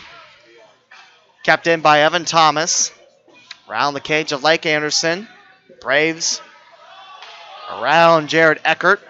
Slowing down Lyons. He'll try a shot off of Kewen. Picked up by Holcomb as he looks to keep the Braves offense a-chugging. Lyons drops it back behind him. Just a gold jersey there. That's the kid of Perrysburg, wearing them for the second time this tournament. Jackets had their home kit against Bishop Watterson earlier. Icing on the Yellow Jackets, Justin Yater. That allows Perrysburg to swap off their players. Staying on the ice is Carter Weiss. Looks like he'll stay for the faceoff. 10:17 to go in the second. Still a 1-0 Indian Hill Braves lead. I believe it was in the second period of last game for Perrysburg, too. That's when the Yellow Jackets started to get more aggressive and more stingy, pardon the pun. Now looking for Jacob Beitzel, racing for it. Icing on Perrysburg as Viles, Braden Viles, lets it fly.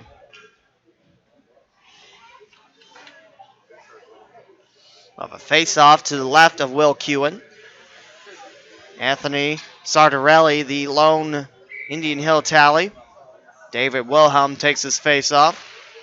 Poke towards the near boards and recovered by Weiss. Weiss sends it off the near boards, off the curve. Zachary O'Brien gives chase. Now here's David Wilhelm looking to tie things up. He lost the puck. Crowbarred away by Viles. Nice job, Braden Viles getting in there and knocking it away from the Perrysburg stick. Weiss comes in playing defense. Now taking it up top. Just out of his reach. I believe that was Zachary O'Brien with the putback. Here come the Braves. That is Sardarelli. Lone Braves score. 9:35 to go in the second. Zachary O'Brien now racing for the loose puck. Viles cuts him off.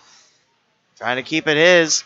Bounced in by Perrysburg. Jacob Beitzel takes out that Indian Hill pass. Neutral zone to the corner. Icing on the Braves, and we'll drop it in front of Lake Anderson with 9:16 to go in the second.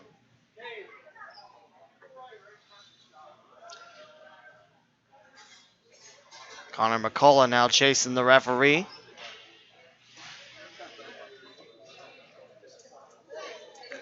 Yater out for the faceoff for Perrysburg. McCullough waiting at the far point. Indian Hill chases it back. Far wing time. Flipping up towards the center. Unable to hold it was Cooper. Logan Cooper. Yater leaves it behind. Gets it back. Racing towards the end boards. Stops between the corner and the cage. trying to find a friendly yellow jersey deep in the slot. And Carter Chapman pushed down.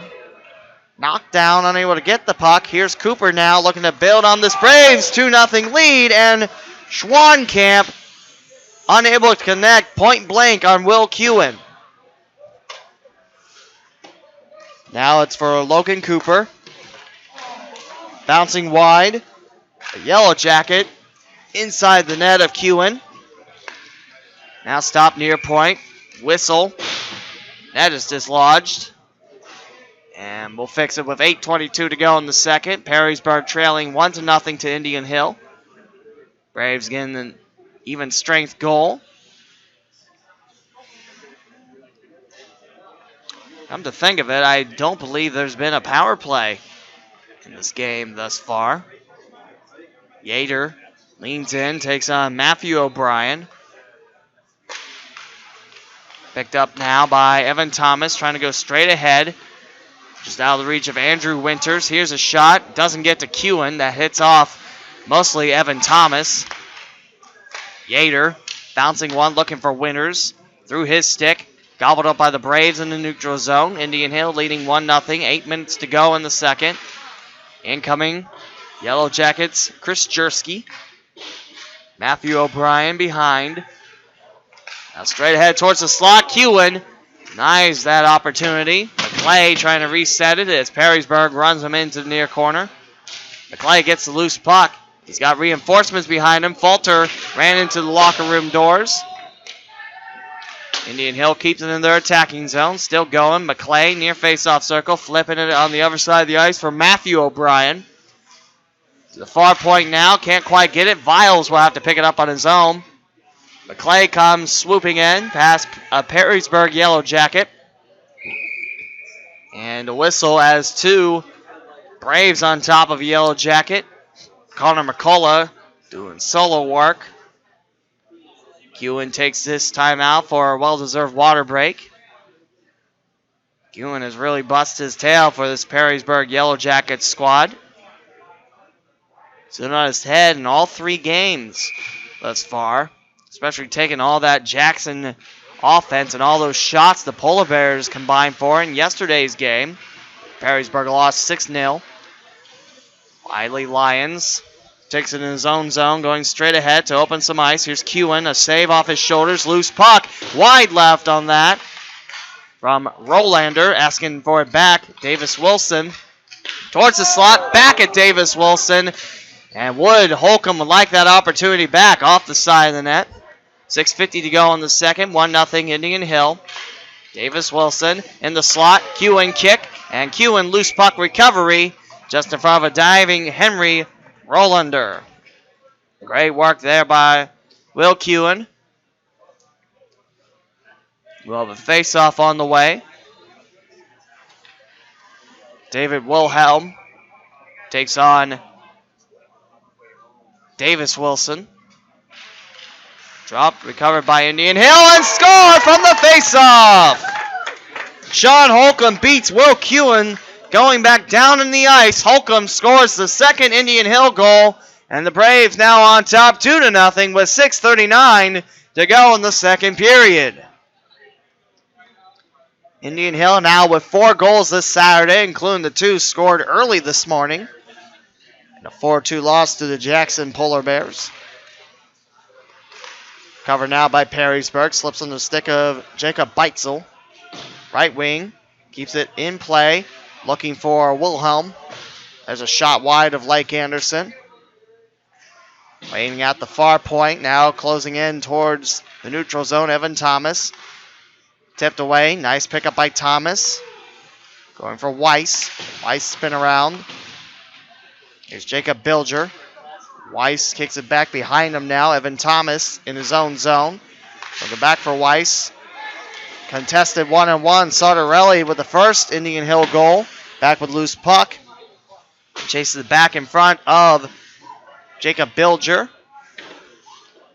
Weiss now with the cane. Looking around at some options. Bouncing around. Trying to poke it through was Bilger at the point. Going in the neutral zone. 5:40 to go in the second period. 2-0 for Indian Hill. Swept towards the corner by Jacob Beitzel. Far corner, Beitzel twists, turns around. Sartorelli with his back turned towards Will Kewen, his opposition goalie. Trying to go through the legs of Weiss, picks up the puck off the bounce. Now picked up, heading towards the far point. Wide, can't connect to anyone in the slot. Weiss slid enough just to disrupt the offensive rhythm in the slot. And offside on Indian Hill. With 5:07 to go in the second. 2-0 for the Braves over Perrysburg. The winner of this game will avoid the morning game tomorrow. They'll have enough for third place. I think it was the first game that Troy played today. The motivation that the coaches used. If you win, you don't get to play at 7 a.m. tomorrow. Granted, if you play in the third place game, that's still fairly early, but it's hockey. Picked up by Indian Hill, bouncing off Andrew Winters. In the neutral zone, swept away. Winters trying to offer a stick. Indian Hill comes up with it. Racing down the ice. It is Jack Wilson. Kewen keeping it in front. He did have Schwankamp coming in on his right. 4:42 to go in the second. 2-0 for Indian Hill.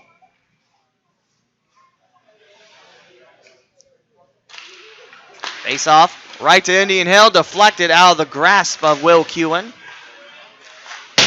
Swept around by Perrysburg near corner in their own zone. Perrysburg looking for their first shot in a while on Lake Anderson. Chris Jersky straight ahead. Golden jersey in sight. Indian Hill swarms in the neutral zone. Cutting through. Lions. Now here's Cooper. Cooper can't hold on to it. He is surrounded by two Yellow Jackets on each side. A very clean game in this contest. And now here comes Justin Yater. Takes right wing, shoots it. Like Anderson save, loose puck. Indian Hill goes forward on it. And we'll have a delayed penalty. Trying to think that this is the first delayed penalty of the game. It's interference. And Perrysburg's Carter Weiss quickly in the box. As soon as the referee signals what it is to the fans, Weiss is already over the wall. So Indian Hill goes to work on a 5-on-4, up 2-0 with 3:51 to go in the second period. Matthew O'Brien strong with the right arm, trying to signal traffic. Here comes Indian Hill. It's Viles connecting back to McClay, bounced around by Kewen and swept around by Perrysburg. Zachary O'Brien can't slow it down. He's going to race in his own zone. He will have help with Viles closing in on the other side. 3.5 to go in the second. 1:38 to go in the power play. Perrysburg lets it go on the end boards. Icing on Indian Hill, the power play unit. 2-0 for the Braves. A goal in the first, a goal in the second for Indian Hill. Perrysburg. 3 goals against Bishop Watterson. Held scoreless for 5 periods out of the 8 they're played. This would be the 8th period. 1 goal in the second for Perrysburg in their 8-3 loss to Bishop Watterson. 2 in the third. That's been all the Yellow Jacket offense we've seen in the tournament. McClay drags it in the attacking zone, heading towards the slot. Lots of traffic there. Matthew O'Brien will have to pick up in the far corner. Drop towards the slot. Wide on that blast from McClay. Zachary O'Brien with Zachary Falter work together. Matthew O'Brien coming in to help. Here's Falter now. He'll shoot it high over the far corner glass. Picked up now by Indian Hills, Viles. Matthew O'Brien, far face-off circle.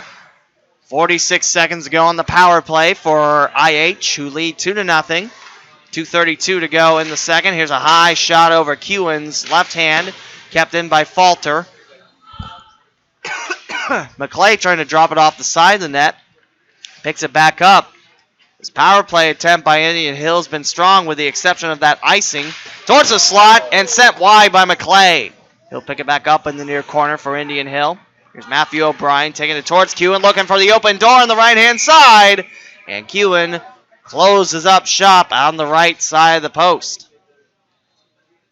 Matthew O'Brien thinking he was going to be sneaky. Sent around the cage and quickly twisted around. Had a good look with 2:06 to go in the second and still 2-0 Indian Hill with 15 seconds to go on the Braves power play. I believe it's the first on the day. Face-off will be to the right of Kewen. Wilhelm leans in against Davis Wilson. Dropped in the far face-off circle. Picked up by Indian Hill. Here's Lyons, open ice. And here's a shot. Kewen deflects. Holcomb gets the loose bouncing puck. Now far face-off circle, far point time. Lyons sends it in. Rolander trying to redirect it home, and it's stuck at the 5-hole of Will Kewen. 1 second left in the power play. So once the puck hits the ice, we'll be back to 5-on-5. Wilhelm leans in towards Kewen, swept away behind the cage. Back to 5-on-5 hockey we go. 2-0 for Indian Hill over Perrysburg. Late in the second period. Weak shot. Here's Kewen. He'll close up the 5-hole as Rolander pushed away by Jacob Beitzel. 2-0 Indian Hill. We'll have a face-off to the right of Kewen this time. I believe that's Davis Wilson again, taking on David Wilhelm. Legs of Davis Wilson, picked up by Perrysburg. Perrysburg trailing by 2. Around the near corner. Out of the reach of Bilger. Batted back around the corner. Bilger looking to hold on to it. Here's Davis Wilson. 1:20 to go in the second. Far face-off circle. Michelson drops it in the corner. Scooped around, loose puck. Batted away by the Perrysburg defense. And a whistle as the net has become slightly dislodged on the right side of things. 1:09 to go in our second period here.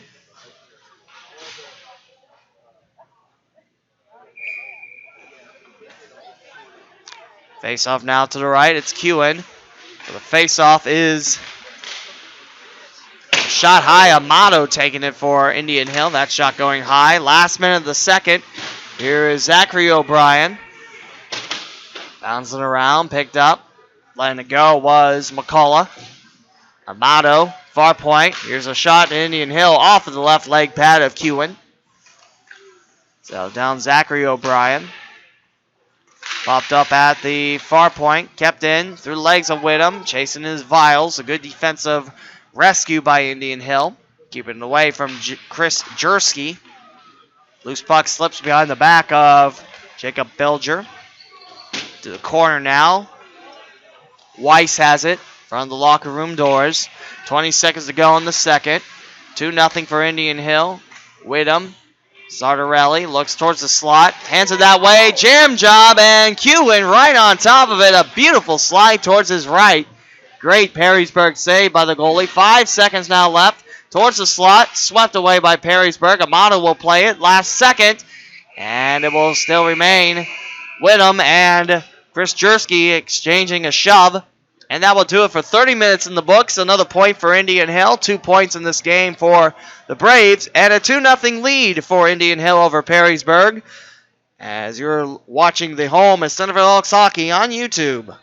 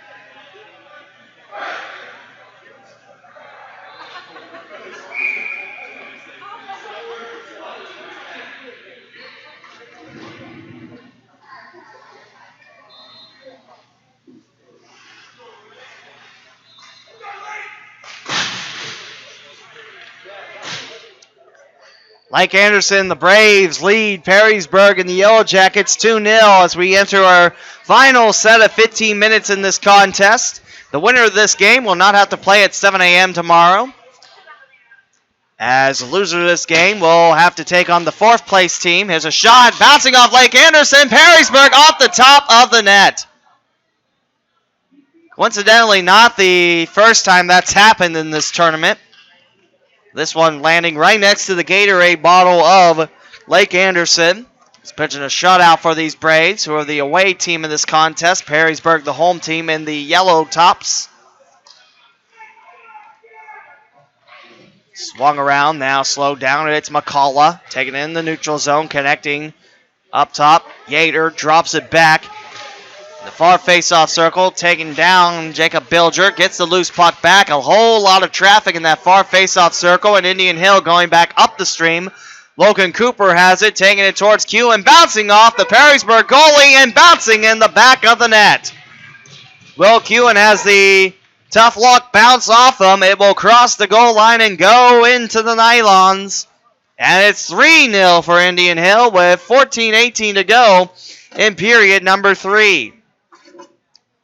Not the first time we've seen a tough luck bounce. Alexis Ryan of Normandy had one bounce off her, land just by the red line in front of the goal mouth. And it was poked in at the last second by Elder when they had the 8-2 victory the Panthers did against the Normandy Invaders, who will play the last game with Centerville. After the next game, Bishop Watterson and Jackson. That'll be a real good game, as all these have been. And slipping past Q and a good zig and a zag, and the player finds himself in the net with the puck. It doesn't count anything extra, but that's the 4th goal in the game for Indian Hill. Matthew O'Brien with the tally. 4-0 for the Braves over Perrysburg. 13:55 to go in the 3rd. And by the way, since Indian Hill won the 1st and 2nd period, that's 2 points for the Braves as they go strong to work. Will Kewen slides over towards his left, picked up by Perrysburg. Left wing spun around. Bilger dropped his stick on that check. He'll pick up the loose puck, fling it high over Lake Anderson. Like I mentioned, it is cool to see Lake Anderson with his height guarding the net. Like I said, I think the bottom of his lungs would be where the crossbar is, which Will Kewen, also good size too. Watches the puck sail high.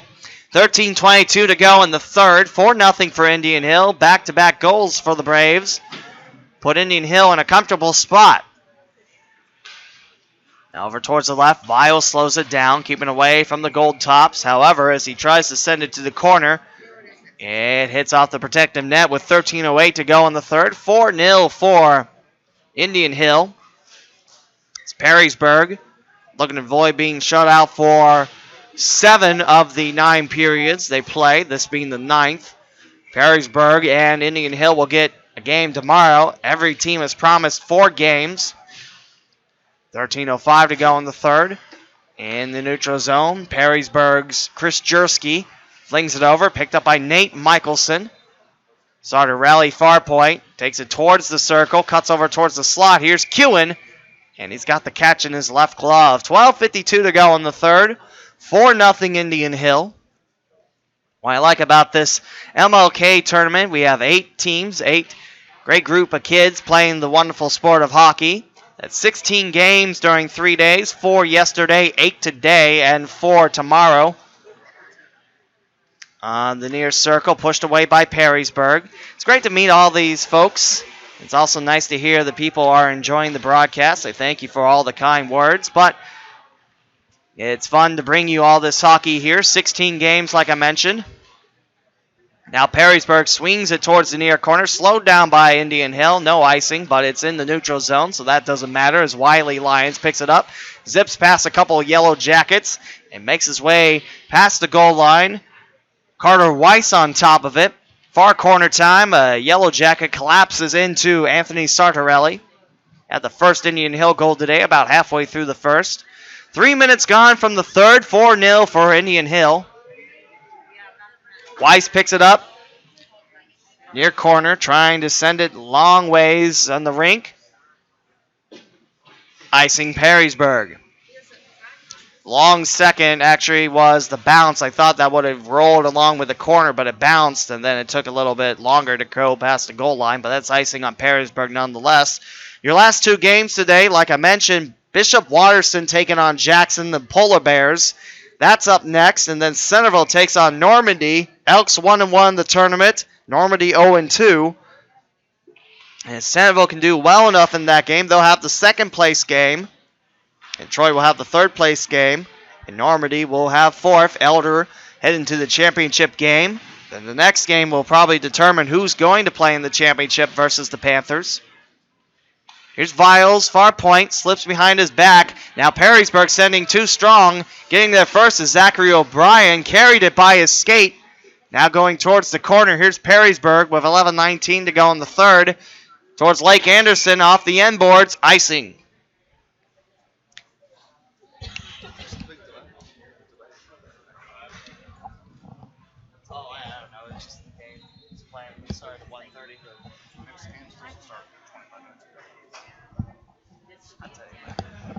Well, the face-off to the right of Will Kewen.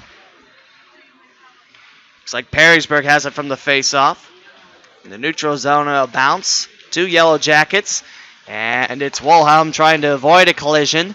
The puck slips off the head of the stick. Cutting in is McClay. Here's a shot going high and wide by Matthew O'Brien. He scored the last one for Indian Hill. Far corner time. Slip towards McClay. Far point. Hits it back behind him. 2-on-1 battle. Perrysburg comes up with it. And now Indian Hill keeps it at the far point. Wrestling towards the slot. Just out of the reach of Matthew O'Brien. Reached that stick out there, but the pass still out of his grasp. 10:31 to go in the third. Still 4-0 for Indian Hill. As Bishop Watterson warms up. Viles checked into the near boards. Trying to sling it towards the right. Goes behind the goal line of Will Kewen.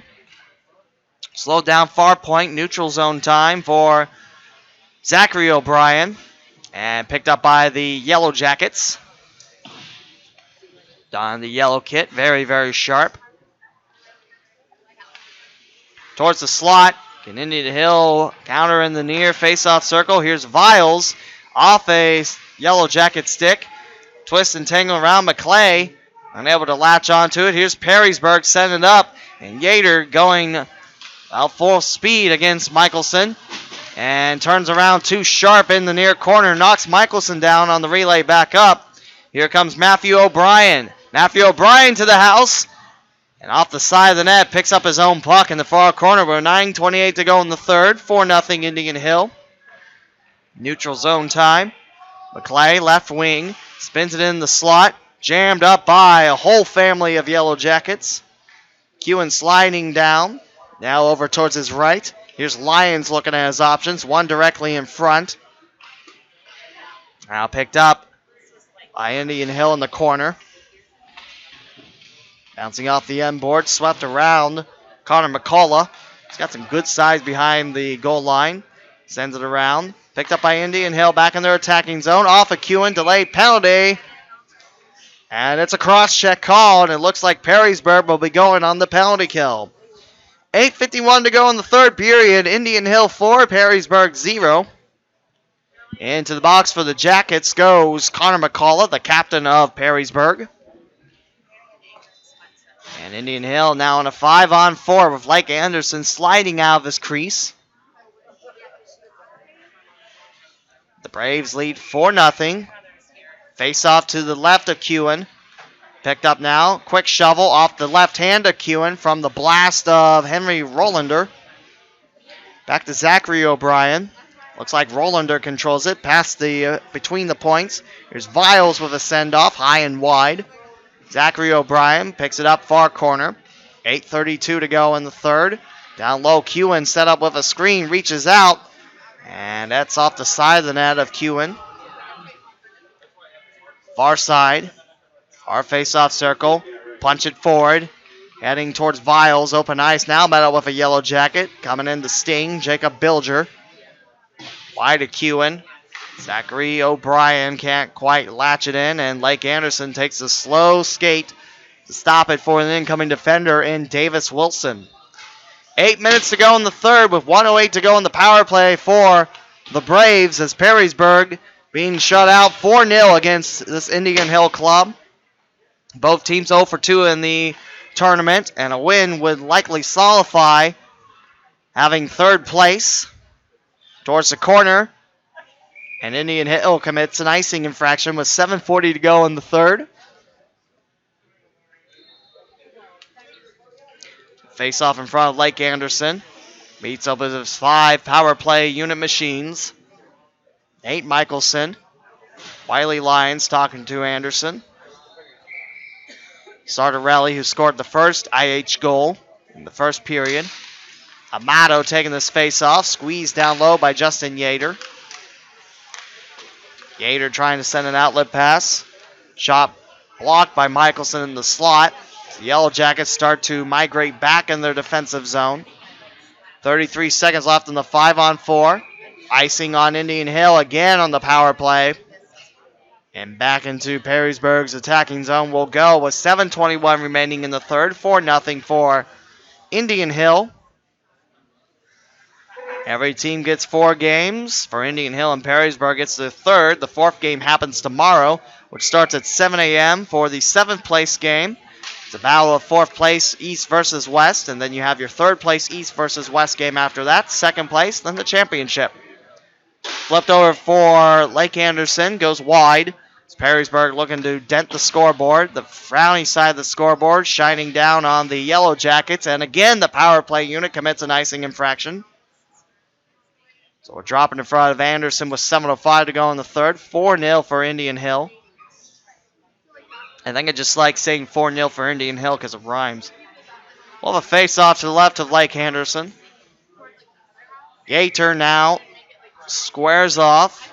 I believe that is Jack Wilson. Down low, Jack Wilson knocked down by Yater. Perrysburg trying to avoid Logan Cooper, taking it towards the attacking zone. Power play unit back in business. There's a shot by Cooper, staying wide of Will Kewen.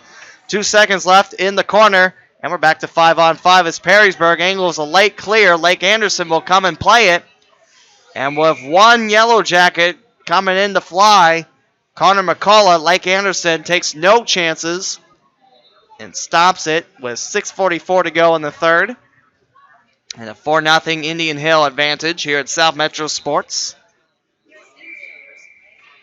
So right now, the 1st and 2nd place game, it will largely determine who wins this next game. Whoever does will take on Elder for the 1st place championship, East versus West. And whoever loses the next game will play 2nd place, which could be Centerville. Right now it's Troy, but Troy's played all 3 games. Centerville hasn't, as they're starting to warm up the Centerville Elks. Perrysburg trying to push it in the neutral zones. We'll have a whistle.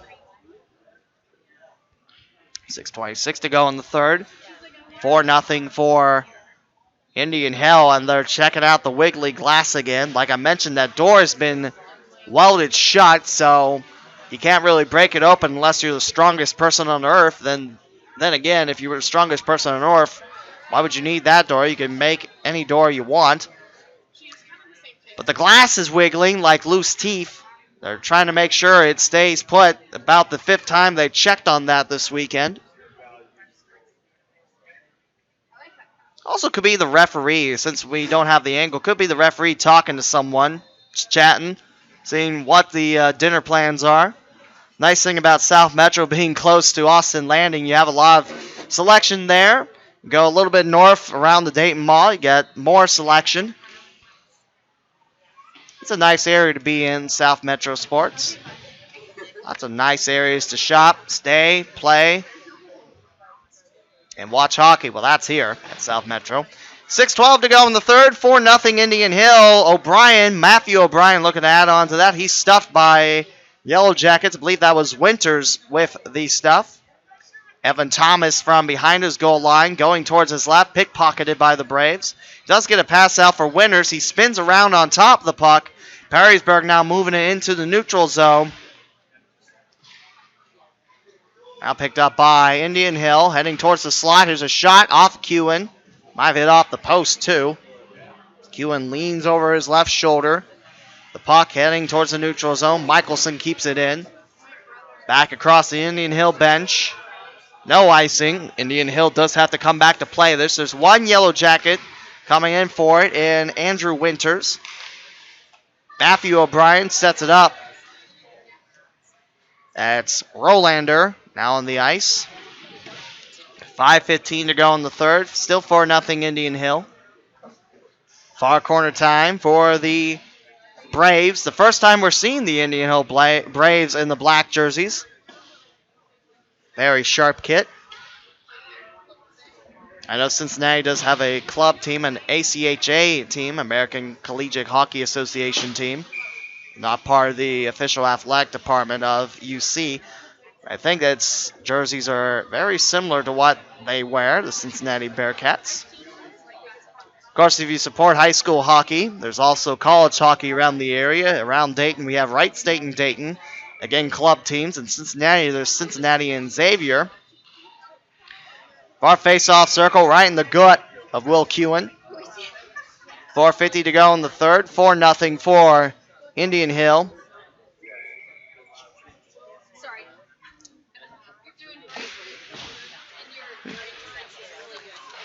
Now at the far point, kept in by Zachary O'Brien, going straight ahead in the slot. Score! Indian Hill puts another one on the board, and with 4:44 to go in the third, it's now 5-0 for Indian Hill. Great shot in the slot, going top shelf. That's where the goals are hidden, as Will Kewen now waits in his crease. We'll have a face-off center ice. Indian Hill with their 5th goal in the game. An offensive explosion from the Braves. As Amato loses the face-off. Here comes Yater. Yater trying to poke one past Lake Anderson. Yater still on the chase. He's carrying around the puck like an angry hornet. Near boards time. Here's Whittam for Indian Hill going for Sartorelli, who scored the first Indian Hill goal. Takes it towards Kewen. He's behind the cage, unable to break free as 2 Yellow Jackets now surround him and crash into him by the far corner. It's going to be a one-on-one race as Bilger unable to get it against 2 Braves. Lake Anderson helping out the cause. 4:04 to go in the third. 5-0 Indian Hill. Amato controls it behind his goalie. Towards the left, Wiley Lyons swings it over. Sartorelli can't play it on the bounce as he's taken down by Jarrett Eckhart coming in. 3:48 to go in the third. 5-0 Indian Hill. Michelson off the far boards. Picked up by Davis Wilson. Looks like actually Tarek Whittam on the ice. 3.5 to go in the third. Indian Hill on top, 5-0. Michelson hits it off one of his own players. Whittam now takes the near face-off circle off Kewen, swept away by Perrysburg. A good, clean sweep by the Yellow Jackets. And no icing as it hit the stick of Michelson as he had it above his head. 3:10 now left in the third. Here's Lyons out of the reach of Cooper. Cooper's got a different jersey. You can tell with the no outlines on his red numbers. Cooper number 80. Saw him play in the Centerville loss. Haven't seen him until this game, the last game on Saturday for both the Braves and the Yellow Jackets. 5-0 Indian Hill as the Braves go back to work looking to add another one. As goal differential is also a key thing if there's ties with points. Right now there aren't, but you never know if you need the goal differential. It's there. You also have the least amount of penalty minutes and how much you won by. Here's a rainbow shot over Kewen. And then if everything fails, your final attempt to determine who's in first and second, flip a coin. If you get heads and you call heads, well, guess what? You're going to the championship. Luckily, that's not such the case. That's only in case of real emergencies where everyone has the same record and wins by the same amount. Cleared by Perrysburg, heading off the end boards. Icing Yellow Jackets. 2:02 to go in the game as Bishop Watersid and Jackson prepare for their matchup. Been a battle of probably the two most offensive hungry games in the West. Jackson and Bishop Watterson. Either one of those teams would probably match up pretty well with Elder, who's also an offensive hungry team, and score at will. It's fun to watch the Elder Panthers play. They move like silk. As Yater unable to get that loose puck back. Kept in by Chapman. And now back in the neutral zone. McClay, some open ice. Quickly met up with Weiss. What is it with me and rhyming in this game? I have no idea. 1:36 to go in the third. Still 5-0 Indian Hill. At top, it's Kewen. He'll catch it in front of the P. 1.5 to go in the third. And a face-off awaits us as Indian Hill goes for a complete change of the Braves. Perrysburg keeps their 5 on the ice. Lake Anderson looking to pitch his first shutout of the tournament. Back towards the slot. Going in the near bends. Kept in by Lyons. Poked back by Perrysburg. Michelson on the chase for it. 2 Yellow Jackets slowly stalking, steaming away. Looking for the loose puck. Bilger can't get there. Here comes Davis Wilson. Freed away. He's got a Yellow Jacket in front. Shoots it. Kewen. Where's the puck? Goal! Davis Wilson gets it past Will Kewen and scores for Indian Hill, who now leads 6-0 with 1:06 to go in the third. Excuse me, folks. That bronchitis is still sticking around. For Perrysburg, that's now the second time in the tournament where they have allowed 6 goals. They allowed 8 in the loss to Bishop Watterson. The Yellow Jackets trying to put some offensive points on the other side of the scoreboard in our last minute of the game. Yellow Jackets send 2 on the far side. Picked up. Here's a shot going wide of Lake Anderson. Loose puck back to Michelson. And waiting on the near point. Here comes Perrysburg. Staying with it is Beitzel. Now in the neutral zone. Here's Perrysburg. Chipping it in. Closing in. Delayed penalty. Or delayed offsides, rather. And we'll drop it in the neutral zone with 34.1 seconds to go in the third. 6-0 for Indian Hill. Last 2 games of the night will feature Bishop Watterson taking on Jackson and Centerville versus Normandy. Right now, Indian Hill would have the clean sweep of this game. 5 points for the Braves. They would win every period, outscoring Perrysburg and picking up the 2 points from the win. So a total of 5 points possible per game. Now it's Connor McCullough looking for an outlet. 15 seconds now left. He's sworn with pressure from Tarek Whittam. McCullough squeezed in the boards. 5 seconds now left. Kewen leaning over towards his left. 2 seconds. Finally frees the puck. And that will do it. Zachary O'Brien, the last to touch. And Indian Hill defeats Perrysburg 6-0 as the Braves pick up 5 points in the game. And they'll play most likely in the third place game. Perrysburg will have the early morning game tomorrow against the 4th place team in the East. That will do it for this broadcast. Up next is Jackson versus Bishop Watterson. We'll come back for that after the Zamboni timeout. As we wrap up Saturday, 2 games left to go. And that happens to be 90 minutes of hockey. Stay with us, folks, here in the home of Centerville Elks Hockey on YouTube. Indian Hill wins 6-0.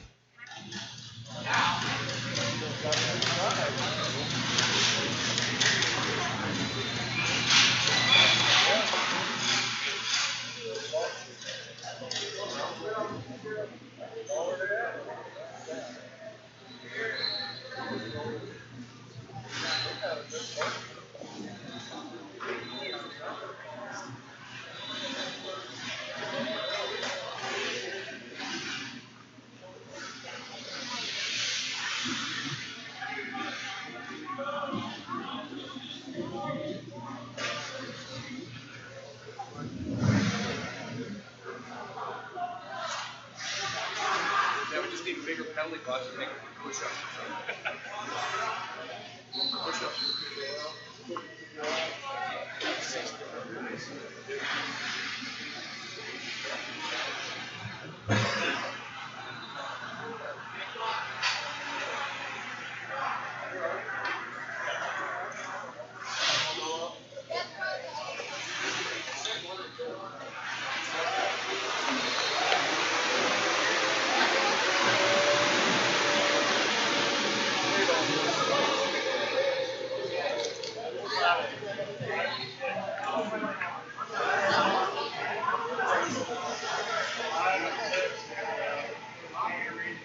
Let my neck with a smile, though. Hey, you guys, go this way.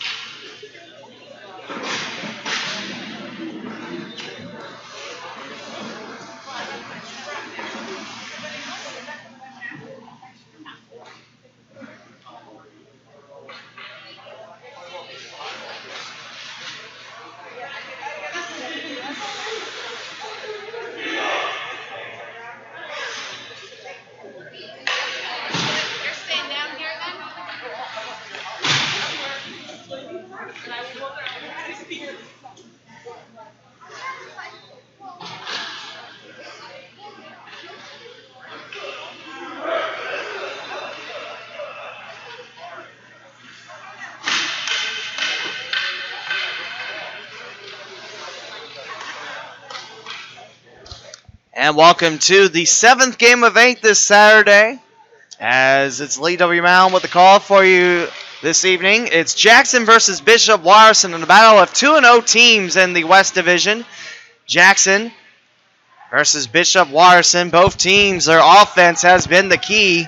With the Polar Bears, a constant attack on goalies, and Bishop Watterson using their size and passing to their advantage. Who will take first place in the West to take on the Elder Panthers for the championship tomorrow? Now we'll find out 30 seconds in. It's Bishop Watterson, the home team, in the white jerseys. And Jackson back in the black with the purple shoulders. I really like that kit. A very different kit.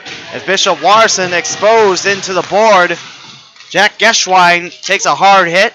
Far face-off circle. Jackson's Clayton Evans goes strong. And now looks to feed up Tommy London. And loose puck picked up by Bishop Watterson. Already a couple hard hits as we'll have a whistle with 14:05 to go in the first period. Like I mentioned, this is a big game because it determines who gets first place, who gets second place. And out in the lobby, the trophy shines, and that's what these teams are playing for. Now, in the West and East Division, you have 4 teams, and all those teams play each other. You don't have cross-league play or cross-division play until tomorrow. That's when you battle your opposite place. So, let's say Bishop Watterson won, and in first place they'll take on Elder, or Jackson won.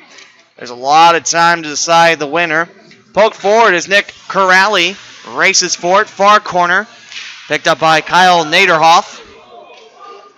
Now with it, racing forward, Tommy Kilway. Kilway lost the puck. Nachanechny picks it up for Jackson. Polar Bears going up the stream, and Bishop Watterson flying down the ice. 13:21 to go in the first period, no score. Already a couple collisions. Rocking the boards here at South Metro Sports. 7th of 8th game. Meaning we have 5 games left of the tournament. These 3 days, 16 games, 8 teams. And now it's picked up by Bishop Watterson as the Normandy Invaders watch this game. Icing on the Eagles. Ben White makes the start. He started all 3 games of this tournament for Jackson. Was relieved of his duties. Jackson was taken on Perrysburg for Sarah Bloomer, who continued the shutout. Got to play 30 minutes, Sarah Bloomer did. Ben White towers over the crossbar. And starting in goal for Bishop Watterson is Adrian Farhat. Not quite as tall as Ryan Rourke. Not quite as short as Max Graham. Third goalie for Bishop Watterson. He's getting a chance to play in the championship. That means 3 different goalies for the Eagles in this tournament. Here's Cam Turnett for Jackson. Going cross ice for Tommy London, and we'll have a whistle. And offside, going against the Eagles. Polar Bears going up the stream. 12:35 to go in the opening period, no score. As the fans watching this game, some of the Normandy fans waiting for the last game of the day. Watching Bishop Watterson versus Jackson. Jackson from the Canton, Ohio area, and Bishop Watterson from the Columbus, Ohio area. Battle of Columbus versus Cleveland. Here's a flip up. Hits the face mask of Turnett. And here's Jackson U-turning around. That's Zachary Wilson taking the left wing out of the neutral zone. Around the corner, zipped around. Geschwein comes up. And here's Jackson with a shot. Wide of Farhat's glove. 12:08 to go in the first period. No score here. The puck happening on the far side of the ice. Ian Callahan knocked down, still getting the loose puck. Bishop Watterson feeds it right to the slot where Jackson sends it back in the near face-off circle. A turnover for a turnover. Less painful for an eye for an eye. And now here's Bishop Watterson. Right wing. Kyle Naderhoff takes the right wing. Drops it in the corner. Geschwein on the chase against Jackson's Ricky Miller. He's the captain of the Polar Bears. Geschwein with a nice check. Coming in is Nick Corrali. A couple goals for him in this tournament. Reaches for the loose puck as they're going against Ben White. Now around the slot up top. Delayed penalty. That's a hold. First power play of the game will go to Jackson. Stepping in is Jack Geschwein for a hold. 11:24 to go in the first period. No score in this power play. As all of them in the tournament brought to you by the Dayton Hockey Shop, open in the South Metro Sports Complex. If you live in Dayton and hockey's your thing, well, there's a store for your thing for hockey, the Dayton Hockey Shop. Sticks, gear, equipment, socks, whatever you need, it's here at the Dayton Hockey Shop. Bishop Larson going on the 5-on-4 penalty kill for the next 2 minutes as Jackson going to work, looking to draw first blood, the Polar Bears against the Eagles. Near face-off circle, sent wide out of the blast of Tommy Kilway. A couple goals for him in the tournament as well.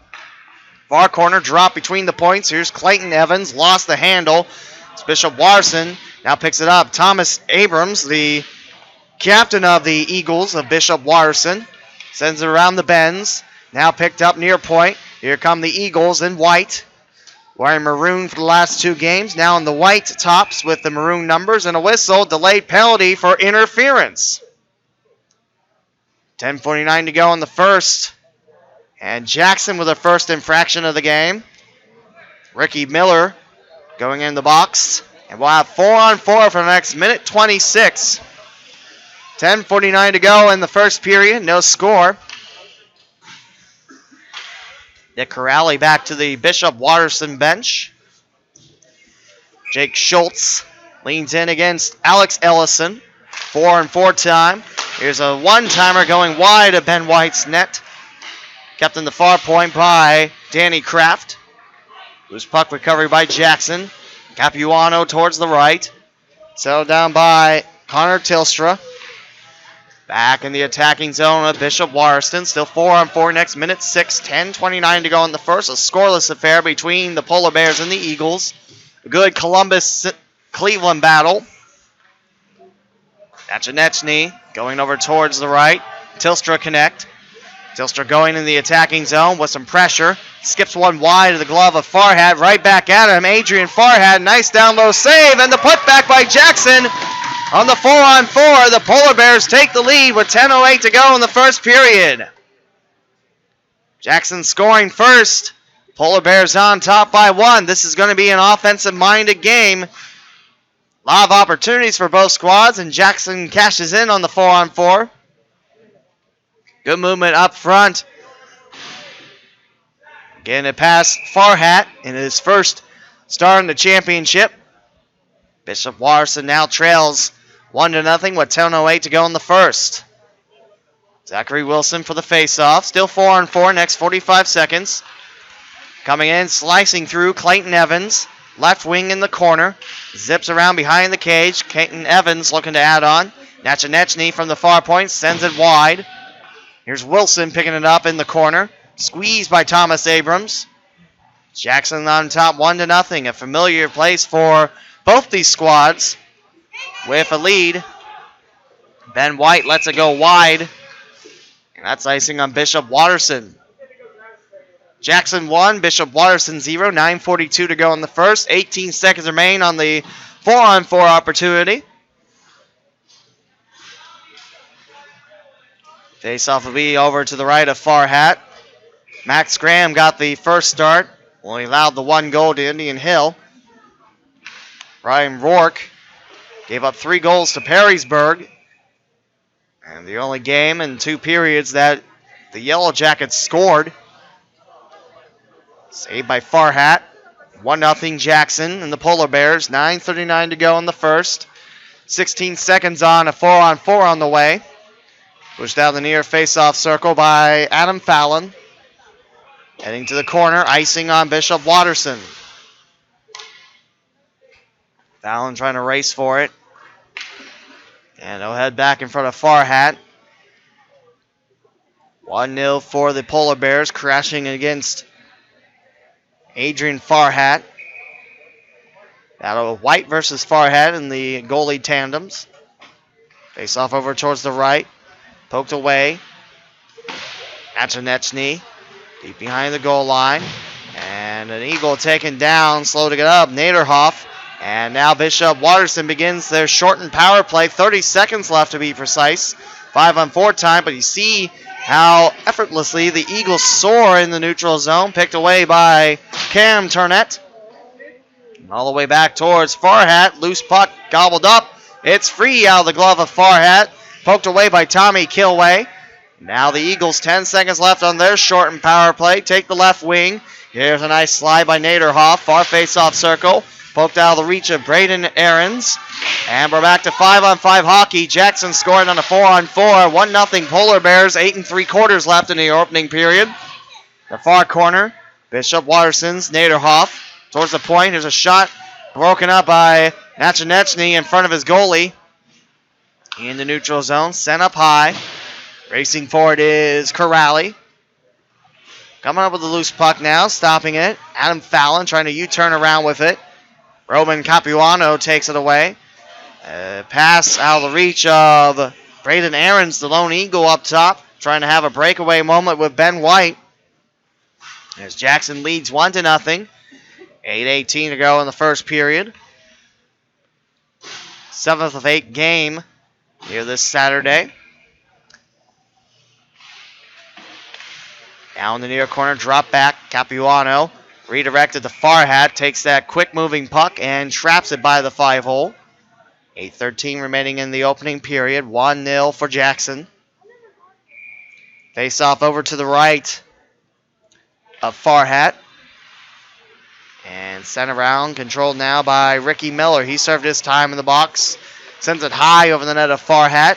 Trying to put the Polar Bears up 2-0. Down low, here's Farhat. A nice slide over towards his left. Farhat keeping it out of his net. 8:01 to go in the first. Still a 1-0 Polar Bears lead. Jackson the away team for this game. Bishop Watterson for the first time this tournament on the home side of the bench. That's the cool side of the bench. Actually, I'm lying. Both benches are cool, as it is ice cold at South Metro Sports Ice House. Capuano connecting. Bouncing off Cole's stick. Bishop Watterson with an attack. Jake Schultz. Double teamed by the Polar Bears, using their claws to get into the puck. Soderstrom. Here's a shot down low. Ben White holds up at the 5-hole. Looking for the loose remains was Kayla Rodil in the slot. Dom Jockman waiting there too. 7:31 to go in the first. 1-0 for the Polar Bears of Jackson. Face-off will be to the left of Ben White. Leaning in. Face-off control by Ian Callahan. Reaching for it now. Bishop Watterson in the corner. Jack Geschwein. Out the near point. Sent in. Ben White redeflected. Loose puck coming in. Here's Ahrens with it. Sent around the far corner. 1-on-1 entanglement. 7:14 to go in the first. 1-0 for Jackson. Bishop Watterson trying to crowbar it away. Now moving it forward is Wilson. Trying to use the Eagles, crashing into their own teammate. Make it Danny Kraft. He's got an Eagle squeezing him. There's 3 Polar Bears trying to move that puck forward. And they'll get it loose. However, the lone defender in the neutral zone sends it off at Polar Bears' back. Trying to shoot at Ben White. It's redirected off Turnett. Turnett's had that happen a couple times for the Polar Bears. 6:39 to go in the first period. Jackson 1, Bishop Watterson 0. About Cleveland versus Columbus. Slowed down by Naderhoff. Now picked up. London takes the left wing. Shot at the chest. And Farhat lets it drop at the 5-hole. And he'll make the stop with 6:25 to go in the first period. Still 1-0 Jackson. See, right now, Jackson's starting to take over on the offensive side of things. Bishop Watterson, not a lot of looks on Ben White. As Jackson really strong, bonded on the team. See, they're going after the puck on Bishop Watterson. Ran into from behind. Now here's an opportunity. Take it away. Here's Fallon. Score! Adam Fallon ties the game with 6:13 to go in the first period. Takes it to the slot. Beats Ben White. And we have a tie game at 1 with 6:13 remaining in the first period. Adam Fallon, he scored a couple of times. He's lit the South Metro light a few times. I believe he had a hat trick in that first game. As the Eagles lean in, Alex Ellison for the faceoff for Jackson. Bishop Watterson ties this game at 1. Like I said, if you like good games, this is going to be for the championship for the West Division. The honor to take on the Elder Panthers. Now at the far point, Jackson sends it in, and we'll have a whistle, and I see a holding call. As which sin bin door will open, or who will jump over their door. It looks like it's Connor Tilstra for Jackson, and Bishop Watterson with their first full power play on the game. 5:56 to go in the first period.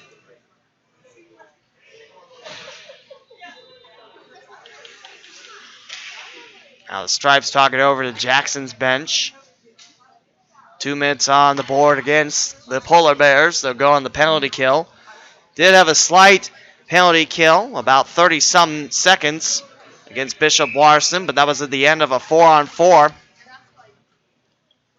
Now Stripes talking back to Jackson. And now the 2 minutes have left the clock. Stripes making sure they get it right before. It's a major on Jackson. Major penalty upon Jackson. And Bishop Watterson leans in. And they look for some advantages on a 5-on-4 for the next 5 minutes. Fallon looks to pinball it back to Corrali. Near point. Here's Fallon. He's got a couple options. Splits a pair of Polar Bears. And staying behind, getting that pass, was Clayton Evans. Nice heads-up read, but here comes Fallon near face-off circle around his man and shooting it wide. Brandon Aarons. Good idea by Aarons, just a little bit too strong on the execution. Now 5:20 remains in the first period. Jackson gets their first clear of the major. 4:19 to go on the power play for Bishop Watterson. 5:11 to go in the first. Tied at 1. Corrali around the far corner. Looks at his options. Fallon's right there. Drops it to him. Fallon looks around towards the slot. Takes it himself. Trying to bounce it far side. His puck bounced off, and he is checked into the near corner. And a whistle. And the farthest referee comes sliding in. Make sure Wilson and his checker are okay. 101 gone from the major. Slow to get up is Adam Fallon. I am seeing 6 Polar Bears on the ice at the moment. 2 are heading to the bench, so no problem there. It will still be 5-on-4 for Bishop Watterson with 4:54 to go in the first. Leading in is Bishop Watterson. Back to Fallon in the corner. Off of the skates of Turnett. On the far corner. Picked up far point. Jack Geschwine. And a boarding call, a roughing call upon the Eagles. So we'll have 4-on-4 for just a little while. That takes 2 minutes out of the major chunk for Bishop Watterson. Tied at 1, a minor penalty on Adam Fallon. And we'll have a face-off in front of Adrian Farhat with 4:44 to go in the first. Ben White making his 3rd start of the tournament, playing all but 2 periods as Sarah Bloomer took his place. And she had a nice 30 minutes against Perrysburg as Jackson completed the shutout of the Yellow Jackets. Meanwhile, for Bishop Watterson, they're on their 3rd goalie of the tournament. Adrian Farhat gets his first crack in the MLK tournament. 4-on-4 for the next minute, 55 and 4:37 to go in the first period. Tied at 1. Jackson scored on a 4-on-4. Dropped over for Tommy Kilway. No one there to help out. Farhat's going to jump on the loose puck. 4:27 to go in the first period. 1:44 in the 4-on-4 and 3:32 left on the Jackson Major. Tied at 1 here from South Metro Sports. A great opening period thus far. Lots of quick action. Both these teams using their speed to their advantage. And Jackson and Bishop Watterson really hitting off the shots. Now around the corner, Thomas Abrams swings to the other side. Abrams picks it back up behind the cage of Farhat. Taken away now by Dom Jockerman. Neutral zone time, whiff by Cam Turnett. As Bishop Watterson back over it. 11 minutes gone from the first period. Kilway connects across the center logo.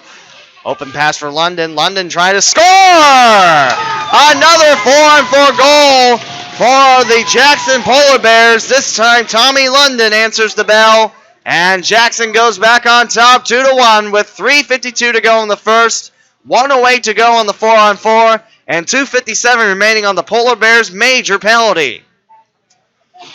London rang the bell and rang the Gatorade bottle a little high over the strings. As Jackson back on top. 3 goals in this opening period. As the Polar Bears now lead the Bishop Watterson Eagles 2-1. Face off center ice. Still 4-on-4. Next minute 5. Alex Ellison trying to drive it towards Farhat.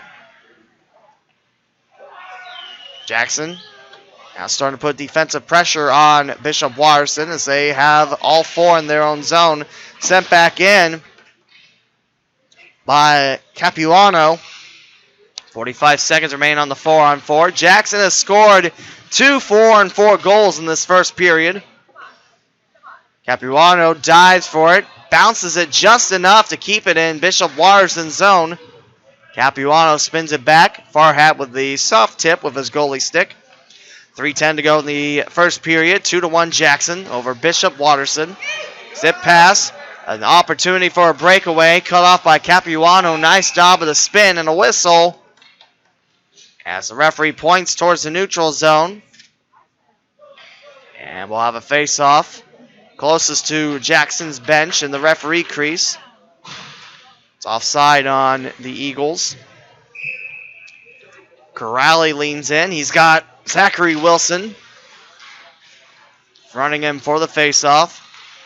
Geschwein taking it slow. Bouncing out the far boards. That'll reach a Corrali. 2:50 to go in the first. 5 seconds left on the 4-on-4. Jackson 2 for 2 on 4-on-4 power play goals. 4-on-4 goals, I should say. Farhat has it bounce off the top. And we're back to 5-on-4 for Bishop Watterson. Still a major penalty against Jackson.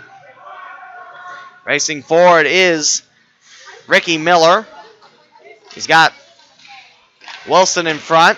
Off the near boards. Bishop Watterson races for it. Corrali's not going to get there. Capuano slips it past Wilson. Kept in by Geschwein on the blue. Swings it for an incoming Naderhoff. Scores it high. And picked up by Corrali. Corrali far face-off circle. Here's a shot. Trickles. Ben White had it deflected off his pads. Capuano sends a clear. Here's a breakaway opportunity for Kilway. Waiting. Shot. And score!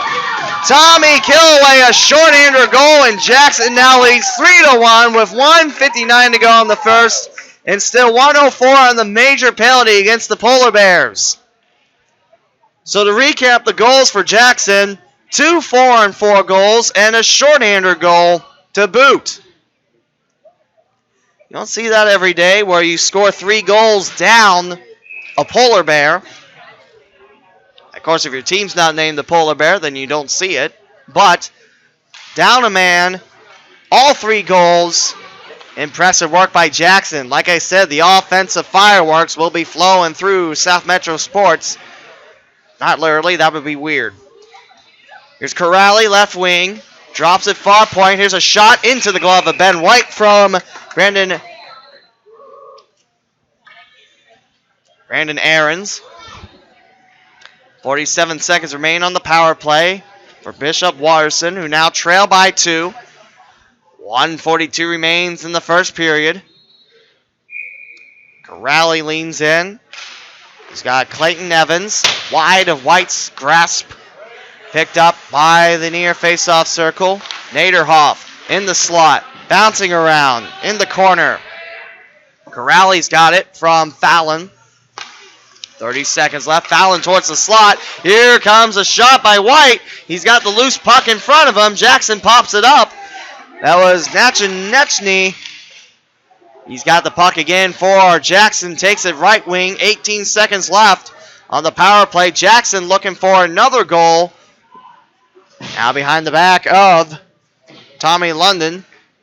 8 seconds left to go in the major on Jackson. Last minute of the first period. 3-1 Polar Bears over Bishop Watterson. Abrams, left wing, sends it around. Now in the far face-off circle. Good cane work that time by Aarons. Far corner towards the point. No one there. Here comes Clayton Evans. Sent away by the Eagles. Skating backwards, Naderhoff. Out of the reach of Adam Fallon. It's going to be icing upon Bishop Watterson. With 33.9 seconds to go in the first. Jackson 3 and the Eagles 1. Just to recap again those goals for Jackson. 4-on-4, the first and second one, and a shorthander goal for the third. Quite impressive work for Jackson. The winner of this game will take on the winner of the East Division. That would be the Elder Panthers. Even if Centerville picked up a clean slate against Normandy, it won't be able to leapfrog Elder, especially with that loss to the Panthers. Here's a shot, blocked away. Cade Soderstrom had that one in the slot. 10 seconds left in the first period. 3-1 Jackson. Ricky Miller's got it. Far wing, swirled around. Soderstrom moves it forward. Back to Bishop Watterson. Out of the reach behind the red line. And that should be icing, but that's also 15 minutes in the book. As Jackson scores 2 4-on-4 goals and a shorthander goal to take a 3-1 lead against the Bishop Watterson Eagles here on the home of Centerville Elks Hockey on YouTube.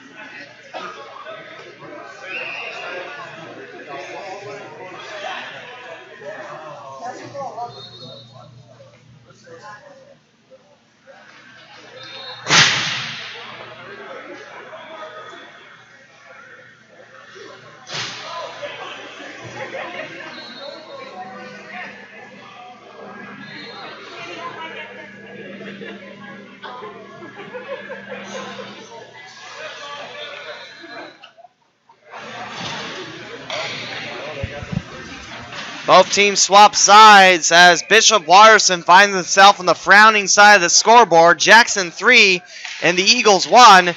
Eagles now fly up the stream and Jackson comes crashing down the stream. As the Polar Bears scoring 3 goals in the first, picking up 1 point for the period win. And these points matter as they determine who plays for what place in the MLK tournament, the second annual Martin Luther King tournament. Loose puck finds Adrian Farhat down low. He'll stomp on it. 21 seconds gone from the second period. As Jackson leads by 2, 3-1 Polar Bears. Face off to the right of Adrian Farhat. Third goalie that Bishop Watterson has used in this tournament, Ben White. His third start. He has played all but 2 periods. Didn't play the last 2 periods against Perrysburg where Sarah Bloomer took his place. Had a good game. There's a shot down low. Farhat saved. Kilway back with it. Kilway swept around. Now met up with Jack Kish and Jack Geschwein. And a whistle as the net becomes dislodged on the right-hand side. Like I mentioned, if you like hockey, it's Hockey Day in Centerville. Centerville students have an opportunity to come to the next game for free to show your ID, students. And you can come to the game for free and even skate after the game for free before the Cincinnati Thunder take on the Peoria Mustangs. Yes, that's right. There's even more hockey. You thought 8 games was a lot. There's a shot. Farhat whiff. The bounce off his glove. Twisted and taken around. Back to Bishop Watterson in the corner. Squeezed amongst there. Here's a near point. Ricky Martin down to the gut at Farhat. He'll close up shot with 14-12 to go in the second period. 3-1 for Jackson. Like I said, if you can't get enough hockey, South Metro is the place to be. There's going to be 5 games tomorrow here and 9 games today. 2 of those games I mentioned, 1 tonight, 1 tomorrow, not part of the MLK tourney. Leaning on in, swept back towards the corner, racing back. Danny Kraft Rolls it for Fallon on the right wing. Fallon taking charge, speeding passes Jackson Checker, trying to score past Ben White. Loose puck taken away by the Polar Bears. Chopped down low, controlled by Jackson, stopping at the near point, crossing it, open opportunity, and Tony London couldn't handle that quick moving pass. 13:43 to go in the second. Here's Jackson's Ricky Martin, save Farhat, down low in front of the Polar Bears, score! Great job by Jackson, staying in front of the goalie, not letting Farhat allow to clamp on the loose puck. And now the Polar Bears have scored 4 of the first 5 goals of the game. Their first even strength goal with 5 on the ice. And the Polar Bears take a 4-1 lead with 13:38 to go in the second period. Face off center ice. Back to Bishop Watterson. Chasing it back is Zach Kubako. In the neutral zone. Taken away by Jackson. A little bit of a slip. Unable to get there in time. Jake Schultz. 13:23 to go in the second. 4-1 for Jackson. Here's a shot off Ben White. Loose puck going wide. And Clayton Evans chases it back for Jackson. Whistle. As Kyle Naderoff brought it back. And that's going to be a face-off in front of Ben White. Looks like his net becomes dislodged. Happening more and more as this Saturday continues to march on. Face-off to the right. Pulled down by Jackson. Good quick movement. Here's the Polar Bears opportunity. Breakaway shot. Farhat redirects it towards his right. Spun around by Jackson. Here comes Schultz using his size to knock it away from Zachary Wilson. Now the Eagles down by 3. Send it on the right wing. Jackson with the first goal of the second period. Back to Farhat. Lets it go wide. Icing. Icing on Jackson. As you might see the Centerville Elks warming up on the side of the rink. They have the last game tonight. They'll take on the Normandy Invaders. Centerville's 1-1 on the tournament. 1-0 yesterday. Beating Troy 3-1. Losing to Elder 5-1 this morning in the second game. Not the early morning game. That was Indian Hill. With the loss to Jackson, 4-2, Polar Bears won it. Both these teams 2-0 in the tournament. And picked up delayed offside on Bishop Watterson. Achanechny rolls on the right side of things. Into the neutral zone he goes, bats it. Now controlled by Bishop Watterson's Thomas Abrams. Abrams listed on the forward in the official roster / time sheet and score sheet. I guess, time is important, but you get what I'm saying. Whistle and head contact. It's a penalty for head contact with 12:14 to go in the second. And Bishop Watterson will be going down a man. Jack Geschwine to the sin bin. 4-1 Jackson, 12:14 to go in the second. And it'll be a minor 2 minutes on the clock as the Stripes talk it over with Jackson. If they're asking why it's not 5 minutes.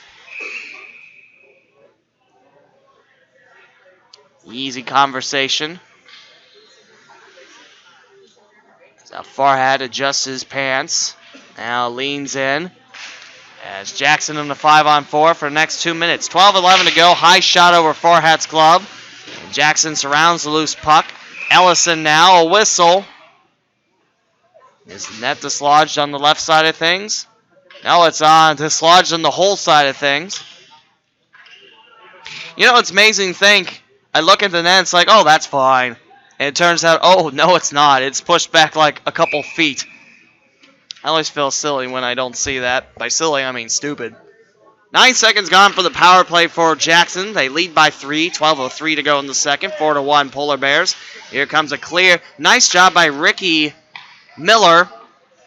On and off his shoulders. Here's a side swipe on the way by Kraft. Check into the corner. Still Jackson's puck. Wilson helping out his teammate. Towards the far point. Jackson works it. Far face-off circle. Back out. Ricky Martin now looking around. Ellison deep in the slot. But in front of the goalie is Zachary Wilson. Comes back out. Here's a shot. It's deflected wide away from Farhat and a whistle. And that net is dislodged again. 1:17 to go on the power play, as now Farhat's water bottle used as a makeshift welder, trying to keep the poles frozen to the ice. Jackson, 3 of their 4 goals have been scored with only 4 Polar Bears on the ice, 1 shorthanded, 2 on a 4-on-4. The first 2 were via 4-on-4. And the last one, the only one the second period thus far, has been a 5-on-5. Here's Jackson with a 5-on-4 deep in the slot. Farhat back on his skates. Here's a shot going wide left from Miller in the near face-off circle, settled down by Jackson. You just see the Polar Bears running through their formation. Here's a shot that hits off the post, clinks off Farhat in the process.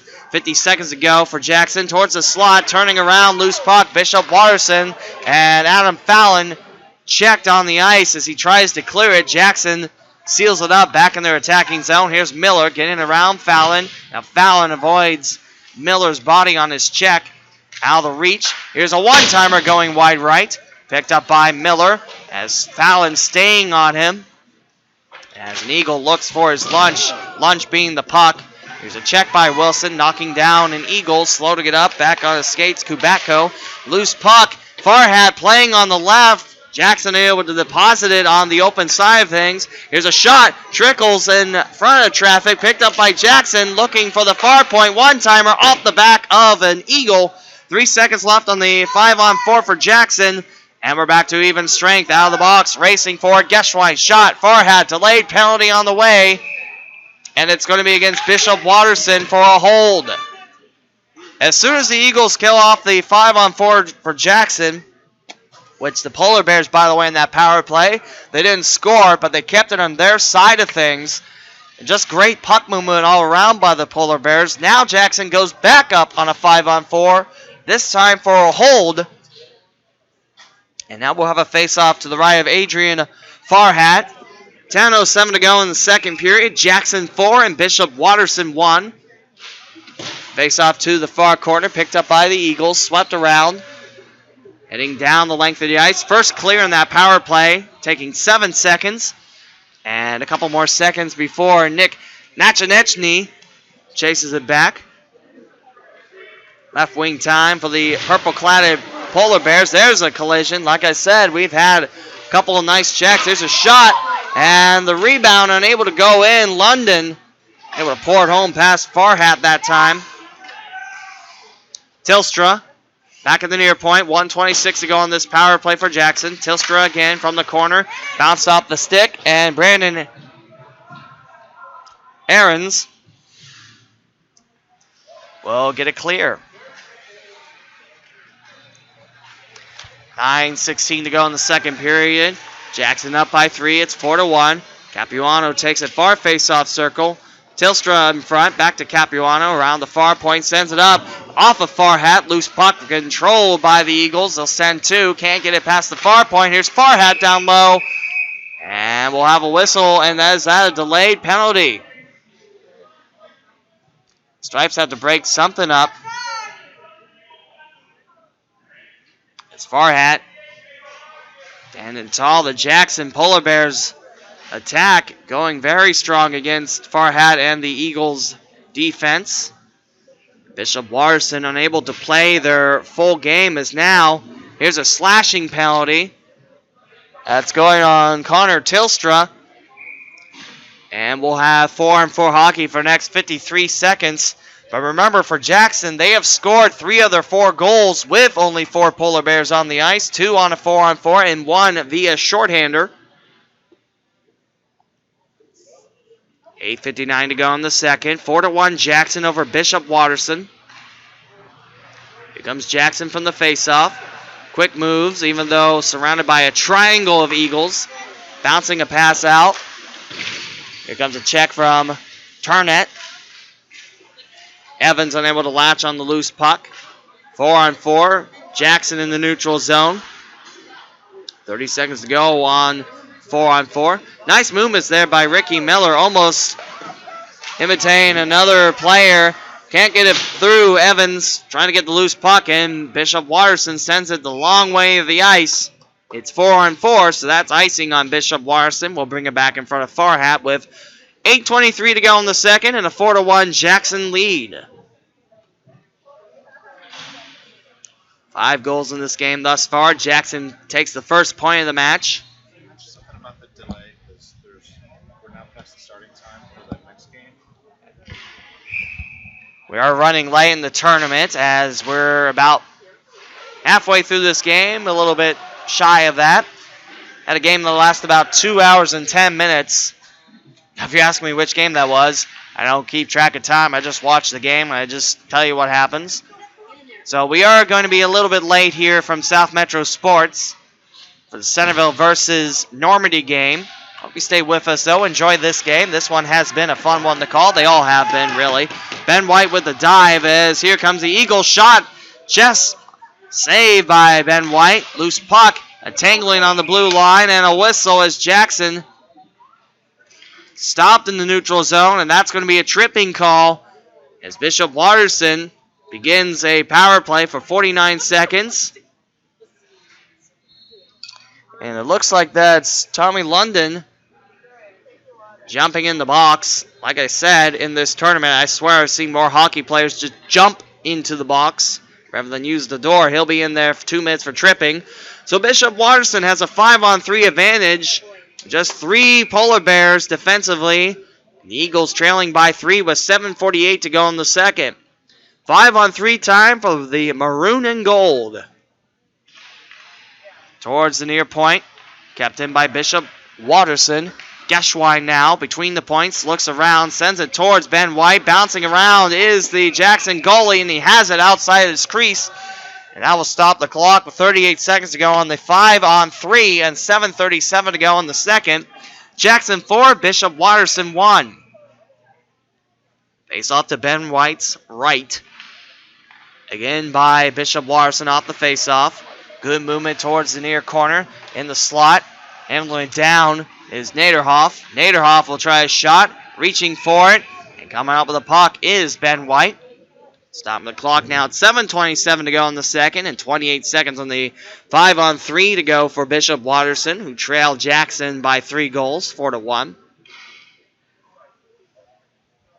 Nick Corrali takes his face off for the power play Eagles. Towards the far point, corralled in by Fallon. Fallon's got the lone Eagle tally thus far and sent down the length of the ice. Good clear by Jackson. That will kill most of the remaining 5-on-3 time left for Bishop Watterson. Naderhoff flies with it. Centers it up on the logo for Corrali. Corrali now up ahead for Fallon. Looking back for Corrali in the slot. Jammed up. Trying to swat it down. 3 seconds left. And we're to 5-on-4 for Bishop Watterson. 6:57 to go in the second. 4-1 Jackson. In the neutral zone. Kept in, move forward. Geschwein now. He'll try to shovel a pass. Now hit off an armpit of the Jackson Polar Bear. Controlled now by Naderhoff on the right-hand side. He's got 4 Eagles trailing him. Now at the far point, heading towards the slot. Here comes Fallon. Nice movement there. 40 seconds to go on the power play for Bishop Watterson. Trailing Jackson 4-1 with 6:24 to go in the second. Picked up by the Eagles near corner. Sun up top. White closes the 5-hole. Bouts it around. And Jackson now gets a clear over the reach of Naderhoff. A breakaway opportunity. Can Jackson score on this? Farhat denies it. And the second attempt goes wide. That has become dislodged again. And we'll stop it with Bishop Watterson trying to feed Jack Geschwein. That post has been slipping out as the game goes on. I think the ice is just a little bit too warm. Remember, we have played, this is our 7th game, and we still have 1 more to go. Snap in the post. And more water from Adrian Farhat's bottle. He's got a clear bottle, not one of those Gatorade bottles that are that shade of green. Hey, whatever works, it's water. You got to drink. You got to stay hydrated in this game.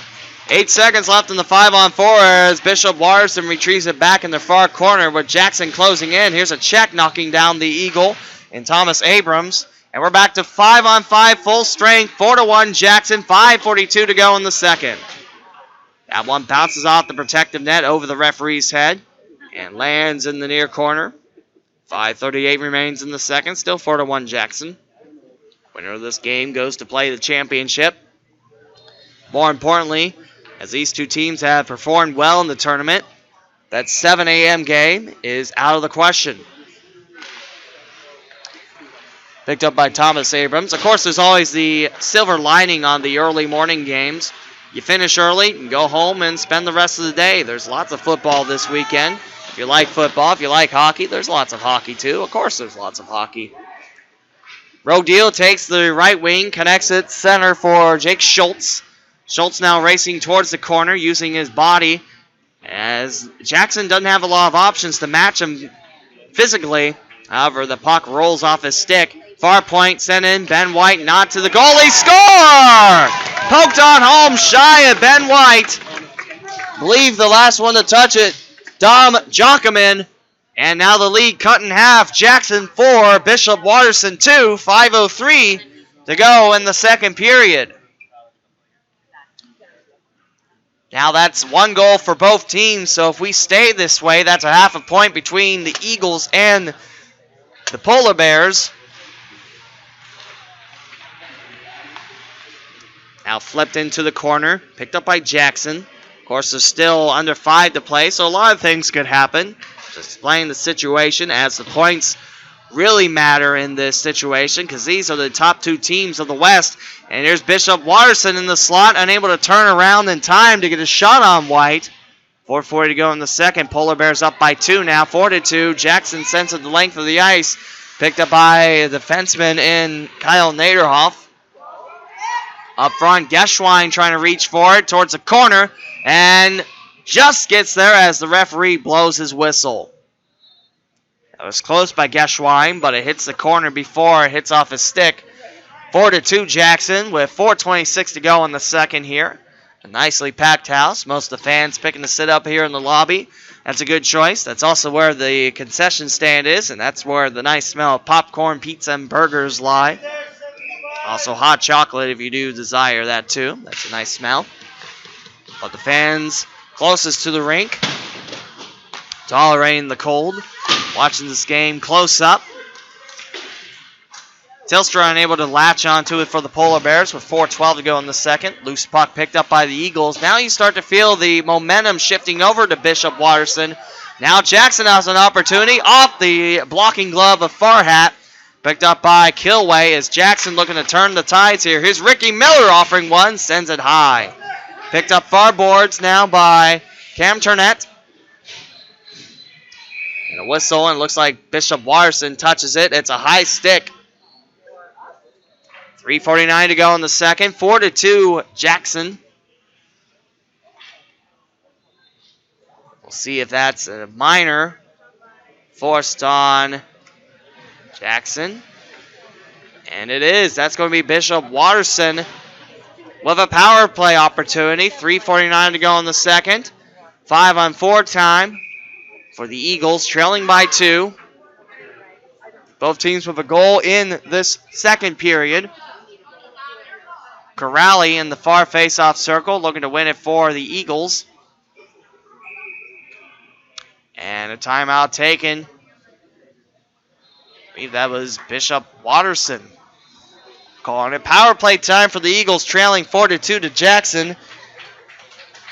The winner of this game goes on to play in the championship.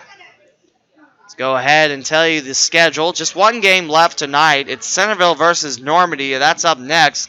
Originally supposed to start around 6:30. Well, it's... Or was it? No, 5:30. Originally supposed to start to 6:30 and then moved back an hour or up an hour. 5:30. Centerville versus Normandy. Of course, right now it's 5:49. That'd be neat to see 2 games going on at once, but I don't think that's happening. As Centerville takes on Normandy, Centerville will be the home team in that game. Game 12 of 16. This is game 11 of 16.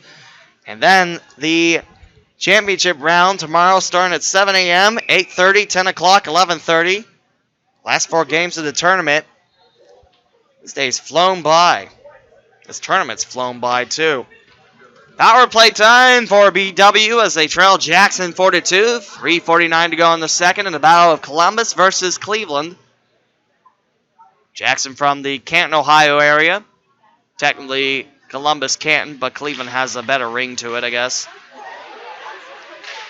Moved forward out of the reach of Evans, Clayton Evans. Almost a polar bear going in to the Eagles bench. 15 seconds into the power play for Kyle Naderhoff. Fallon trying to keep it in. Nice swirl motion and a clear by Jackson. Farhat thinking about going for it. He's got 3 Eagles, now 4 swooping in their own zone. 2 polar bears lurking by. Nice spin job. Nice defense. Corrali helped out by Geschwein on the right wing. 1:17 to go on the power play against Jackson. 4-2 Polar Bears your score. 3 minutes to go in the second. 27 minutes into the contest. We have seen 6 goals. We've seen a lot of opportunities. As Farhat thinking about landing on it with Jackson closing in. They have already scored a shorthander goal today. Not to mention 2 4-on-4 goals and 1 even strength goal. I believe both Bishop Watterson goals are even strength. Miscue by Naderhoff. He's the closest one to it. He'll get the slow rolling puck. 42 seconds in the power play to go. Back in the zone. Jackson's racing for it. Good speed by Jackson. Corrali gets there again, though. Delayed penalty on the way. It'll be on the Polar Bears. And if Jackson touches it quick enough, it's a 5-on-3 opportunity. Farhat watching the action. There's a shot wide of Jackson. 17 seconds to go on the original power play. Far face-off circle, looking to bend it past Ben White. 1:58 to go in the second. Now up top, Geschwein. Delayed penalty. Well, it's not a delayed penalty after all. I guess that was offside. Farhat takes the loose bouncing puck and holds on. 1:44 to go in the second. 4-2 Jackson. I saw the referee's hand stay up for a while. That's why I thought it was going to be another power play. It is not. It's still 5-on-5 as Jackson has it in their attacking zone, up by 2. Capuano, far point, sends it in. Abrams chases it back. Nice movement by Abrams towards the slot. Grossing in, using his body to disrupt things. Jake Schultz. Near point time. Kicked out by Jack Kish. Played offside on Jackson. 1:20 to go in the second. Lots of bodies falling in the neutral zone, heading towards the corner in front of the red line. Play on for the Eagles. Jake Schultz now met up with a teammate, 2 teammates, and several Polar Bears. Kilway bounces one between the points. Near point, send in off of Farhat, excuse me. Now I'm combining last names. It says Farhat. Here's Ellison. Shot saved by Farhat. Trickles wide. Back at you by Kilway. 50 seconds to go in the second. 4-2 Jackson. 2 Eagles get past Ellison. Schultz now. He'll flip it past the lone defender in front, Nick Nachanechny. Eyeing the goal line. Dilstra leads it for Jackson. Loose puck. Fallon comes swooping in. Towards Ben White. Loose bouncing puck. It's Jackson in their own slot with 20 seconds to go in the second. Still 4-2 Polar Bears. Both teams with a goal in this second. Meaning if that's the way it stays, then it's a half a point for both teams. Jackson controls it. 10 seconds left. Zamboni warming up to do its thing in the second intermission. Now here's Fallon from the far corner. Dropped off the back of the net. And that's 30 minutes into the books. As the Jackson Polar Bears hold on to the lead, Bishop Watterson chips into it. And the Polar Bears of Jackson lead 4-2 against the Eagles of Bishop Watterson. In a battle of who will play for the championship tomorrow. The Zambonis warmed up, ready to come on the ice to smooth. And we'll take a break, let the Zamboni do its thing. You're on the home of Centerville Elks Hockey on YouTube.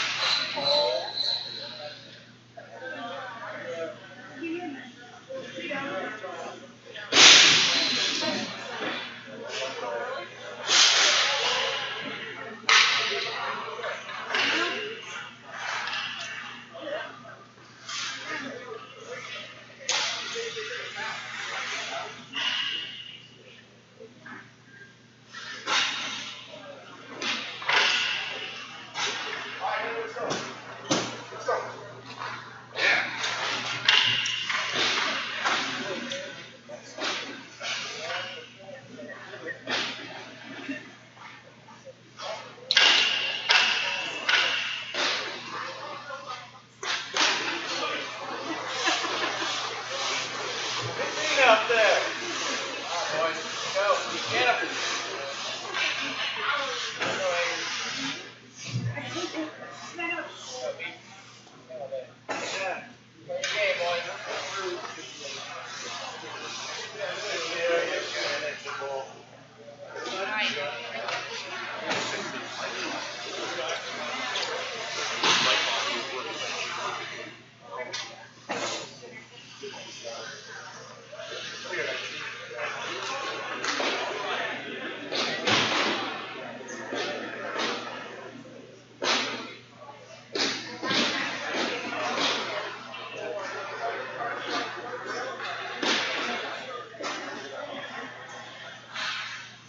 Team swap sides as we start the third period. Jackson Polar Bears 4 and the Bishop Watterson Eagles 2 here from South Metro Sports. Our 7th game of the day of 8 and our 11th game of 16 in the tournament. Thanks for making us a part of your weekend. This is Lee W. Mound with you here for Jackson versus Bishop Watterson. So far, the points in the West look like this. Jackson has 12.5, Bishop Watterson 12. So this is a big period. Remember, the victor of the game picks up 2 points. And whoever wins the period, who outscores the other team on the third, will pick up a point. If it's a tie, then it's a half a point. So big crunch time. If Jackson can pull away, they'll take on Elder. If Bishop Watterson can claw back, remember, if this game ends in a draw, that's a point for each team. And whoever wins the period, since Bishop Watterson has to come from behind, if Bishop Watterson ties it at 2 or 3-1 or any other ratio like that, then that's an extra point, and that would just edge the Eagles over. But right now, 15 minutes to play. Let's start 10 seconds into the third. Jackson going back up the stream, and Bishop Watterson down the stream. Adrian Farhad in the net for Bishop Watterson. Even strength. Ben White in for Jackson. Into the neutral zone. Here comes Jackson sweeping around. And picked up by Bishop Watterson. Delayed offside upon Jackson. Now cutting in is Clayton Evans. That's a broken stick. And that is a hooking penalty issued 40 seconds into the third, where Jackson leads 4-2. Who will be going in the magical sin bin? And it looks like Bishop Watterson will send Kyle Naderhoff in for hooking, and Jackson goes up a man for 2 minutes. 5-on-4 power play time for the purple and gold. 14:20 to go in the third. Polar Bears 4 and Bishop Watterson 2. Out of the grasp of a Polar Bear. Having to retreat back. Just one Eagle closest to the puck. It's a 2-on-2 battle. Now making a third Polar Bear joining the fray. Evans, Miller. Third Polar Bear getting it in Allison, I believe. Around the near corner. That's icing on the power play unit. We'll drop it in front of Ben White with 14:01 to go in the third. 4-2 is your score for Jackson. Taking his face off for Bishop Watterson in the white jerseys for the first time this tournament. Nick Corrali. And for Jackson in the black jerseys with the purple sleeves, that was Clayton Evans. Keeping away from Ben White as it is Bishop Watterson's hope to score a shorthander goal. Far corner action. Polar Bears come up with a puck. Left hand fake. Now it's Miller cutting over towards his right, connected with Clayton Evans, soaring down the right wing. Polar Bears do have to play it back. A miscue on the pass sends them back in their own zone with Miller chasing it back. Adam Fallon on his tail. In the neutral zone, pushed forward. Kilway unable to clamp down on it. Good pressure. Now it's Corrali getting it swatted away. And here comes Kilway. Taking it towards the far face-off circle. Dropping it back towards the slot. Looking to connect with Zachary Wilson. And here are the Eagles looking for a shorthander opportunity. Almost running into the referee. Crashing in the far corner. As Bishop Watterson looks to fight the good fight for the puck. And a whistle as an Eagle is down. Eagle is down as he looks over towards his right. Seeing if he drew the penalty. 37 seconds left in the Jackson power play. He's slow to get up. Takes its time. Jack Geschwein. 37 seconds remain on the power play for Bishop Watterson. Face-off neutral zone. Zachary Wilson waits for Jake Schultz.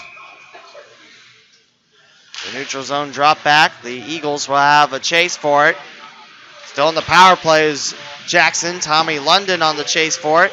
Bobbed around the neutral zone. Half-point difference between first and second currently in the West. Currently Jackson on top. 12:38 to go in the third. 4-2 Jackson. Gets the Polar Bears on the attack. Tommy Kilway. Picked up by London. Swept around. London chases it in the near corner. Drops it back. We're back to full strength. To the bench goes Naderhoff. And his place as Bishop Watterson's Farhat feeling the pressure around. 12:14 to go in the third. 4-2 for Jackson. Jackson's 4 goals, just one of them even strength. The other 3, the Polar Bears only had 4 members on the ice, 2 on a 4-on-4, and 1 shorthander goal. Face off to the right of Farhat. Taken away by Bishop Watterson. Starting to see the muscles of the Eagles flex their wings towards the slot, unable to hold on to it. Naderhoff in the far corner, stood up, still with a puck down low. Ben White, save by the Jackson goalie. Save Ben White. 11:58 to go in the third. 4-2 Jackson maintaining a lead. Both teams shared a point in that second period because both teams had 1 goal. Up top, here's White with the puck catch. Now the faceoff awaits us to the right of White. 11:56 to go in the third. 4-2 in favor of Jackson. They're the away team in this game, donning the black jerseys with the golden numbers and helmets. Racing over to Farhat zone. Closing in. Naderhoff falls down. Jackson now an opportunity. Send in towards Farhat. Loose puck in the slot. And Bishop Watterson slices it through the lone defender at the point. No icing. Picked up by Bishop Watterson now. Actually, Jackson's Ricky Miller has it. Bishop Watterson on the chase for it. Tilstra hammered into on the neutral zone ice. Quickly back up. Bishop Watterson gets it into the neutral zone where Jackson recoups. Cam Turnett towards the right. Bounce down low for Tyler Meek. Now here's Soderstrom. Takes it far boards, looks around, trying to find the deep end of the slot, heading towards Ben White. He's coming out of his crease and stops it in front with Jack Geschwine stalking by. Both teams 2-0. Here's a high shot off the protective net. We'll do it again with 10:45 to go in the third. Still 4-2 Jackson. Both these teams 2-0 heading into this game. A lot of fireworks in the first period. Just 2 goals in the second period for both squads. 1 goal each, I should mention. As Cole leans in for the face-up. Jared Cole. Back out to Jackson. Full strength. Far point. Nachanechny. Behind the net. And a delayed penalty for head contact. And quickly into the box is Jack Geschwine. 4-2 Polar Bears as they go on the power play. Face off in front of Adrian Farhat. As the Eagles look to prepare themselves for another penalty kill.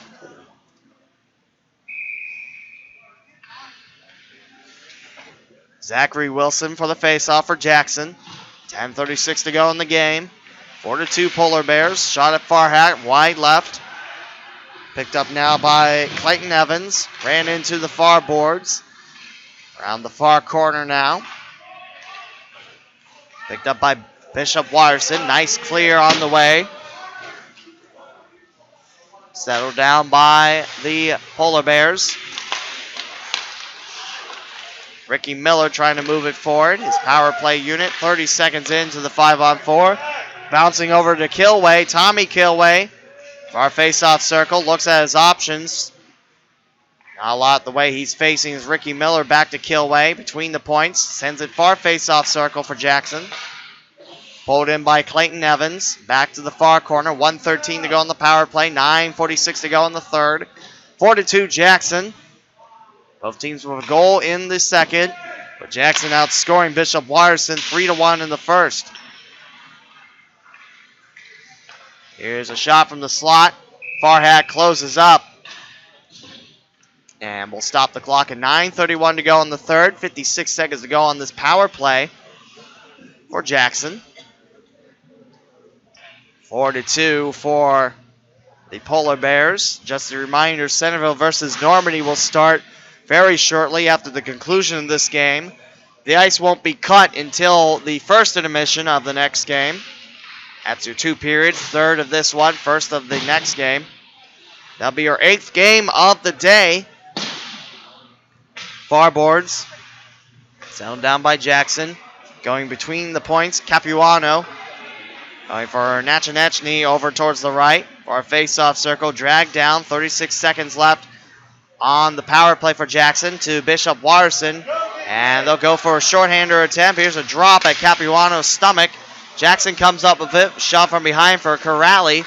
Now Nachanechny takes the right wing. 20 seconds to go. Towards the slot. Swept away. And past Adrian Farhat as Jackson scores the first goal in the third period. 5-2 Polar Bears off the power play goal. And the Polar Bears back on top by 3. Just to recap the points again, Jackson 12.5 and Bishop Watterson 12. So this third period is big, and that deficit becomes huge for both teams. For Jackson, if you play your game right, you don't allow Bishop Watterson to crawl back in, you're heading to the championship. For Bishop Watterson, you have a 3-goal hole looking at you, and Jackson has been very stingy with the puck. That's been the secret of Jackson's success. As now, Jackson trying to drop it out of the defensive zone. Far point time, Bishop Watterson. Nachanechny. And scooped around by Jake Schultz. Keep it in the attacking zone for Bishop Watterson. 8:20 to go in the third. 5-2 for Jackson now. 1 goal in the third for the Bears. Heading towards the slot, losing the puck on the right-hand side. Tyler Meek. Now on the near boards, Bishop Watterson connects it. The right to Ricky Miller. Ricky Miller sends it. Looks at the slot, chops it around, far face-off circle. Bouncing it away from Jack Kish. 7:50 to go in the third, still 5-2 Jackson. Here comes Bishop Watterson on a breakaway opportunity. Lost puck and goal! Thought Ben White was going to save that one as Kyle Naderhoff, pressure from behind. Probably didn't get the control like he liked, but he slips it in past White. That's what matters. A goal for Bishop Watterson. And it's 5-3 Jackson. And this third period tied up at 1. 7:42 to go in the third. Kyle Naderhoff tucks it in slowly past Ben White. And Bishop Watterson back down by 2. That goal cancels out Jackson's goal. It's a 2-goal deficit. And there's a delayed penalty. And it looks like it's interference. Keeler Rodil makes his way towards the bench. And Jackson sends someone in the penalty box. So shortly after scoring the third goal from Kyle Naderhoff, it is a power play opportunity for Bishop Watterson. As the Eagles trail 5-3. 7:31 to go in the third. Dropped in the far face-off circle. Back to Jackson. They're shorthanded. And a delayed penalty. And 8 seconds gone from the power play. A slash. And we'll skate 4-on-4. Jackson has scored 3 goals out of 5 via 4-man rush. And that power play for Bishop Watterson now a thing of the past. 7:23 to go in the third. 5-3 for Jackson. Winner of this game goes to the championship. Right now, both teams with a goal in the third, meaning a half a point. Clamped on down by Adrian Farhat. So to go over it, the period, both teams will split a point. That's still a half-point lead for Jackson. And if Jackson still held on to the win, that's 2 more points. Jackson would certainly be heading to the championship round. They'll take on the Elder Panthers in the last game of the tournament. Shot at Farhat at his chest, looped over the net by Jackson. 1:35 to go on the 4-on-4. We have skated 4-on-4 quite a bit in this game. Corrali now, far corner. Dripping it across for Zach Kubatko. Far point time. Jackson sends it in. Don't believe Farhat got a whole piece of it. Here's Bishop Watterson. 2-on-3 slice.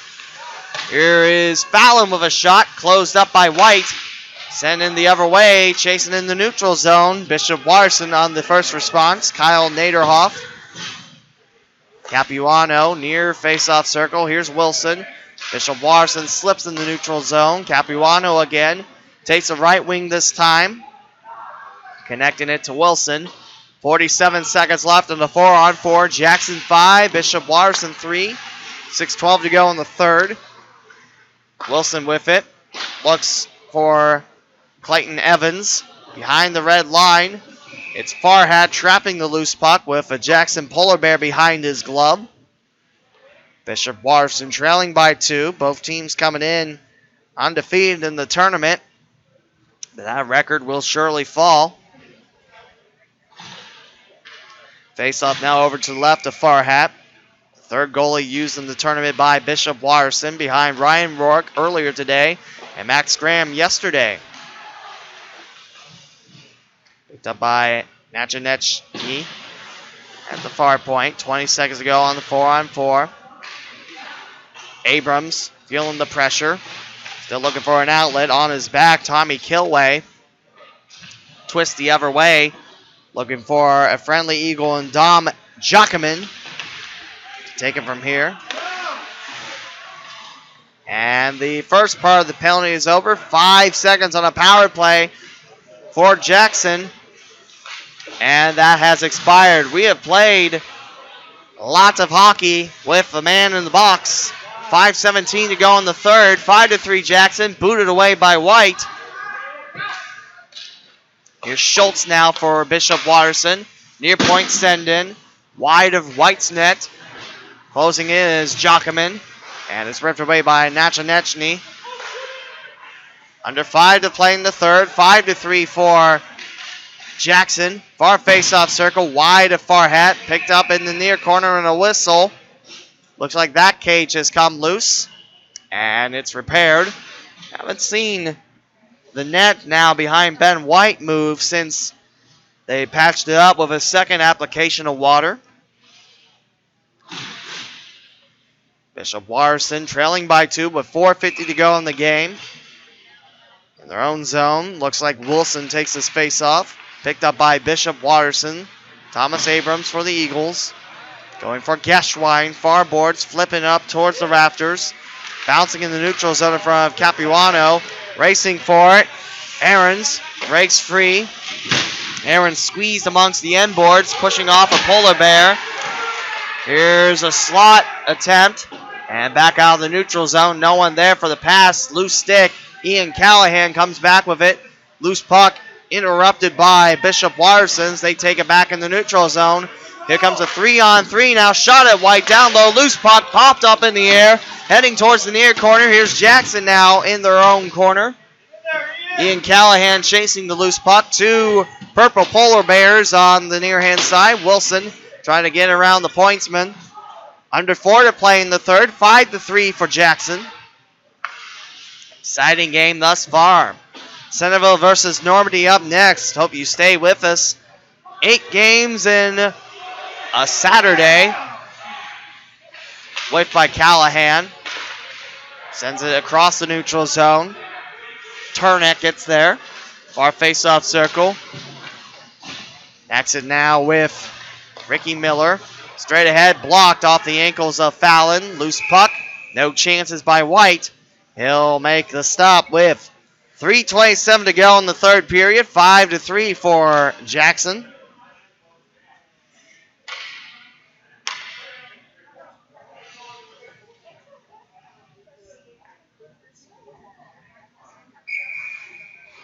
To the left of Ben White. Ellison leans in. Coming in on the right side. Bishop Watterson pushed from behind. Here's Rodil keeping it in for the Eagles. Ricky Miller with it. 3:11 to go in the third. Miller now towards the slot. Connects it with Ellison. Ellison off his railing. Swings it towards the slot. No one there to finish it. Here's Turnat in front of his bench. Here comes Bishop Watterson trying to crowbar it away. If Bishop Watterson can get another goal, that would be a 2-1 goal differential in the third period for the Eagles. Here's Jackson. Far face-off circle. Lots of Eagles pressure. That time on the back of Tommy Kilway. About the same that Jackson's been doing to the Eagles in this game. Towards the near corner. End boards. Icing Bishop Watterson. Jackson 5 and the Eagles 3. Here at South Metro Sports. Winner of this game plays in the championship against Elder. Loser of this game plays in the second place game. Right now it's Troy, but Centerville yet to play in their third game. And depending how well the Elks do, it could be Centerville versus this Bishop Watterson team. Those teams met up in the preseason where Centerville came away with a gutsy 5-4 win at Bishop Watterson. Nachanechny now, far side, covered up by Farhat.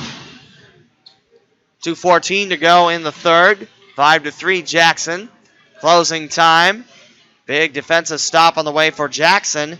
And Bishop Watterson has amped up the pressure, but is it too little too late? Ben White in the pipes. Face off towards the left. In the slot. Jackson trying to poke it through. Kept in by Capuano. Towards Farhat. Bounces away. Towards the near corner now. It's Bishop Watterson. They'll send it into the neutral zone. 1-on-2. Schultz on the far hand side. Tangled up with the Eagles. Off the side of the net. Picked up in the neutral zone by Zach Kubatko. Played offside on the Eagles.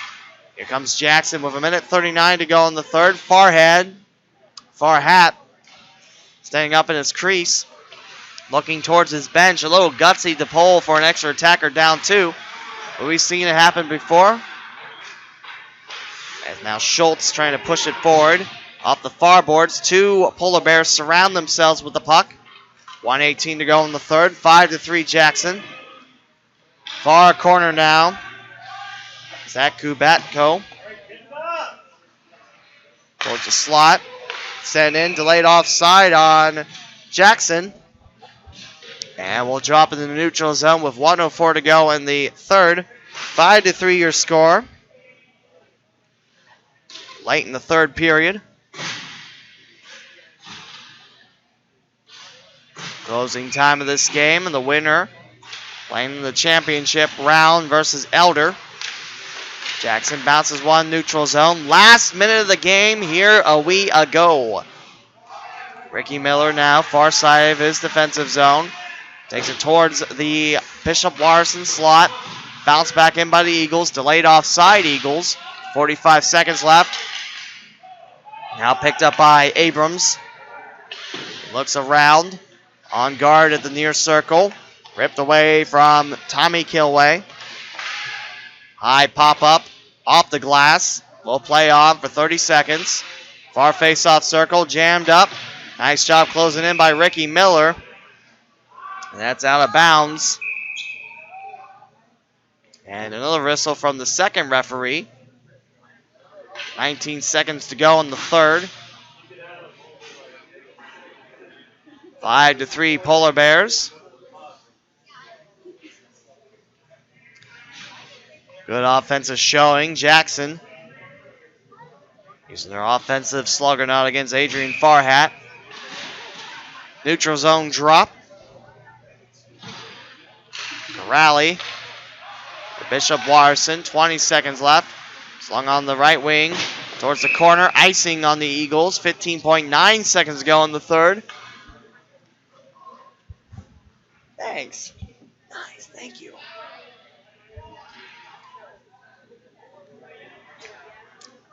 Jackson with a 2-goal advantage.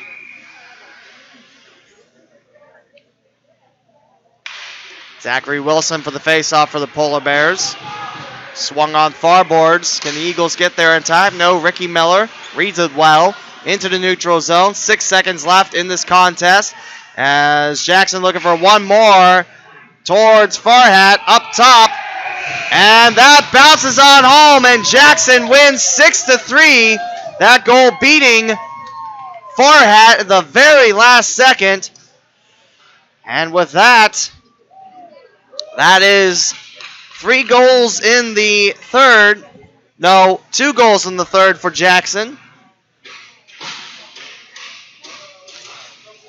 And 1 in the third, so that's a period win for the Polar Bears. 1 point, and the victory gives them 2. This Jackson Polar Bears squad will now take on Elder tomorrow for the very last game of the Martin Luther King Tournament. And for Bishop Watterson, a hard-fought loss. They'll take on the second-place team of the East, which will be decided after this upcoming game. Centerville versus Normandy up next. Here on the home of Centerville Elks Hockey on YouTube, this is Lee W. Mallon. Taking a break. We'll come back in a few.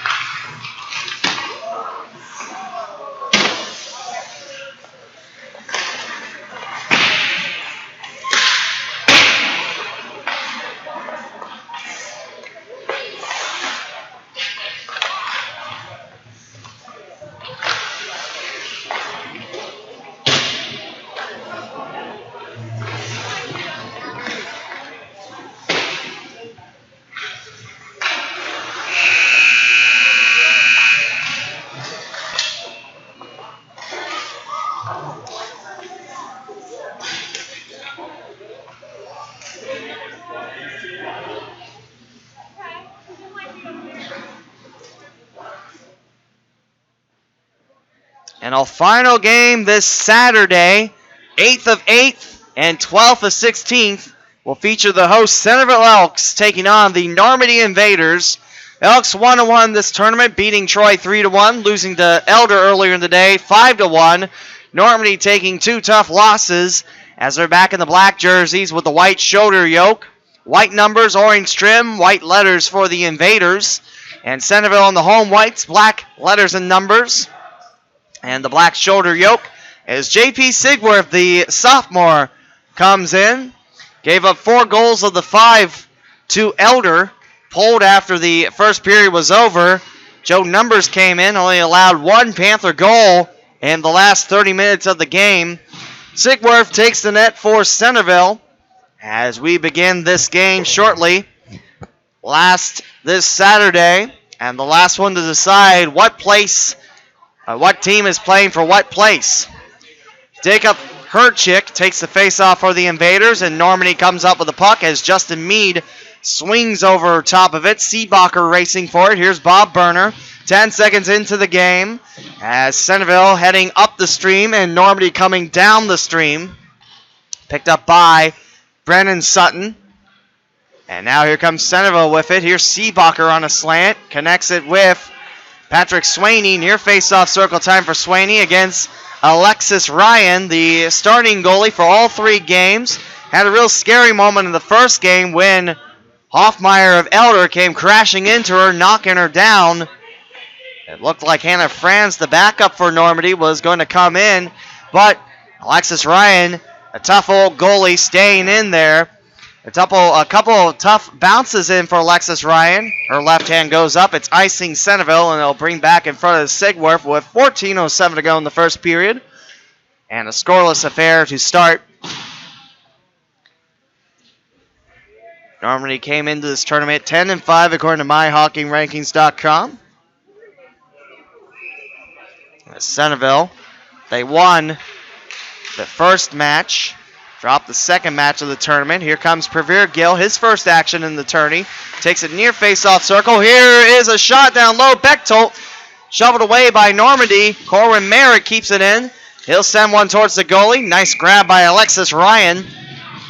And she'll hold on for the save with 13:50 to go in the first period. No score between the host Elks and the visiting Normandy Invaders. Right now, Normandy, the 4th place team, they'll play the early morning game. Bouncing around the slot.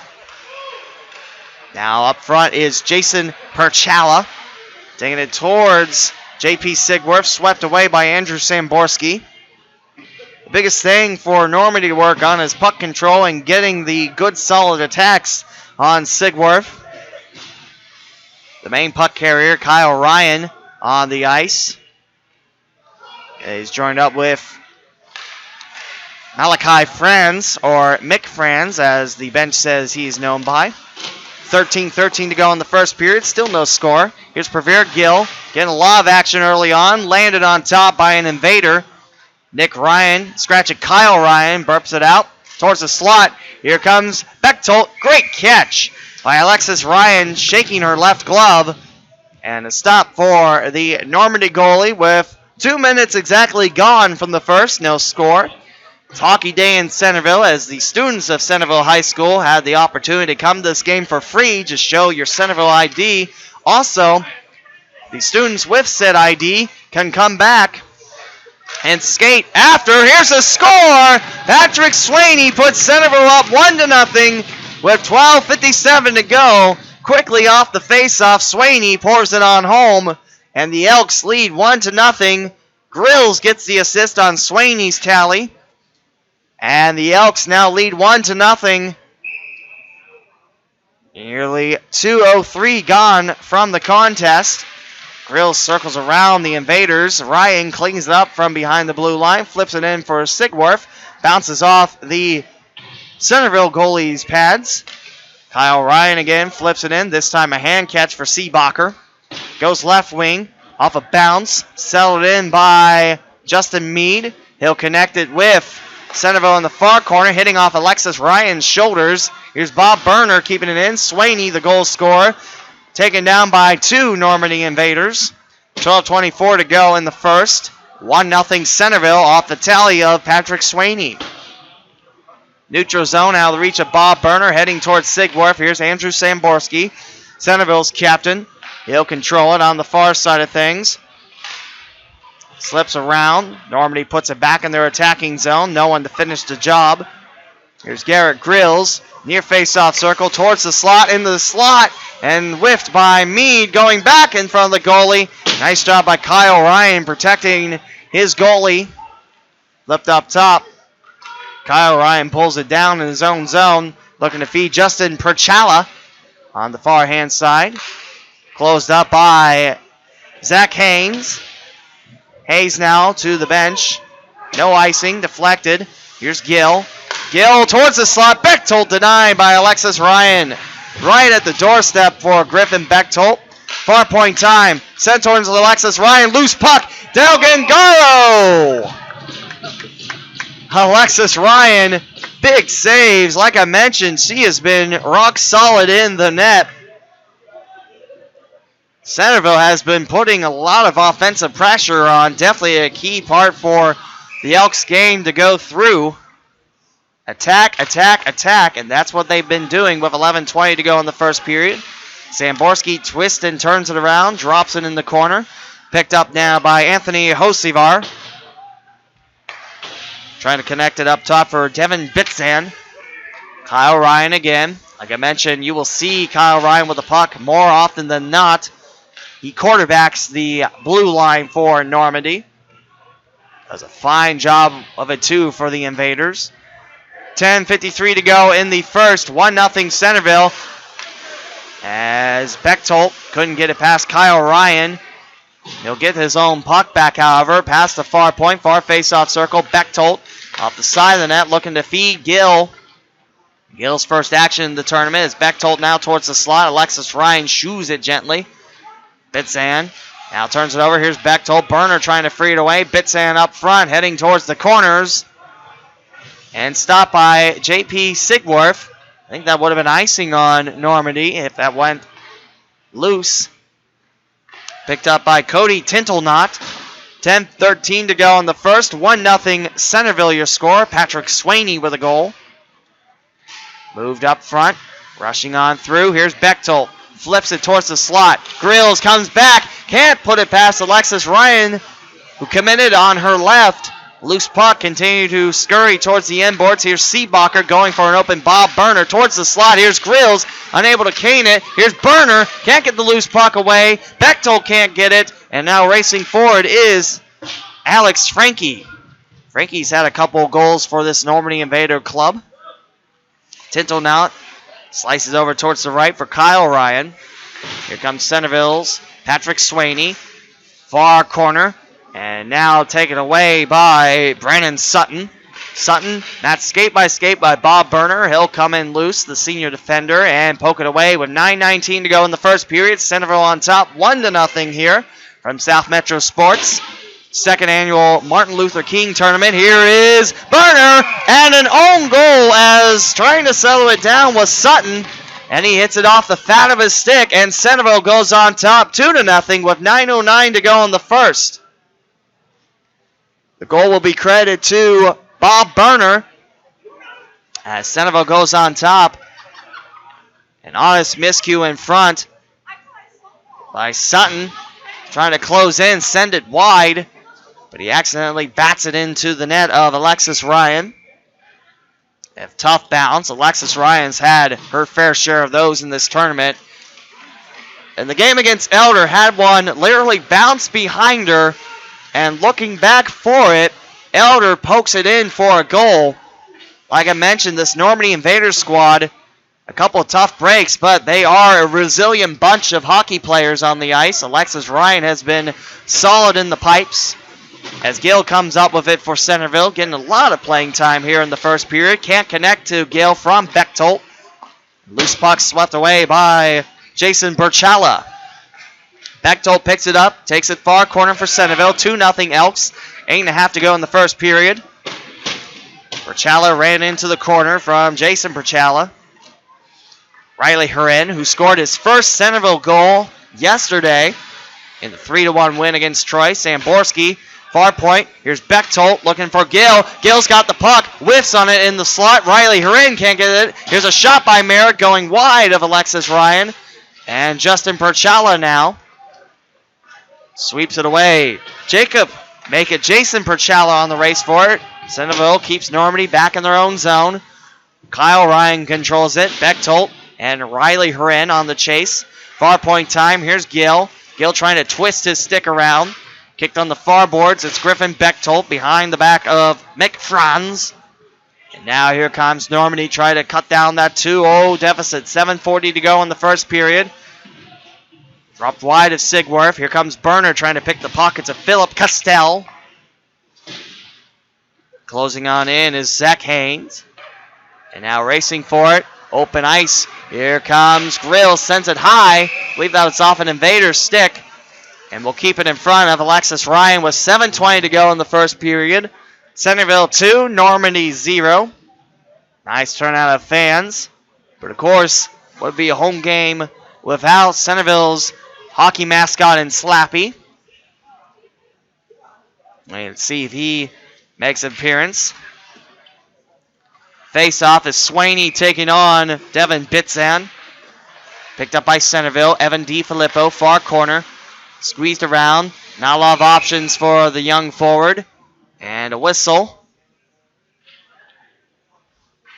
So referee picks up the puck by the Zamboni doors. 7:14 to go in the first period. Centerville 2, Normandy 0.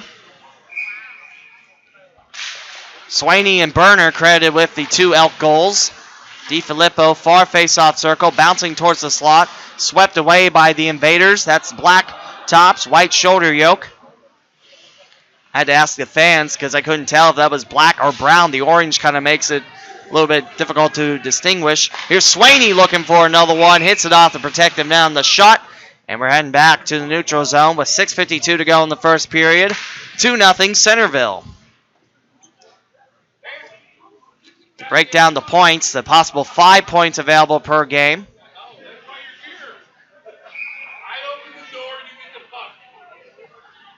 Ace off in the neutral zone. Patrick Swaney drops it in the corner. Kyle Ryan going straight ahead. Swaney at the point. Double team by the invaders. Here's Meade. Couldn't get a clean grab on it. Heading back towards Sigworth. Icing Normandy. And we'll bring it back in front of Alexis Ryan with 6:38 to go in the first period. As now Centerville takes his face off.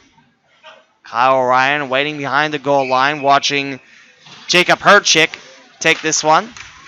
Swaney with a nice rotation around, but the puck behind his back.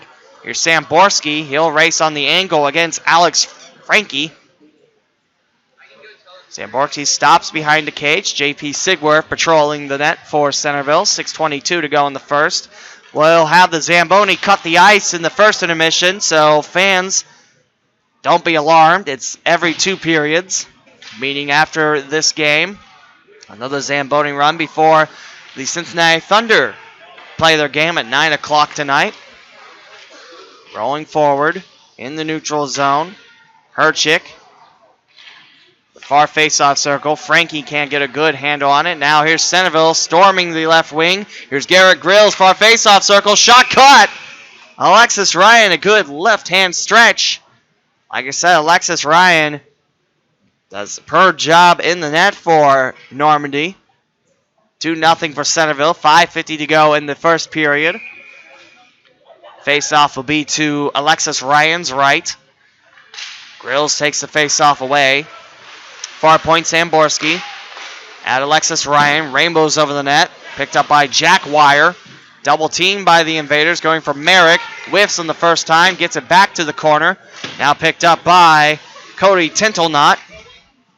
There's Grills off the side of the net. Kyle Ryan has it popped off his stick. Justin Perchala on the end boards. Tangle around. Wire waits for it near corner. Holds up Lucas George, also one of the predominant puck carriers for Normandy. 5:13 to go in the first. Chipped in. Delayed offside Centerville. Picked up by George. He'll go right wing. Turnover. Samborski's got the loose puck. Merrick now swings it, connects to Grill's right wing, trying to split a pair of invaders, does pop his head through and move the puck closer to Alexis Ryan. Around the corner. 4:51 to go in the first. 2-0 for Centerville.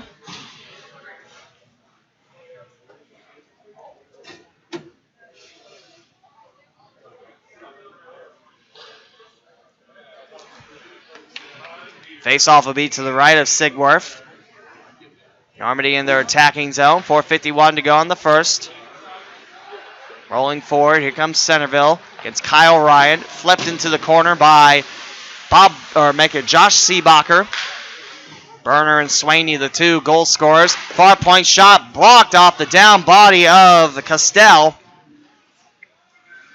It's always amazing me to see hockey players block shots, especially with their chest, because that looked like that would hurt, especially if that broke a rib. Yeah. But then again, hockey players, exceptionally tough. This broadcaster, exceptionally not. Kyle Ryan cleans it. Here's Burner near face-off circle in the pile. Bounces away. I don't believe Alexis Ryan had it cleanly. Burner racing for it. Gets it towards Bechtold. Bounced around by Anthony Hosever. 4 minutes to go in the first period. Centerville 2, Normandy 0. Gill struggles back for Seebacher. Riley Herren waits by the attacking zone. Pushes it forward. Kyle Ryan racing forward off the far boards. Here comes Seebacher. Castell onto the races. Now here comes Bechtold against Kyle Ryan. A collision of two Elks and one Invader and a whistle. And is that our first power play of the game? It's a tripping call, and yes, it is. This power play brought to you by the Dayton Hockey Shop here at South Metro Sports. When you want to play hockey and you live in the Gem City, in the box goes Kyle Ryan for a trip. You stop at the Dayton Hockey Shop. You get your sticks, you get your equipment, you get your jersey made there. The Dayton Hockey Shop. Power play time. Sutton tries to clear. Nice job by Merrick keeping his stick there. Sutton a second time. This time angles it off the back of Jason Perchala. Jason Perchala unable to hold it. He'll chase the loose puck in front of his bench. 3:19 to go in the first period. Clear 16 seconds in. 3 1/4 now left in the first. 2-0 for Centerville. Now picked up by Meade. Takes the left wing, centers it up. Slot just out of the grasp of Alexis Ryan's left hand. Grills has it. Jason Perchala going low on Grills' gut. Trying to get it back. Frankie in the way. Merrick chops it and has to go back in the corner. 2-on-1 for the Elks. They race towards that way. Samborski now. He'll look at his options. The Invaders not a lot of shots on goal here in the first period, as Centerville has kept the offensive pressure on Alexis Ryan.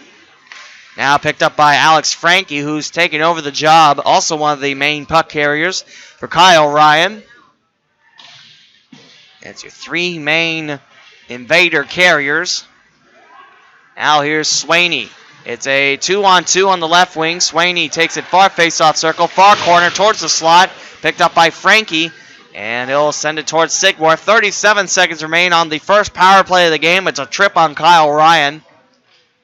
Centerville going back to work. Out of the reach of Del Gingaro. Back to him as Normandy trying to send it deep in their attacking zone, trailing by 2. Burner right wing towards the corner. Here's Burner towards the slot. Here's a shot by Gill. Hits off an Invader's stick. Sutton can't get a hard clear on it, but that angle should do the trick as Seebacher's got a U-turn around now. 6 seconds on the power play. Burner now up ahead. Played by Gill. One-on-one battle towards the far corner. We're back to 5-on-5 hockey as Gill, off the back of Sutton, towers over the tallest Normandy forward. Delayed penalty on the check on Sutton. And it looks like it's going to be Centerville for a penalty kill, this time for a rough. And I believe Prevere Gill is the guilty Elk. Sutton's going in for a rough instead of Gill. Gill receiving the worst of the rough, and Sutton in the box for the second power play for Centerville, again sponsored by the Dayton Hockey Shop. Bechtold will take this face-off.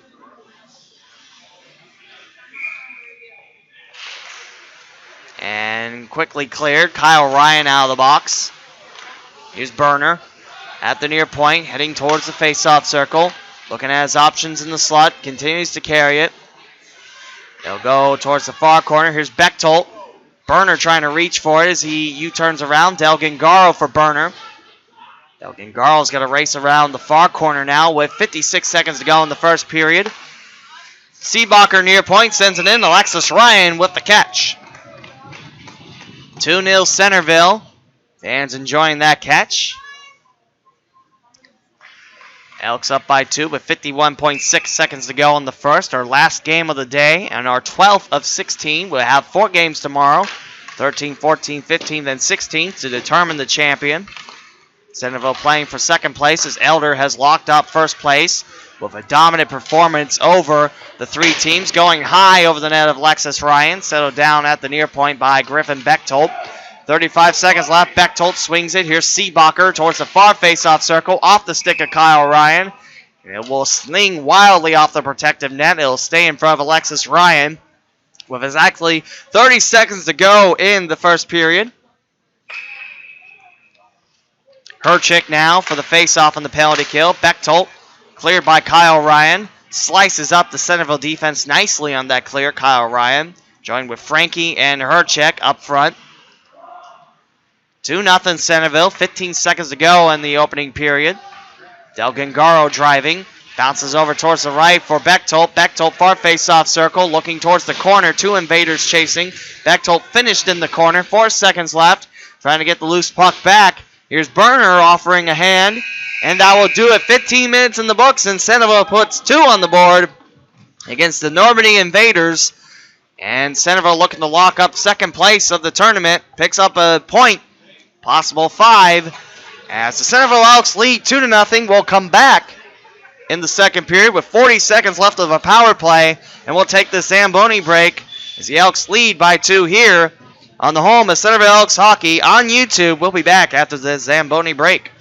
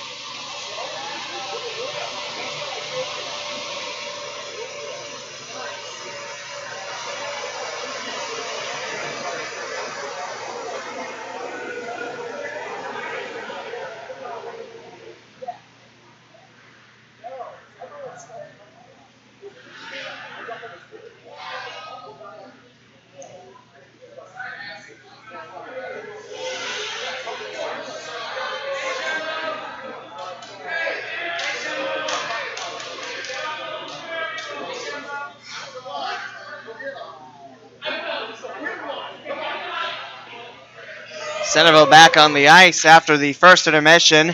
Elks 2 and the Normandy Invaders 0. Still 40 seconds of a power play for Centerville to work with. This is Lee W. Mowen with the call for you, our 8th game of 8 on the day. As it is a 2-0 Elks lead. Goals scored by Patrick Swaney and Bob Berner. And the Elks now wait for the Invaders to come out of their locker room and join back on the ice. Meanwhile, we see the Peoria Mustangs make their way into their locker room. That's the next team to play. No, that's not a high school. That's just joining as a mysterious opponent in the tournament. That is the North American 3 Hockey League. That's a junior hockey league. The home of Cincinnati Thunder, also playing at South Metro Sports, and they have a game later tonight at 9. So, like I mentioned, lots of hockey. We start at 7 a.m., open the doors at 6 a.m. to get ready for Indian Hill versus Jackson. And now we are wrapping up the evening, 30 more minutes of hockey. As it is a 2-0 Centerville lead against the Normandy Invaders. Alexis Ryan making scratch marks in her crease. JP Sigworth already done with that, getting a drink of water. As Seebacher joining Burner on the ice. Grills, Swaney, and Mead up top. Grills looking for the face-off recovery. He'll take on Lucas George of Normandy. Back to the power play unit going, Centerville. Bob Burner now. Tipping ahead, Patrick Swaney. Swaney to Mead, over on his right. Picked up in front of the Centerville bench. By the way, in that first period, Normandy had 0 shots on target.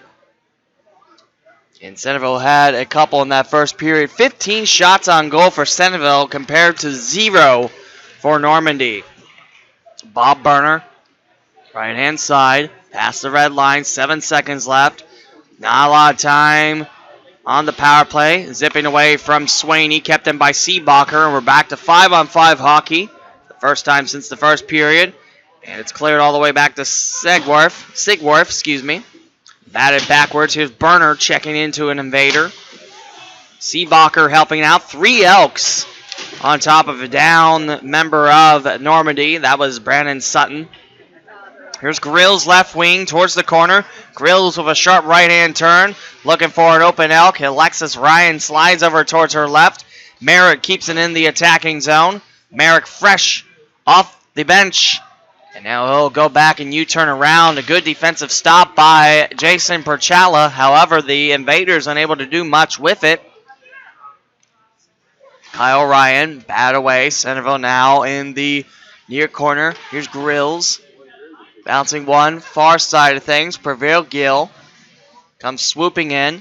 Normally used closer to the goalie in the slot. Now he's providing a body, looking to rotate it around. A 1-on-1 opportunity. Corwin Merrick eliminates that play from Sutton. Here's Samborski behind the back of Justin Perchala. Sent in by Normandy. High over the reach of Sigworth. Corwin Merrick now drops it near corner, and that's icing on Centerville with 12:55 to go in the second period. Centerville on top, 2-0. And this Saturday evening, perfect for hockey. Elks outshot Normandy 15-0 after one.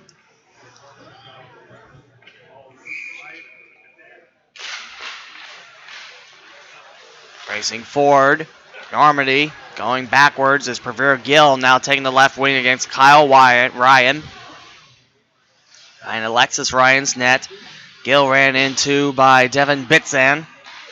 Here's a shot at Alexis Ryan.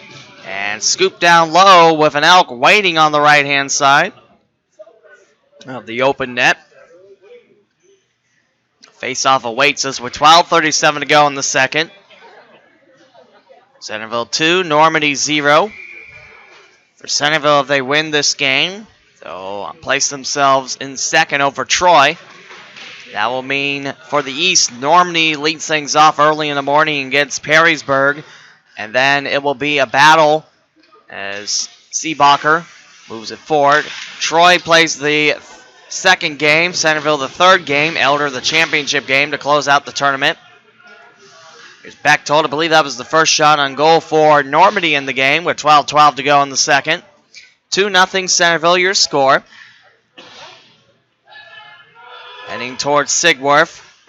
Bats it away from his crease. George picks it up. Bob Burner rips it away from him. Here's Grills on the right-hand side, leading Riley Hrin and Bechtold. Looking for someone deep in the slot, surrounded by black Normandy jerseys. Here's Seebacher poking it away. Back to Bechtold in the neutral zone. Left-hand side for Grills. Alexis Ryan deflects it away towards her left. 11:30 to go in the second. 2-0 Centerville. Seebacher. Near face-off circle to Bechtold. M boards. Bechtold twists and turns his way around for Grills. Freed away for Seebacher. Offering one high. Staying high over the net. And a whistle. It's a high stick against Centerville. We'll have a face-off in front of Sigwarf with 11:10 to go in the second. Patrick Swaney scoring the first goal of the game. And Bob Berner getting the extra insurance thus far. Drop it to the left of Sigwarf with 11:10 to go in the second period. Last two periods here of this Saturday afternoon, which started at 7 a.m. That's a lot of hockey. Glad to be a part of it. Thanks for making this a part of your Saturday. Here's a shot. DiFilippo turned away by Sigwarf. Loose puck still scattered around. Samborski comes up with it. Nice job by Sigwarf keeping us cool. Samborski bounces one in the neutral zone. Now Normandy starting to intense the offensive pressure. Near boards, Merrick. Knocked down was Meade. Now DiFilippo races towards the far corner. Normandy sends it away from him. Merrick and Samborski, the defensive pairing on the blue line to Meade. DiFilippo plays it far corner on the bounce. Normandy sweeps it away from him before he can reach it. Far face-off circle in front of Alexis Ryan. Great job keeping that puck in front. Here's Samborski now between the points, sends it wide. Herchik now racing forward for the Invaders. 10:18 to go in the second, and a whistle in the near corner. It's interference. 10:17 to go in the second period. Centerville 2 and Normandy 0. Lucas George joining the team. Back on the ice. And Justin Meade will now go in the box for interference. First penalty kill on the night for Centerville with 10:17 to go in the second. It's brought to you by Dayton Hockey Shop at South Metro. Looking for hockey gear and you live in Dayton? Dayton Hockey Shop is the place for you. Stop on by, check out our selection of hockey gear. Here comes a high shot over the head of Sigwarf, bouncing right back to him. Berner not only gets the puck around the far corner, knocks a stick out too. Here's a shot blocked by Seebacher. One-on-one shorthander battle. Seebacher looking to curve around his man. Seebacher shot into Alexis Ryan, burning 20 seconds of this Normandy power play with 9:57 go in the second. And the Elks leading 2-0.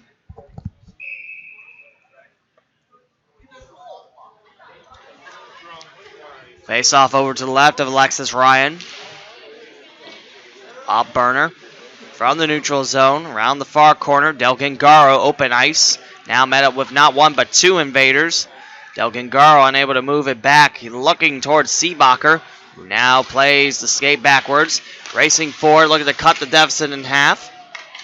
No play in the slot as Centerville tries to clear it 40 seconds into their penalty kill. Here's Lucas George. Far point time for Sutton.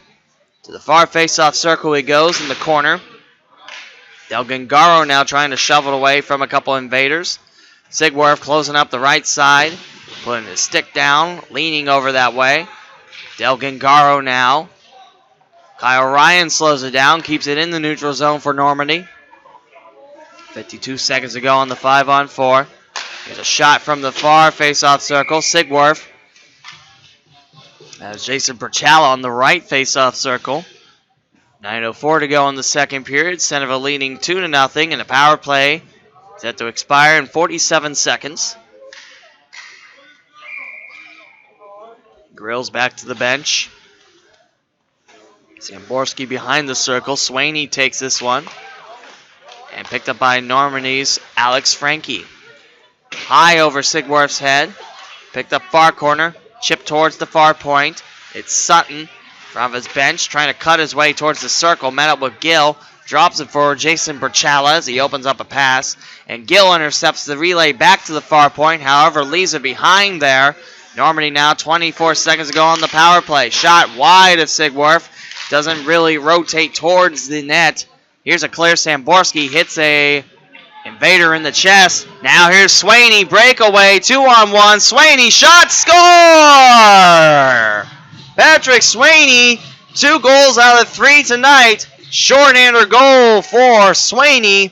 And it's 3-0 Centerville. 8:27 to go in the second.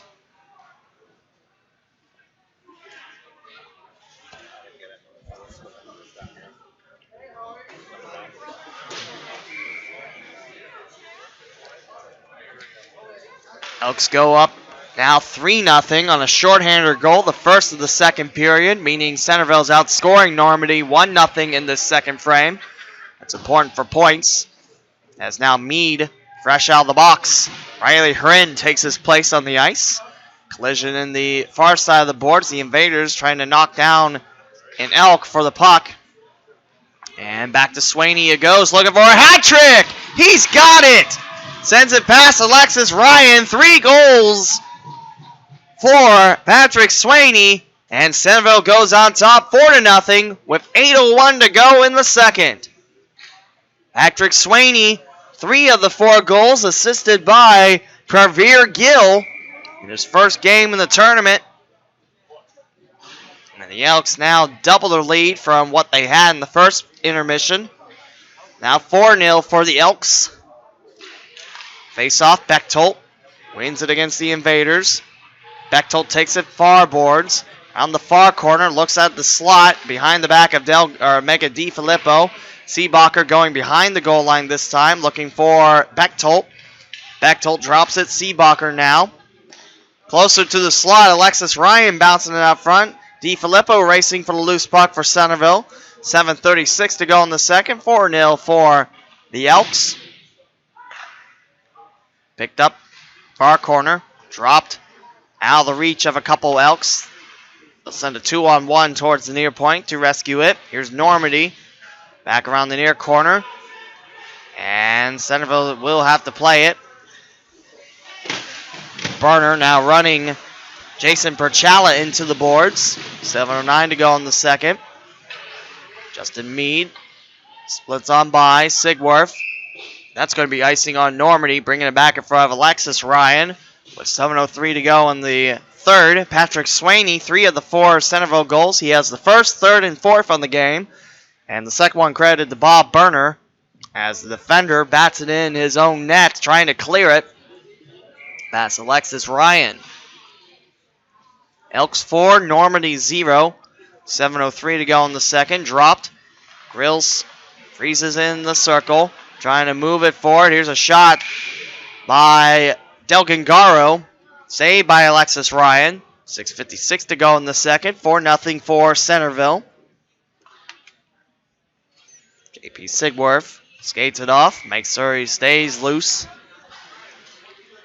Back to Centerville in the neutral zone. Merrick keeps it in. Samborski on the race for it. He's got an Invader closing in. Brandon Sutton able to cover a lot of area with his skates. Del Gangaro to Grills. Grills takes the left wing, heading towards the near face-off circle, curving it over. Shot in front of Alexis Ryan. Batted away. Samborski picks it up. Whiffs. Second time off the pads of Alexis Ryan. Trying to go top shelf. It's wide. Corwin Merrick now on the red line. Up ahead, twist and turn around. Normandy having trouble getting their attacking zone. Here's Sigworth, and twisting around. Sutton able to do much with the loose puck. 6:25 to go in the second period. 4-0 for Centerville. Samborski looks around, finds Merrick towards the right, connecting to Grills. Out of his reach, deflected, no icing. Kyle Ryan now behind his line, going for Frankie on the right wing. Frankie now between Samborski, and he'll collide in with Samborski's shoulders as Burner picks up the loose remains, going for Gabe Harin out of his reach. Grills racing for it.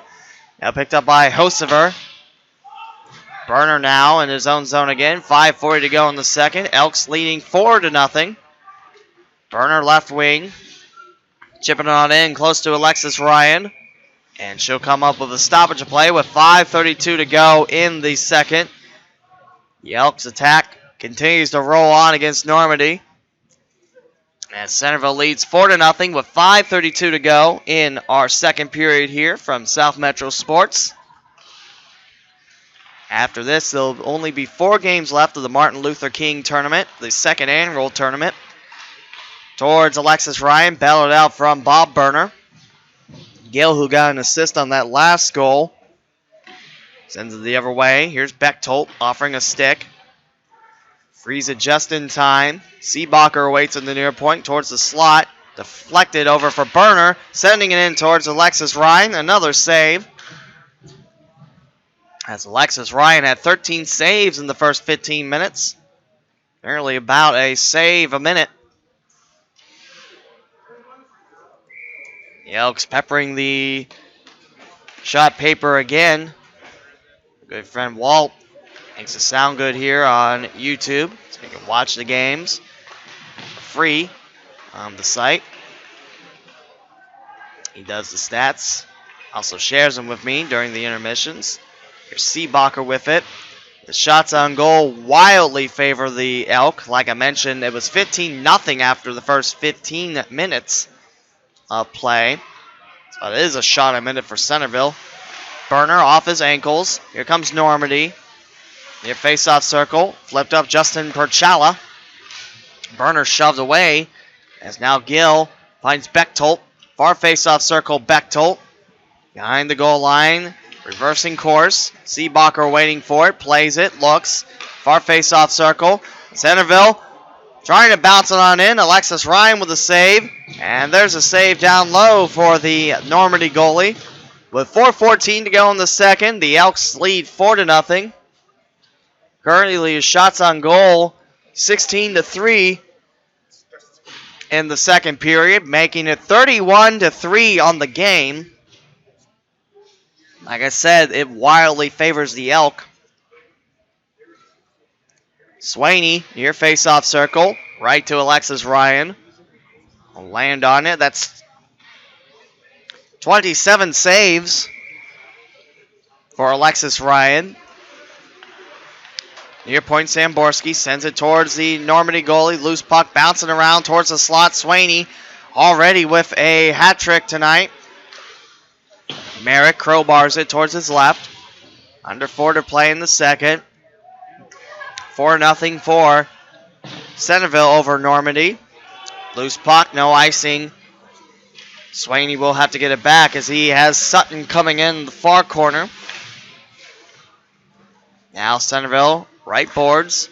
Merrick taken away by Sutton. He pickpockets the defender. Swaney pickpockets him back. He'll cut over towards his left, double team. Swaney loses the puck. Tries to pick it up in front of Herchek. 3:25 to go in the second. 4-0 Centerville. Merrick, Samborski sends it along the way. DiFilippo. The neutral zone. Samborski now. Zone, looks around. DiFilippo can't get it to Swaney. Blocked by Normandy. Here's Merrick bringing up the rear. Out of the reach of Meade. The Invaders with 3 minutes to go in the second. Trail 4-0. Here's Samborski. Looking for DiFilippo up front. Sliding Invader in Lively. Jacob Lively. Believe this is his first action of the tournament. Here's Sigworth. And Merrick, the last to touch it, as Centerville goes back on the penalty kill. Believe it's a check from behind. With 2:46 to go in the second. 4-0 for Centerville. Swaney to the bench. Meade to the box. It's a penalty kill for the Centerville Elks. It's brought to you by Dayton Hockey Shop. It's a major check from behind on Meade. And Normandy goes to work for a major power play. Grills looking to win the faceoff. It's Sutton getting it for the Invaders. Here comes Gill interrupting him. And Gill pulled down a delayed penalty and a penalty called upon the Normandy Invaders for a hook. Alex Frankie quickly to the box with the substitute goalie and Hannah Franz. And now 2 minutes will ease some of the bruising of that major power play for Normandy. It's 4-4 for the next two. 2:36 remains in the second. Centerville 4, Normandy 0. Burner now in the neutral zone. Drops it along the corners. Kyle Ryan plays it. It's right to Grills off the attempt to clear. Alexis Ryan comes up with a nice kick save. Back to Grills. And closing in on the far face-off circle, unable to handle it. Centerville does a nice job on the 4-on-4 controlling the puck. It's Praveer Gill. Far boards held up. Kyle Ryan now, 1:25 to go on the 4-on-4 and 2 minutes to go in the second. And to Alexis Ryan for another save. 4-0 Elks. Last chance for fans to get in on this silent auction. It will end tomorrow. Lots of great gifts. Also 50-50 raffle drawn during tomorrow. 1:54 to go in the second. 1:15 to go on the 4-on-4. 4:05 to go on the Centerville major penalty. And right back to Alexis Ryan. A lot of work for her today.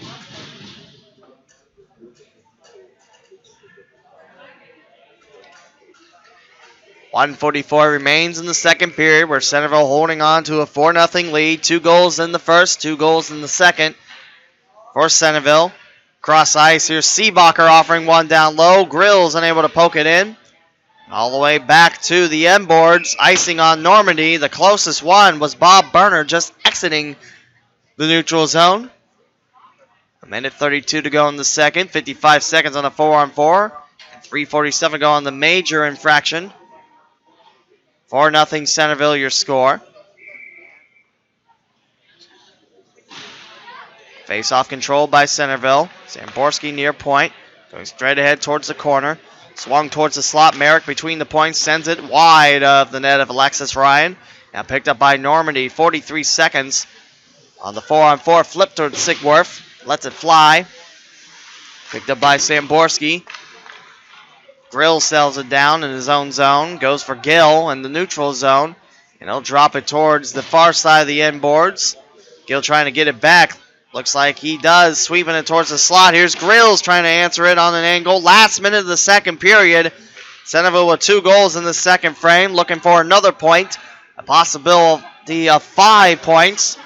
2 off a win and a point each for each period one. 44 seconds to go on the second. Towards Sigwarf, down at the 5-hole, closed up. The nearest invader in Jason Perchala turned away. 3 seconds left on the 4-on-4. Gill back to the bench. 40.5 seconds left in the second. And then it'll be a power play again for Normandy on a major penalty from a check from behind on Meade.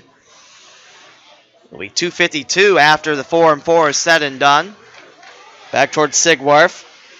Zamborski now double teamed. Swings around the corner. Sutton can't control it. Around the other corner. Bechtold takes a dive. And picks it up far corner now with 2 invaders closing in. 25 seconds to go in the second. 4-0 Centerville, your score. Bechtold pushed in the end boards. Normandy slings it over towards the right. Coming in is Centerville, trying to pick the pockets away from Frankie. Here's a shot. Alexis Ryan with a cash chest level. 8.2 seconds to go in the second. 4-0 for the Elks. Face-off awaits us in front of Alexis Ryan.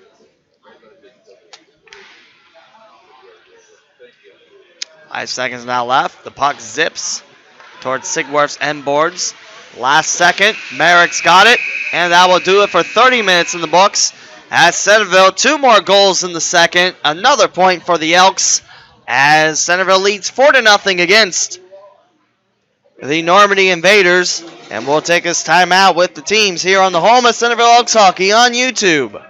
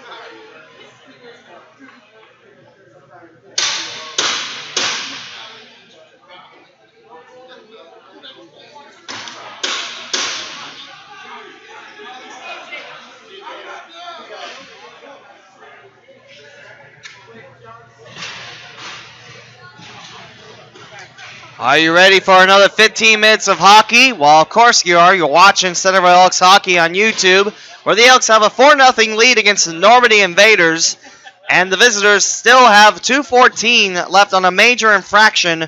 Justin Meade with a check from behind.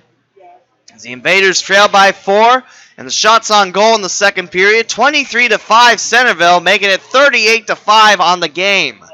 We've had some wild shots on goals tally, but this is the wildest swing. And it's not because of a lack of trying by Normandy, it's just Centerville. They're playing real aggressive, and when the Elks play this smart and aggressive, it's hard to stop an Elk. Maybe that word's a train, I don't know. Kept in by Bob, or make it, yeah, that is Bob Burner. Loose puck, Normandy starts again behind Alexis Ryan. Straight ahead towards the corner, out of the grasp of Ethan Corlett. Just the second shift on the tournament, 1:48 to go on the major power play. Frankie trying to set it back up for the Invaders in the black jerseys. Centerville in the white with the black shoulder yoke. Centerville clears it. Alexis Ryan settles it down by the locker room doors. Picked up by Normandy. Sutton off the near boards. Here comes Grills. Now it's Gill. Gill takes it. Far corner. Grills now controls it. Far face-off circle. Swings it. Bob Burner on mark. Here's a shot. Quickly caught by Alexis Ryan. I believe that's the second shot on goal in this third period.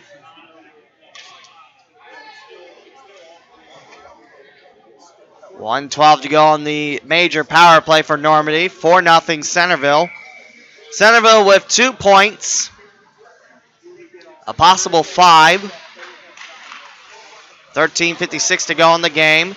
Gill unable to twist and turn around. The Invaders now stand 3 strong up against Corwin Merrick. Near face-off circle. Wide of Sigworth. Controlled now by Tintelnot. Here's a stretch out by Sigworth. And he'll drop it in front of Philip Castell. 47 seconds left in the power play for Normandy. It's a major infraction on Centerville. A check from behind from Justin Meade.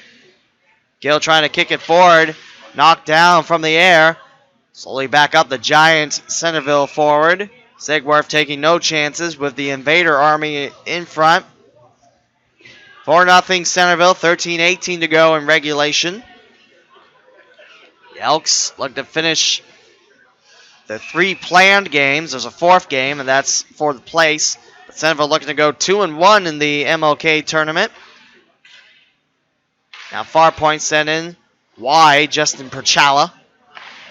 26 seconds left. Clear by Centerville. Alexis Ryan lets it go. Bechtolt's going to get the loose puck first. Bechtold shoved in the far corner. And now Justin Perchala lets it go. Looking for Jason Perchala, and Centerville on that miscommunication. Back out. Normandy now 4 seconds on the power play. And Centerville right back at you. The major penalty is done on Meade. We're back to 5-on-5. Centerville leading 4-0 with 12:38 to go in the third period. Near boards, Merrick trying to send it down the length of the ice. That's the way the Elks are coming. Near corner. Normandy on the attack. Sutton behind the red line. Off his right skate. Del Gingaro trying to pick it off. Merrick races forward around the near corner. He'll pick it up. Now met up with an Invader closing in. Taken away, but not securely enough by Lucas George. Here comes Centerville. And the near face-off circle. Shot up top on Alexis Ryan. She'll come up with the save, standing on her skates. 12:04 to go in the third. 4-0 for Centerville. Face-off is to Alexis Ryan's left. Nick Schmook takes his face-off. DiFilippo now finds Burner at the near point for Centerville. 3 minutes gone from the third. Centerville looking for a clean slate of 5 points. They have to get a goal and keep Normandy scoreless. That's your minimum situation. As now on the left, here's Hayes. Zach Hayes. Loose puck taken away by Centerville from behind their cage. Frankie, in front of his bench. Here comes Meade looking for it. Swaney can't get a good piece on it. Swaney with a hat trick and 3 out of the 4 Elk goals. 11:23 to go in the third. Still 4-0 for Centerville. Here's Centerville with an opportunity. Meade can't trigger it home. Swaney avoids an incoming invader check. Swaney now curves, trying to drop it from Meade. Gets it back towards the far point. Seebacher going for Burner in the near face-off circle with a lot of bodies. Shot off of Alexis Ryan. Loose puck back to Burner. 10:53 to go in the third. Looking around for Seebacher, playing on the bounce. Going deeper for Swaney. Swaney in the corner, trying to find the slot. Now here's an opportunity for Malachi Franz. Going deep towards the slot. Malachi Franz unable to hold on to it. And a whistle and an interference penalty. Whistled and signaled. 10.5 to go in the third. And the interference penalty going on Zach Hayes. It's a Centerville power play with 10.5 to go in the third. And Centerville sends someone in the box too. So it'll be coincidental minors unless one of them is a double minor. But if it's coincidental minors, that's 2 each. We'll stay 5-on-5. And actually, I see 4 Elk on the ice.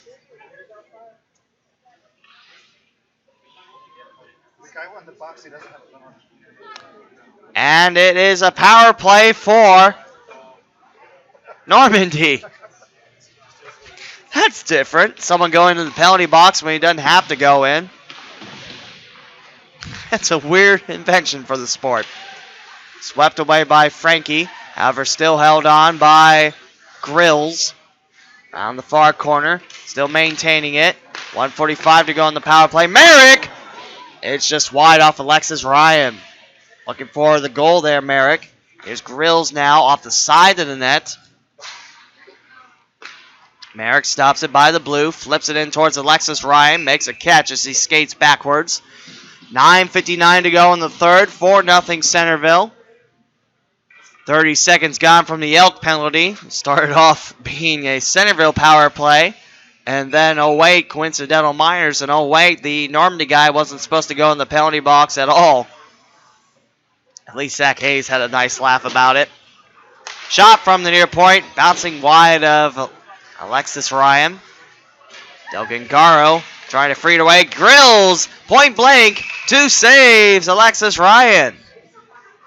Like I said, she is a good goalie for Normandy. Taking a lot of tough shots. 9:48 to go in the third. 4-0 Centerville, 1:18 to go. On the power play for the Invaders in Normandy. Right wing for Brandon Sutton. Swings it looking for Corlett up front. Grills knocked down in the slot. And Grills a little slow to get up. Grimacing in pain. He's slow to skate. Corlett. Grills staying on the ice. Now he zips away. Here comes an Invader falling down for the puck. A 1-on-2 battle. Grills takes it near corner.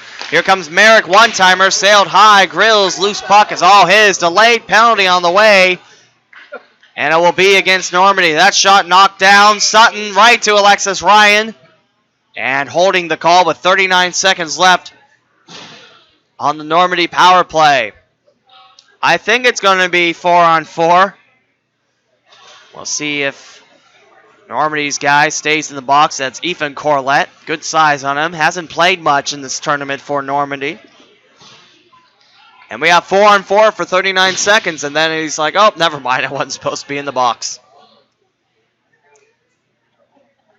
That's a once-in-a-lifetime thing. Also, trying to think it was the Normandy Invaders. It might be another team that scored a goal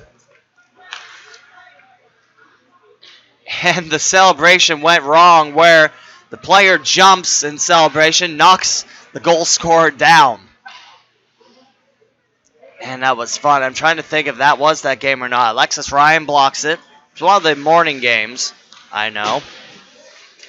Osiver, turnover, Bechtold shot, score!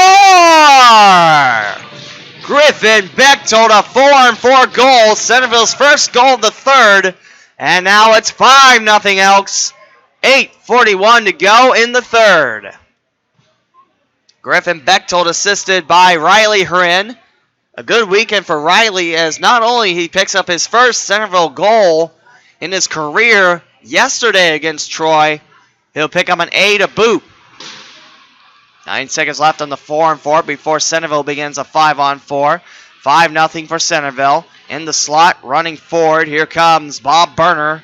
And Centerville now on the power play. 40 seconds gone from that penalty. Burner towards the slot. Riley Hurin can't hold on. Here's a shot up top. Alexis Ryan, rebound. Just pushed away. Riley Hurin had a nice idea, but not enough power on the stick. Here comes Bechtold. Burner now near face-off circle. Seebacher, Swaney collide. Here's Seebacher offering one on an angle. Riley Hurin falls down as Alexis Ryan pounces on him with her left hand. Stop the clock at 7:58 to go in the third. Centerville 5 and Normandy 0. As Centerville wins this period, right now they are 1-0. They win the period, that's their third point, and winning the game gives them 2. And that would be a clean sweep of 5 points to put the Elks in second place as Swaney face-off, recovered by Seebacher, far point. Here's Burner. Burner near point, triggers one, and it's into the chest of Alexis Ryan. Another save by Normandy's goalie. 7:51 to go in the third. 5-0 for the Elks. Our final game this Saturday. Seems like we just started this morning. Now it's evening. Here's Burner. Swinging it towards the left side of the ice. Seebacher towards the slot. And Swaney underpowers that opportunity. However, gets his own puck back with Burner closing in. Here's Burner taking it to the house. No one there to poke it in. Meade interrupted by a couple of invaders. 26 seconds on a 5-on-4.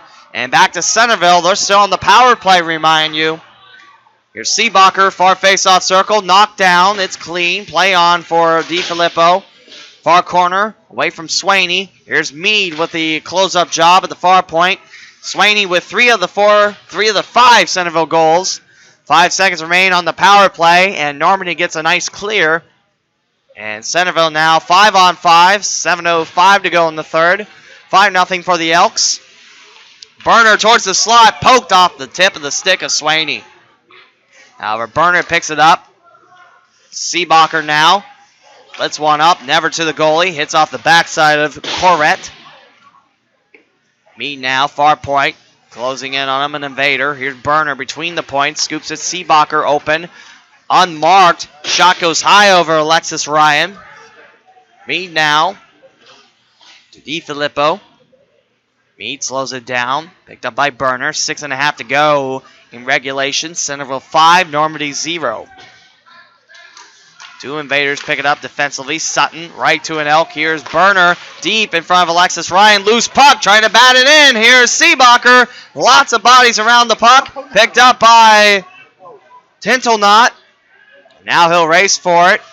Swaney trying to catch up to him. Tintelnot loses his handle. Samborski in front. Swaney in the back. And loose puck for Centerville in their own zone. Quickly into the neutral zone and out. Flick towards Grills. Shot off the post behind Alexis Ryan. She'll sit on it and a delayed penalty. As I believe an Elk just got hit in the face after the whistles blew.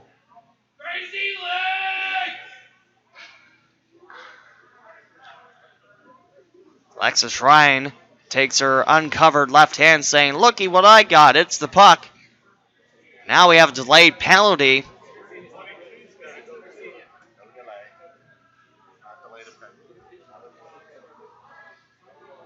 As Grills makes his way towards the Centerville bench. He's in the box. Brennan Sutton in the box in this penalty. Zach Hayes also playing a lot in this game after not playing for Normandy in the previous two. So an Elk and the Invader go in the box. And it looks like it'll stay 5-on-5. 5 Elks against 5 Invaders. Normandy trailing 5-0. 5:53 to go in the third. Bechtold. Delgangaro trying to knock it back. Bechtold back to the far point. Samborski towards the goalie. Stays wide. Picked up by Gabe Huren. Looking for Merrick. Merrick controls it towards Alexis Ryan. Loose puck. Bounces off the near post that time. Delgangaro trying to keep it Centerville's. Elks up 5-0 with 5.5 to go in the third. Samborski twisting, tagging around. Delgangaro flips it. Here's Bechtold now. Left wing. Samborski, far point towards Alexis Ryan. Slides over towards her right is now Bechtold. Finds Merrick unmarked. Broken up from the skates of Justin Burchella. Far point time, unmarked. Here's a shot. Alexis Ryan kicks it back in the slot. Hayes sends it down the length of the ice. And icing against Normandy. 4:55 to go in the third, where Centerville leads Normandy 5-0. Icing heading back in front of Alexis Ryan.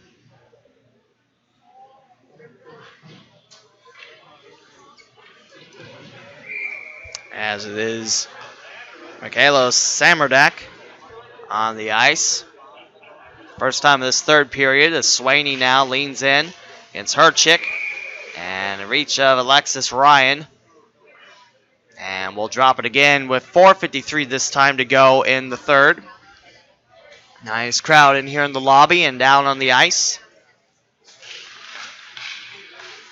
Wide of Alexis Ryan. Here's Revere Gill. Burner, shy of the circle, blast away. Far point. Here's Swaney. Goes for Burner. Walking into the near face-off circle. Shot, save Alexis Ryan. Can't quite grab it, however. Lucas George now swings around the far corner. Seebacher keeps it in. Justin Perchala chases it down. Still at the far point. Seebacher needing help. And Lucas George rips it away. And that's going to be offside. 4:19 to go in the third. 5-0 for Centerville. An Elk and an Invader sit in the box for coincidental minors. Should be coming out within the next minute or so. Lively takes this face off.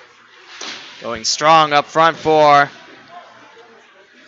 number 42, Nathan Ziegler. 5-0 Centerville. DiFilippo racing for it. Here's Meade.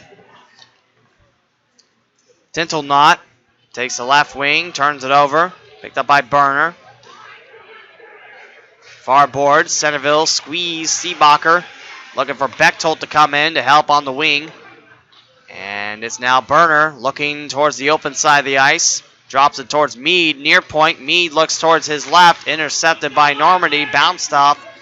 And it is Nathan Ziegler. There's also Brianna Ziegler on this squad. Here comes Burner strong, knocked away by Alexis Ryan. Shot towards the slot, no one there, closing in. Far face-off circle for Seebacher. Around the cage he goes on the far side of the ice. Flipped up, can't get it towards Alexis Ryan. 3:17 to go in the third. Here's Bob Burner between the points, towards the slot, and it looked like that went in for Evan DiFilippo. Tough opportunity there. DiFilippo looking for a goal. Bechtold will bat his helmet. That was super close as Alexis Ryan uses a split second to get back up. 3:10 to go in the third. Centerville 5 and Normandy 0. Grills with the face-off. Bitzan comes in. Devin Bitzan. Bitzan shoots it away from the circle. Picked up by Samborski. Batted towards Grills. Off the end of the net. Merrick skates over the puck. Racing forward is Castell. Castell now racing forward, going against Sigworth. And off the back of the net, it will go. Delayed penalty on the way. With 3:10 to go in the third, it is a high stick upon Centerville. 5-0 Elks. And it looks like it's Corwin Merrick playing a high stick. And he'll go in the box for 2 minutes. 3:09 to go in the third. 5-0 for Centerville. 2 goals in the first and the second. 1 in the third. Meaning that the Elks hold on and hold Normandy scoreless in this third period. That's another point for Centerville.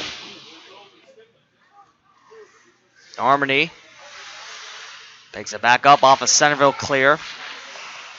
Towards the left, cutting through. Sutton. Burner comes up with it. Samborski now. Sends it high and knocked down by Justin Perchala. Back to the Centerville far corner. Bob Burner turns around with 2:40 to go in the third period. Centerville on the penalty kill, sponsored by Dayton Hockey Shop. Gill settles it. Sutton in front. Near face-off circle for Gill. Towards the slot. And batted around by Normandy. Here's Burner, far face-off circle. Going for Samborski. 2:19 to go in the third. 1:09 to go on the penalty kill for Centerville. Normandy's power play.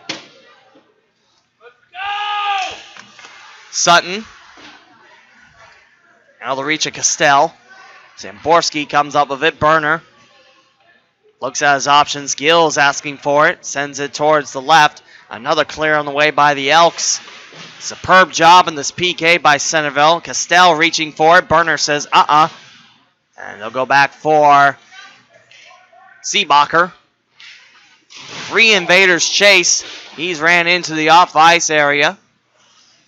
Picked up now by the Invaders of Normandy, who trail 5-0 with 1:34 to go in the third and 24 seconds left. Burner keeping Normandy in their own zone. Not a lot of opportunities. In fact, zilch against Sigwarf on this power play. Centerville picks it back up in Normandy's attacking zone, going for Grills towards the near face-off circle, pulling the slot. It's swept away by Normandy. Back to 5-on-5. Racing forward is Jason Perchala. Trying a shot. Saved by Sigwarf. 1:03 to go in the third. 5-0 Centerville. As the Elks look to go 2-1 in the Martin Luther King Tournament and lock up their place for second behind the Elder Panthers.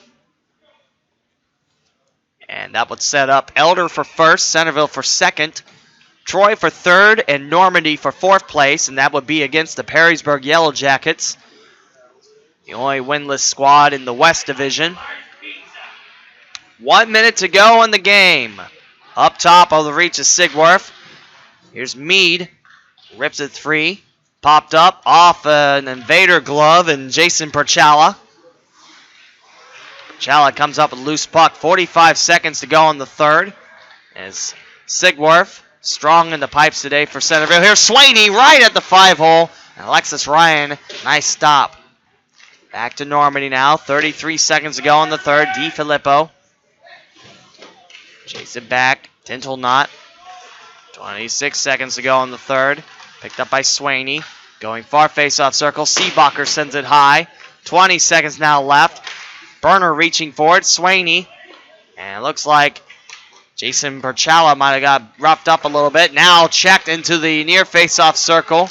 Swaney towards the slot. Score! Josh Seebacher with the Centerville tally. That's 2 goals in each period for the Elks. And with 7.2 seconds to go in the third, Centerville 6, Normandy 0. Seebacher from Swaney. Swaney with the assist. That's a 4-point night for Swaney. Strong night for number 17. And the Elks lead 6-0. Picked up by the Centerville defense. Burner U-turns around, keeps it away. And that will do it as Centerville wins 6-0 and record their first shutout of a team this 2016-2017 season, as the Elks pick up their 8th win of the season, and they will play for second place between East and West at 10 o'clock tomorrow. Our hockey will begin tomorrow at 7 o'clock. We hope you join us for 4 more games. 4th place plays early in the morning. 3rd place then. 2nd place. And to wrap up the tournament, the championship. Okay. As we're working on the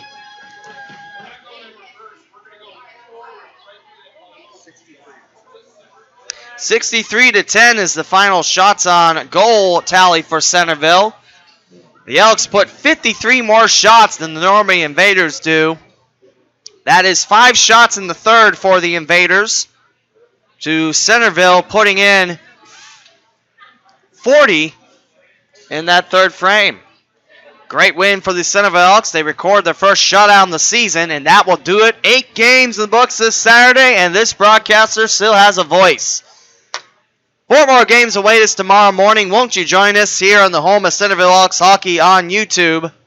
As we'll bid you adieu from South Metro Sports, Lee W. Mowen signing off. And we'll talk to you again tomorrow morning at 7 a.m.